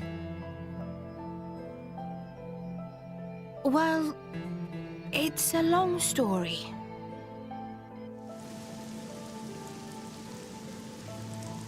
Get the cannibal! Capture that flesh-eating blade!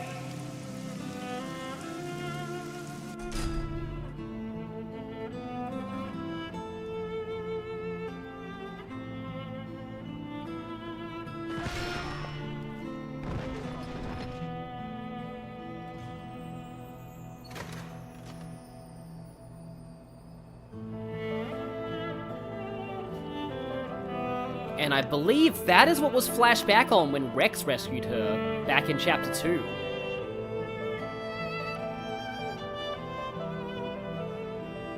And yeah, finally context on why she joined Torna. I felt like the whole world was against us. There was nothing we could do but stay on the run. Taking each day as it came. Just thankful for each sunrise, praying we'd see another. Then I met Jin. He took me in. So that's why you and Jin... In Jin, I saw a way out, you know?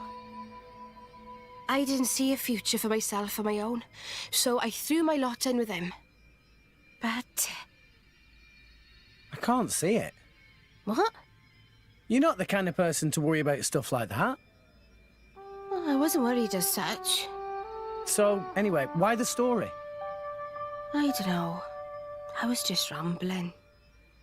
Look, I don't know what's burning you, Nia, but you shouldn't be afraid. Afraid? Of whatever it is.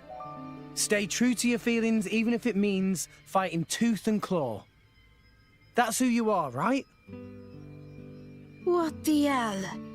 I'm not some violent goon. I think you know what I mean. What the...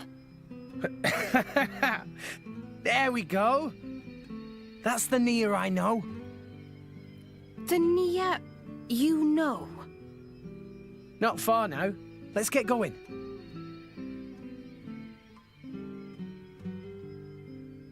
Rex. Okay, yeah, see you, Gamer Zoro. So yeah, there's a lot to unpack with all that. So at this point, it's pretty obvious what's actually going on with Nia. Like, it should be very, very obvious. Unfortunately, I'm gonna switch to playing as Rex now because of what's coming up next. It kind of really wants you to be controlling Rex. It kind of feels weird not to. And I did promise earlier that I put Morak in this fight, but I will want Nia as well. So, I am actually going to quickly, very quickly, go and get water, because I need water after all this talking, because I'm going to have to do a lot more talking soon, so be right back.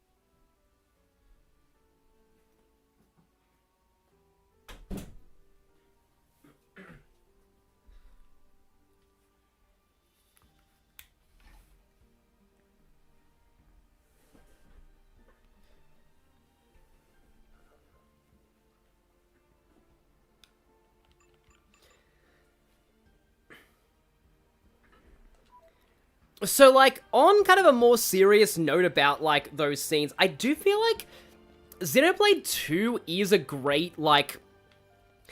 It does do a good job of showing just sometimes what actually gets people to end up joining, like, terrorist organizations. Because Nia, she was on the run, she felt she had nowhere to go, and then she's rescued by Jin. So it actually feels great that we managed to get her out as soon as we did. Because, like, it didn't really feel like she was all that invested in what Torna was doing. But just the fact that we met her that soon, were able to get her out before she got really deep into it, is just, yeah. Once you get further into it, then it becomes a lot harder to, much harder to actually get out of those kind of groups. So, anyway, it's later. I'm not really equipped to talk about this kind of thing, but, the Vault of Heroes. Is that actually the way that we're supposed to go? I forget if this is actually the way we're supposed to go, or if this is actually optional, but yeah. Or I think we can still get in here from above. There's just 2 ways in here for some reason. Just kind of nice there's that little secret door. Yeah, she hadn't gotten as far as Akos or Petroka. Yeah, she just needed a place to belong is the thing. And that's kind of true for a lot of people who end up in these kind of situations too. It's like I was talking about with Team Skull earlier, that like, Team Skull is also oddly kind of true to life about the kind of people who end up in gangs. So they're both like, and you kind of gradually realize that after like all of the kind of, you get past all the initial comedy. But yeah, this looks an awful like a boss arena. It also looks really cool. But this is not just a boss arena. This is also where one of the most famous cutscenes of this game is going to take place. So, here, also be prepared for a lot of, well, you probably don't know, but anyone who's played Xenoblade 1 knows you'll pay for your insolence. This is this game's equivalent of that fight. In terms of voice clips, repeating over and over. Rex! It's dead end! That seal. It's the same as the one on the ship.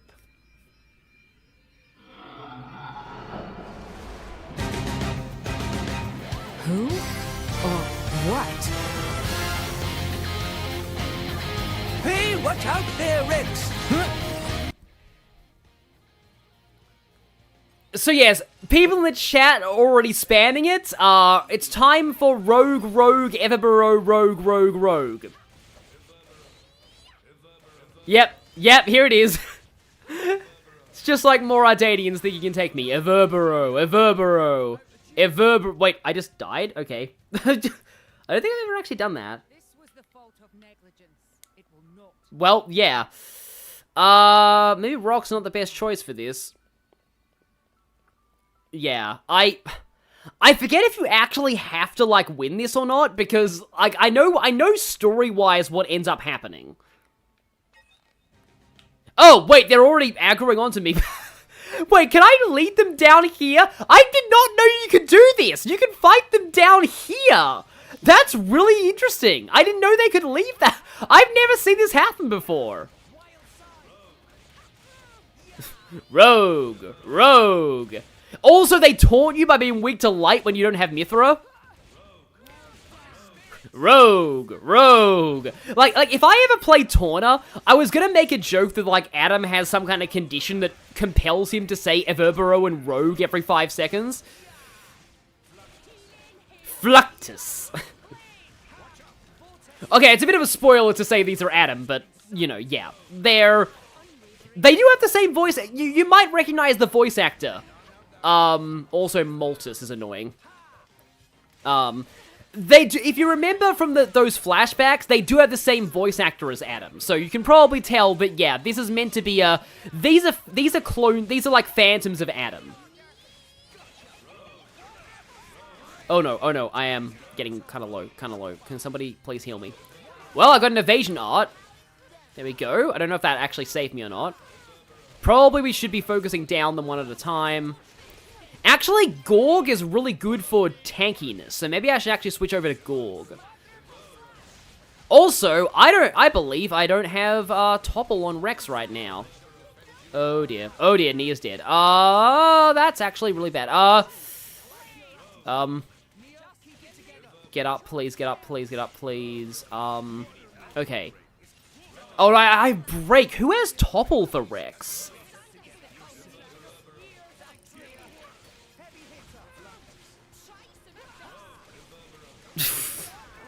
Rogue, Averbero, yes, this is this fight in a nutshell.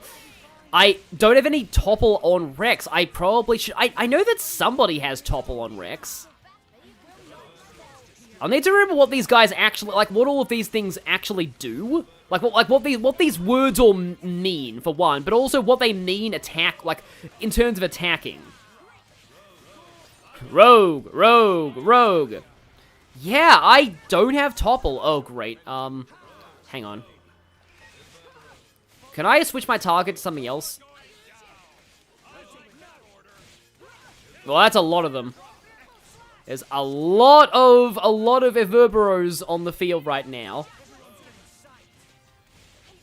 Don't, like, have any, AoE. Okay, I do have an AoE on one of Rock's attacks here. Yeah, Pyra had Topple, obviously, but, you know, can't use her at the moment. Like, I want to use Rex for this fight, because, like, obviously you're kind of meant to use Rex for this fight, but it kind of sucks that I don't have any...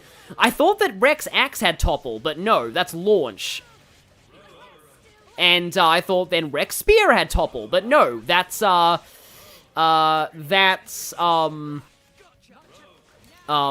Nia's down. But I have an oddly high party gauge right now. Also, I wanted to get Nia back. I'm pressing the wrong button. I'm pressing... No, I mean, at least Morag's doing a good job of getting the aggro. And then I have to help Nia. I heard quadruple slash as wonderful slash. Wonderful slash. Okay, that's a heal, I'm pretty sure. It's a very slight heal, but still. This fight normally doesn't go like this for me, but it's probably because I have Topple. Oh yeah, Moltus can make this get out of control. I'm pretty sure Moltus is when he starts cloning himself. So maybe this is what happens when you don't have Topple. Also, in my first playthrough, I had Zenobia on Rex, and I get the sense that that made this fight a lot easier because of Zenobia's bonuses against bosses. Okay, nice health potion.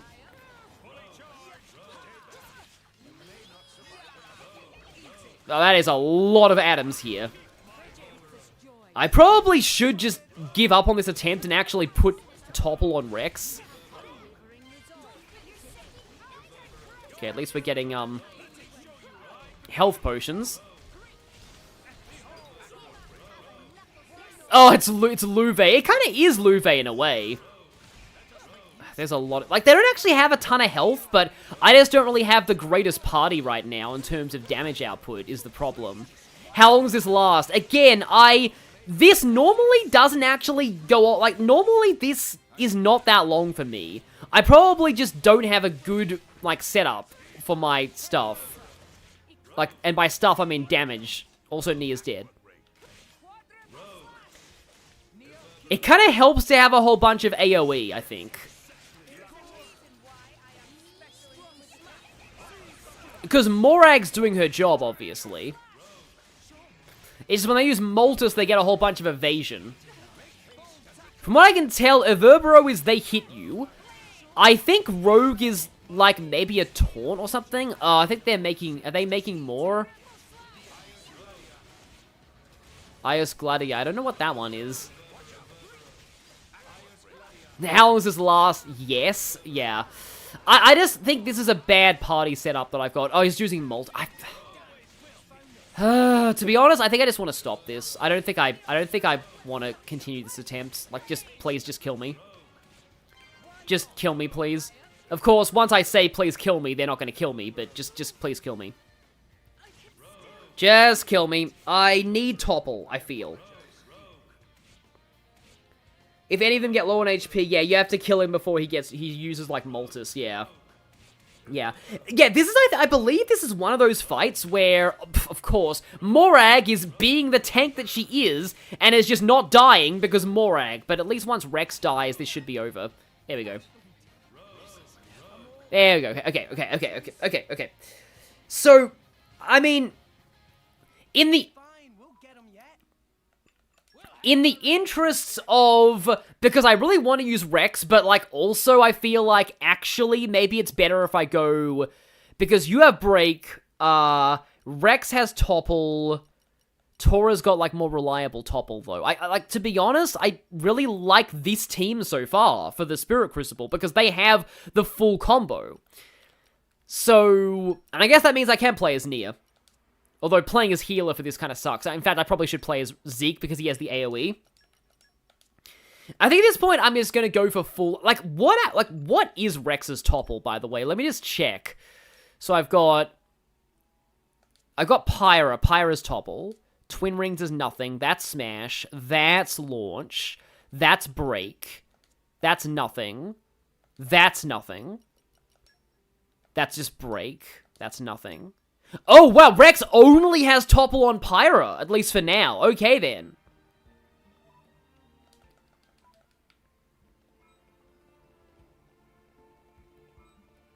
Well, at least we got a bunch of Blade affinity boosts on top of that. Yeah, Gorg got a lot from that, wow. Because I was using him a lot, and sucking. But yeah, okay, back to Blades, Morag has Topple and Smash.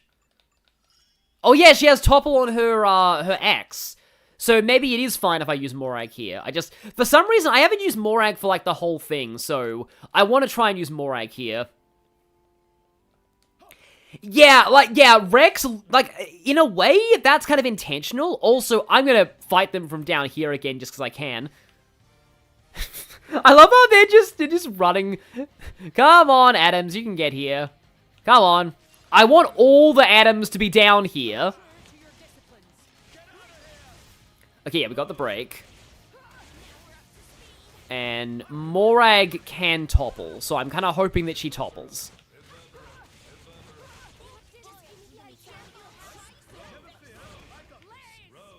Because, yeah, okay, so like I said earlier, basically, I think this is one of those fights where I just, like, in my first playthrough, I won like, really easily, and I just, like, I won really easily, and I just was like, I looked online, and I was like, wait, people have trouble with this fight?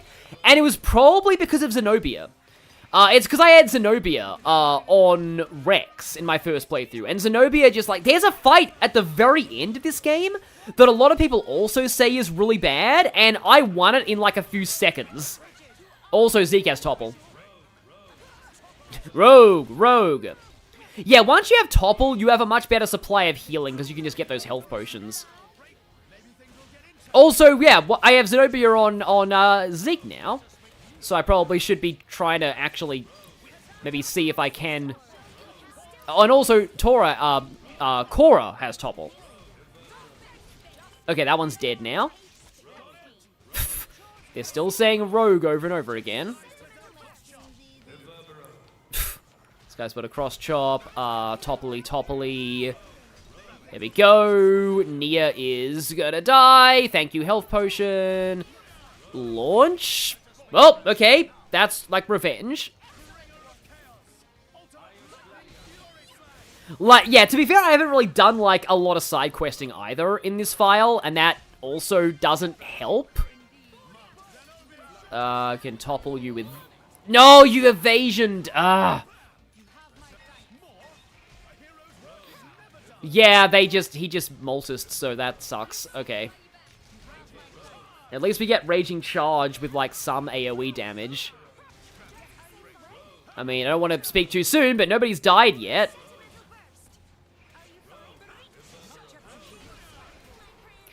It's like, because you can't see all their health bars at once, normally the issue, like, normally how I handle fights like this, where if you... Oh, no, you can see all their health bars at once. They're just on the enemies down there. Thank you for the heal.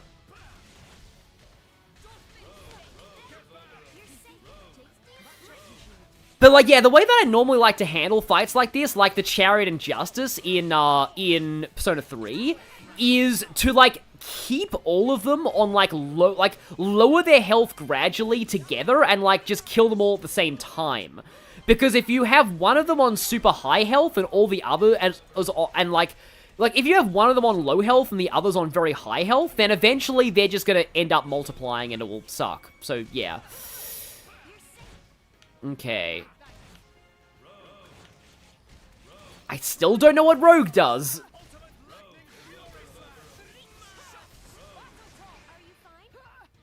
And I do have a chain attack, but, like, I don't know if that's gonna really do much, if anything, because I'll only be able to get a one-round chain attack because there's no orbs. Because good luck getting, like, you actually can get orbs on the enemy via Poppy, but, like, good luck doing that. You need to have a pretty good setup on Poppy Swap to do that. Ah, now he's using Moltres again.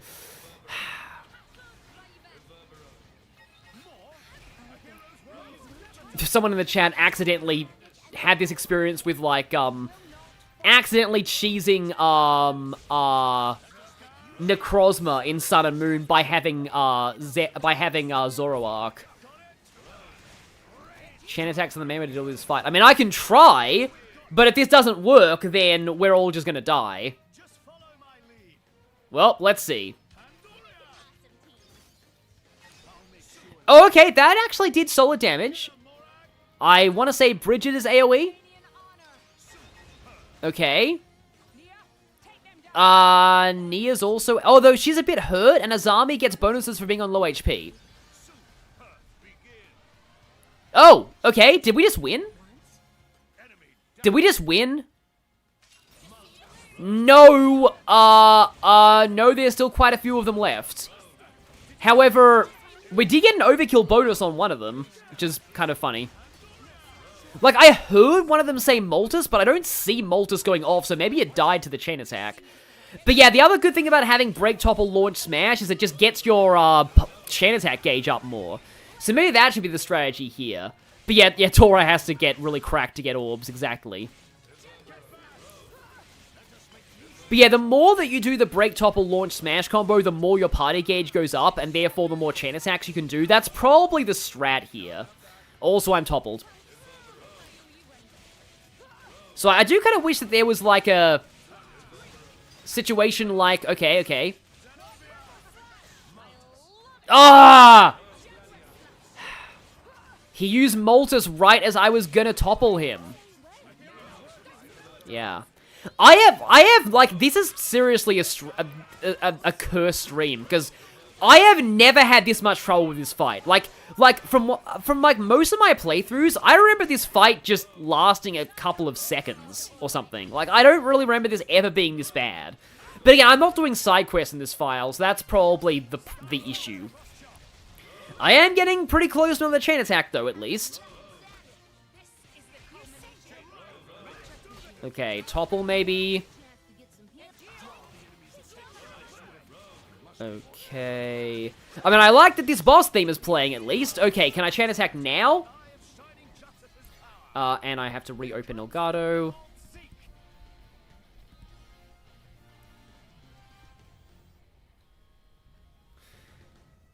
Okay, so Pandoria again. I like how one of them still tried to attack me during the chain attack. I guess if it ain't broke, don't fix it. And then Azami, although I've got more health this time. But this is a nice AoE. Okay, so who died to that? I don't think anybody died to that. That is very unfortunate. Also, I think I used my, this in the wrong direction. It's like, if you get them down to that low health, you need to kill them fast, or they will use Moltres, is the thing. Adam is projecting his Torna side quest onto me. I was stuck in Torna for 50 hours just doing side quests. Now you must feel my pain. Oh boy, this is actually not good. Ah! Did all of them just use Moltres? Okay, now you break. I mean, at least you're almost dead, but still. I mean, there's only 3 of them left at this point, but still. And I am getting a lot of topples going. That is like the thing with Xenoblade combat, like, when you're doing well, you will continue to do well, but if you do badly, it's hard to get back. Oh, that is like Moltus danger. Yeah! It is taking me all my power to resist swearing here. Like, ugh. This fight is normally not this bad for me.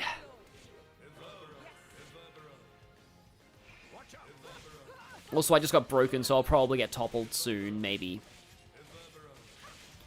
Because it's like, it's not even like really low health. It's like a third health when they start using Moltus.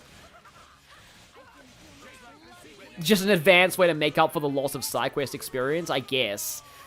Like, I would chain attack here, but they were all just, they got too much health.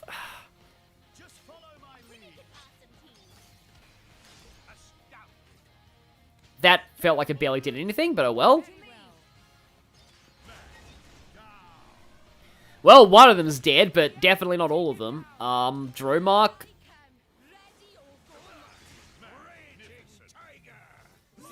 Well, I mean, we're leveling up a lot, at least, but that was... there's still 4 of them, and one of them has really low health as well. No! I'm usually not this salty here. I just really want to get to that next scene.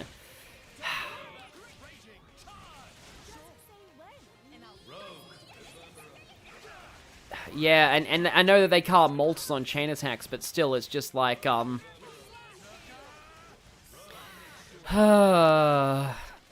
don't like being this mad on streams. Because I do genuinely like this game, it's just that, like, yeah, you're not meant to just rush the story, you're meant to do side content. Okay, at least you died. I was just you were so close to doing Moltus. No, one of them is doing Moltus. It's just like, it just never ends. Like, all the progress you make in this fight, it just gets, yeah, exactly, I don't get the objective here. Like, you're meant to kill them all. You are meant to actually kill all of them. And yeah, you can't really accurately chain attack in this fight, because, like, you can only do level 1 special, so you can't get orbs on him unless you're really good with Poppy or something. How many of them are there now? It's just like, everything just like, all your progress can just so easily just get completely reset.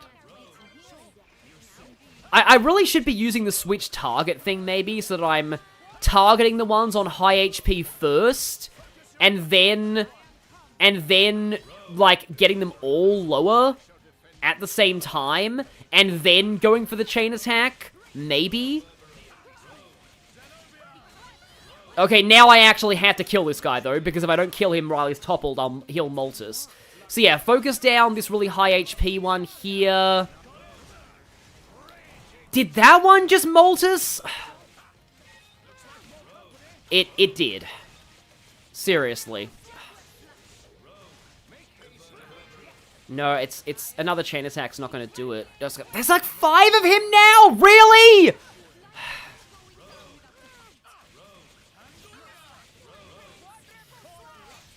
Yeah, like, again, legitimately, this fight never gives me this much trouble. Like, I am usually done with this fight in under a minute. I don't know why it is being this bad for me this time. It's probably because I'm just not doing a lot of side quests here. That guy is on way too low health. He needs to die now. Okay, did he die? Did he die? I am chain attacking. Because, yeah. Okay, maybe Zenobia? Because she does the more damage to bosses? Okay. Maybe the answer was Zenobia, we'll see. Okay. Yeah, Moltus is just like SMT mod. Is that it? Oh, that was way more damage. No, there's still one. There's still one. Okay, good, he's broken. Kill him, kill him. There! Of course we got 666 experience for that. Okay, I'm so sorry for all that saltiness. our reward is one of the best cutscenes in the game. Because, yeah, the thing that actually really bothers me about this fight is that it's actually a lot like the problem that I have with, that race. The moment that I actually used Zenobia, it instantly did it, because, like, her AoE killed everything because of the boss damage. But, yeah, so it gives me the same energy as, the Grand Prix from Sonic Riders, the first Sonic Riders, in that, like, you have to win that race, and it's one of the hardest races in that game. And then when you do win, narratively, you still lose. This is the same. Like, I thought that fight would be just a survive for X amount of minutes, because as you'll see here, narratively, you don't win that fight. Nia! Like, narratively, this happens. You actually don't win.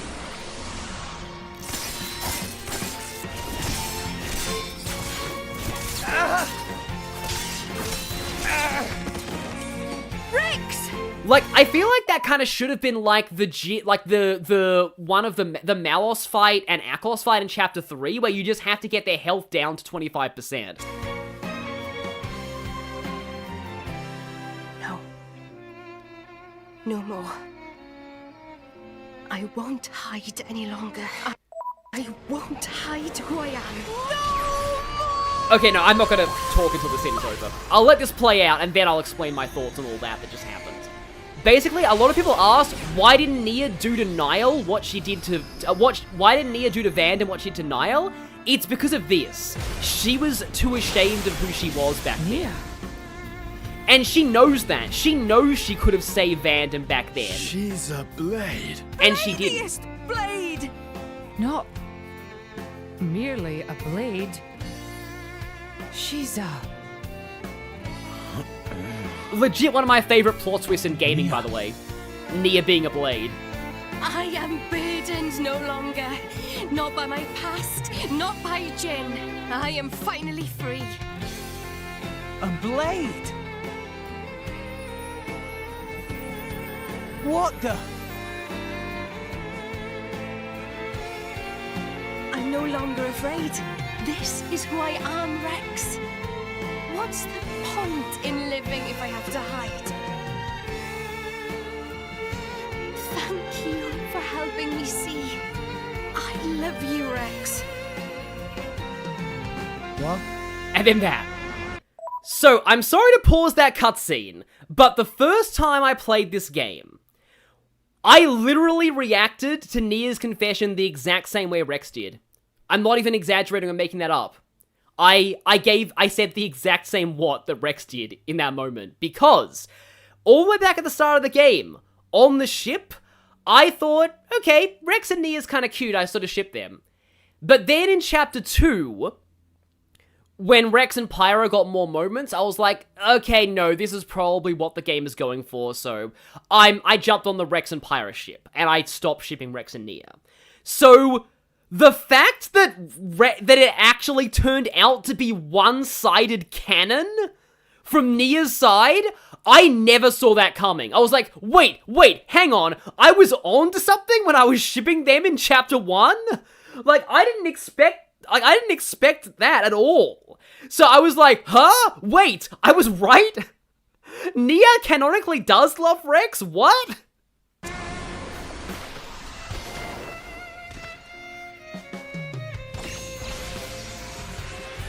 And this is why, to avoid spoilers, people call Nia Catalyst Scimitar, because that's her weapon.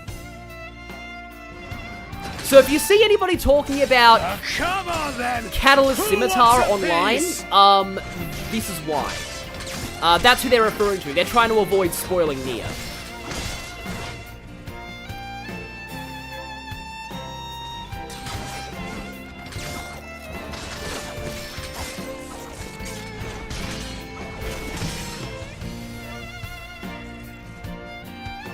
Yeah, Zega Experon, that's literally how I reacted. Isn't much ether here.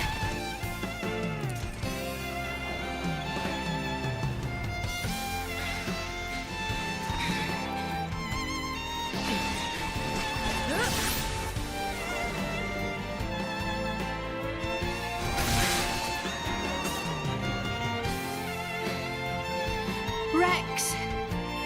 Nia, I love you too. So my reaction there? What? I love you and all you guys. And I burst out laughing.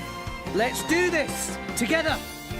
I laughed so hard when he said I love you and all you guys. Just like Nia is here. That's just So like again- you. It's all I could ask for. Sorry to keep pausing. This is why I wish I'd done a blind Let's Play of this, because my reaction to this scene was incredible. Like, I was literally laughing. Let's give him hell. Ready? Ready.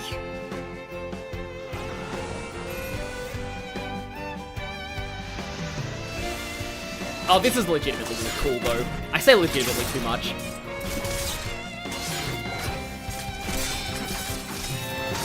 But, like, seriously, this is so cool.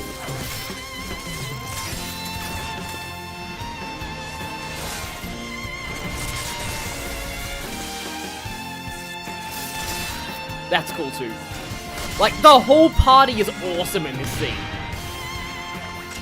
This is why it's one of my favorite scenes in all Xenoblade. It has an amazing plot reveal. It has Rex saying that. It has legitimate, amazing action. You fight on, relentlessly. But you do not fight for yourself. And it has this. I fight for my friends. And then the moment Rex said that, I joked that Adam would take his hood off and it would be Ike under there, and he'd be like, I am proud of you, my son. Yeah! I have been waiting for so long. For one such as you.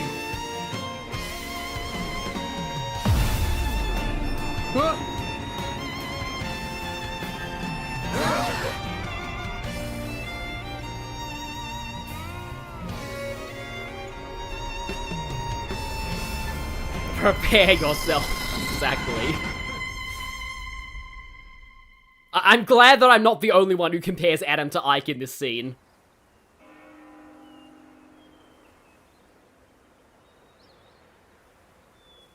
My name is Adam. I am long departed from this world. That voice. Before. What is your name, boy? Rex. I've been here before. This is Elysium. Pyra was standing under that tree. Over there. She looked... lonely. Is that so? I must offer my gratitude. Sorry, some Asian in the chat. So yeah, sorry about Malta's hell, kid.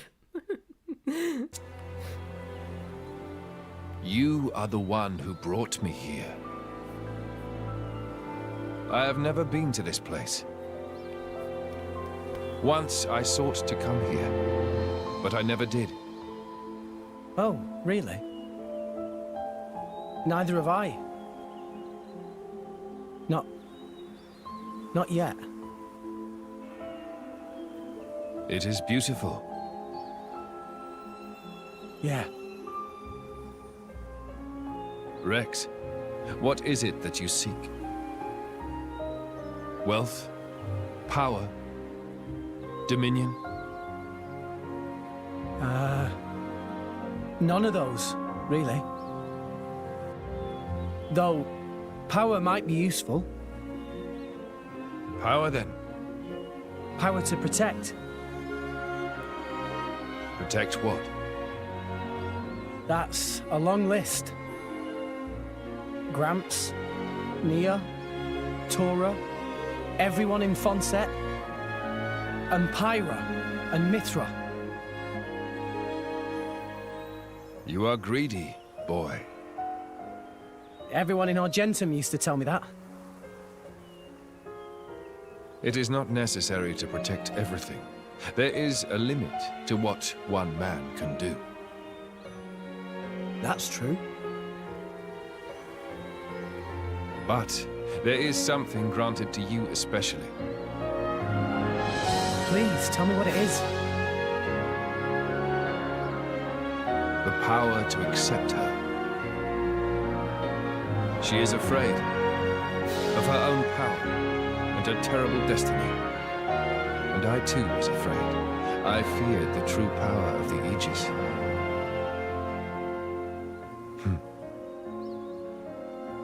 Your will to fight comes from your will to protect. Blades and mortals are linked. When you take on the weight of all the fear she carries, then you will be her true driver. And there's the chapter title.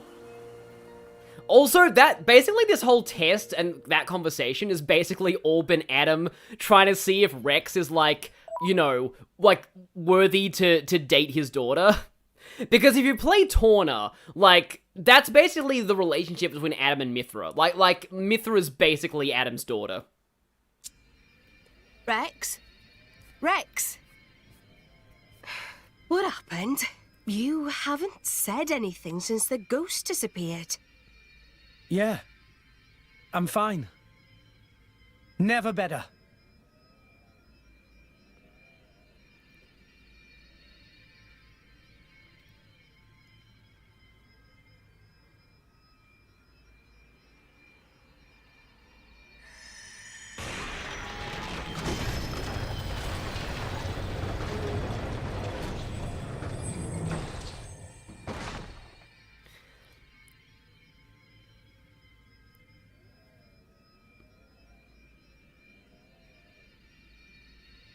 That's... The third sword.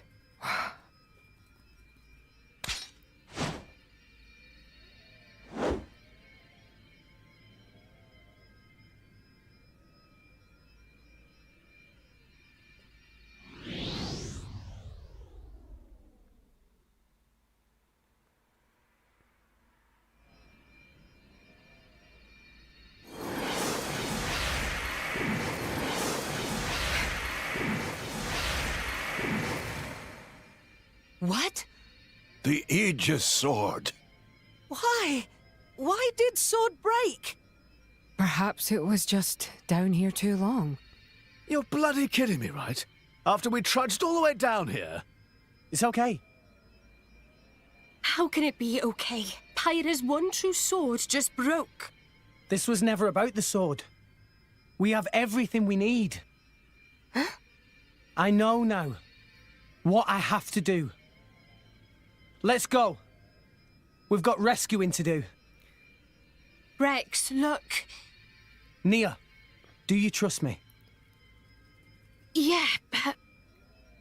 You've realized something, haven't you, Rex? Something important that the rest of us can't see. I'm with you.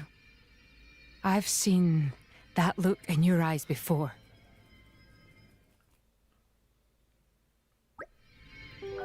And suddenly, no more voice acting.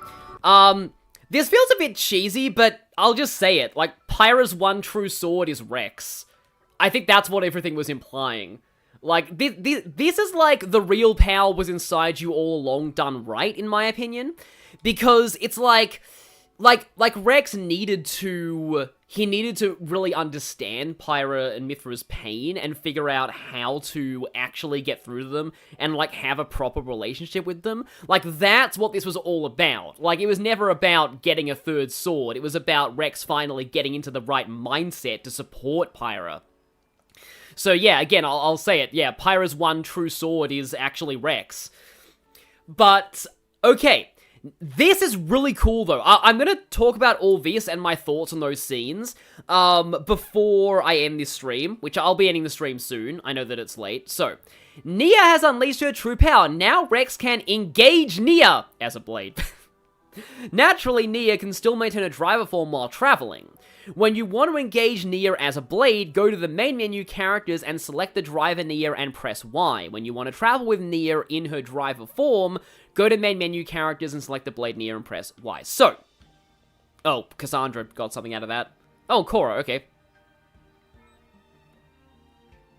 Nia can now be used as a blade. So, I one of my favorite things in video games is when a character undergoes a major moment of development in the story, and it coincides with their gameplay radically changing.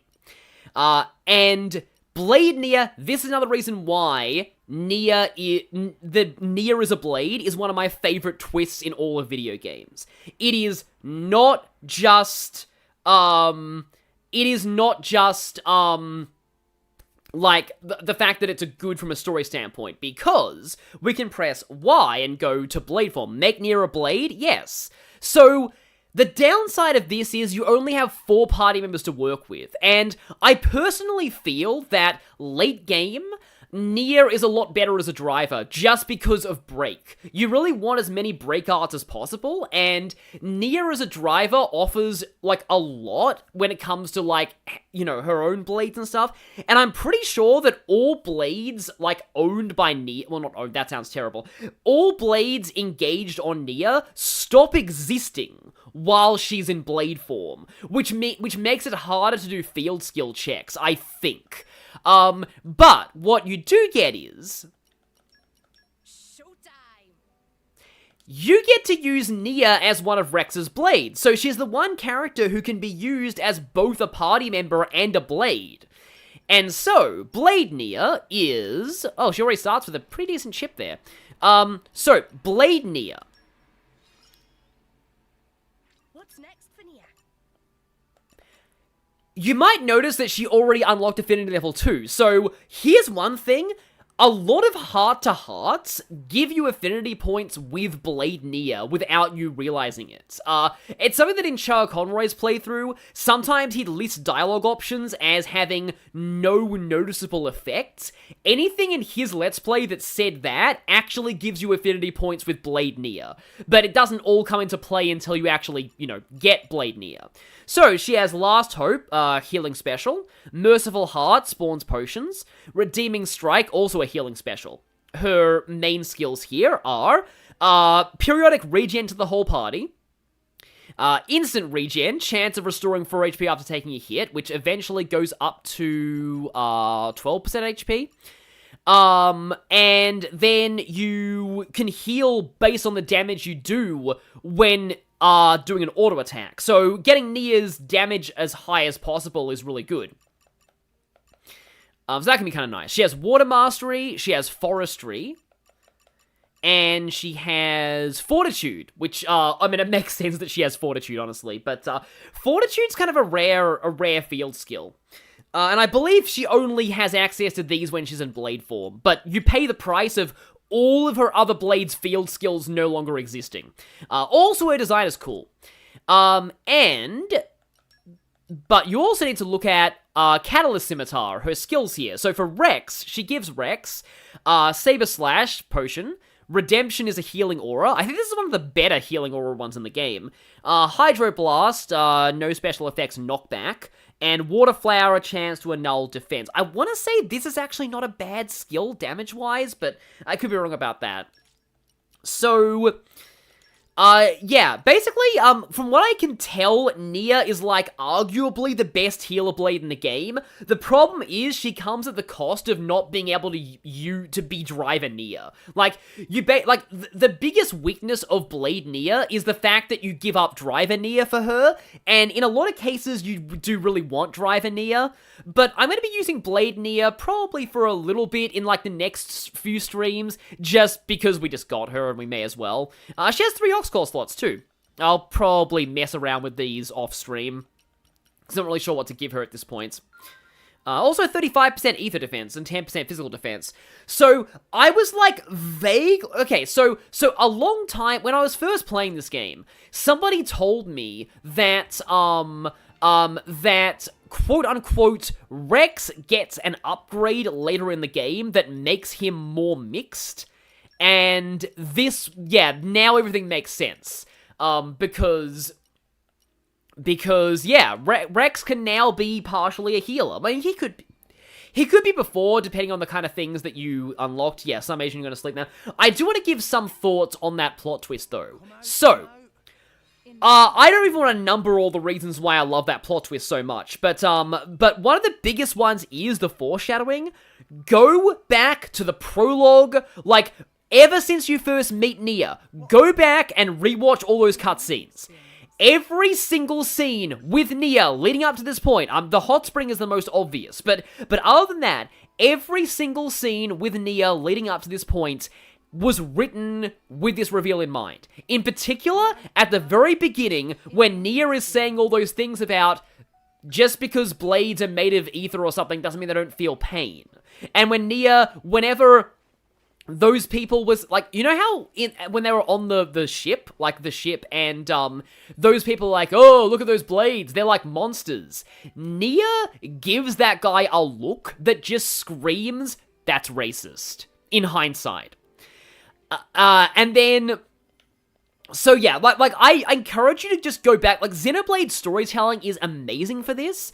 Going back to earlier scenes after knowing stuff, yeah, Vandom is the other really big one. Really big one. Because, yes, as I said in that cutscene, a lot of people complained, why couldn't Nia do for Vandom what she did for Niall? She could have. That's the whole point.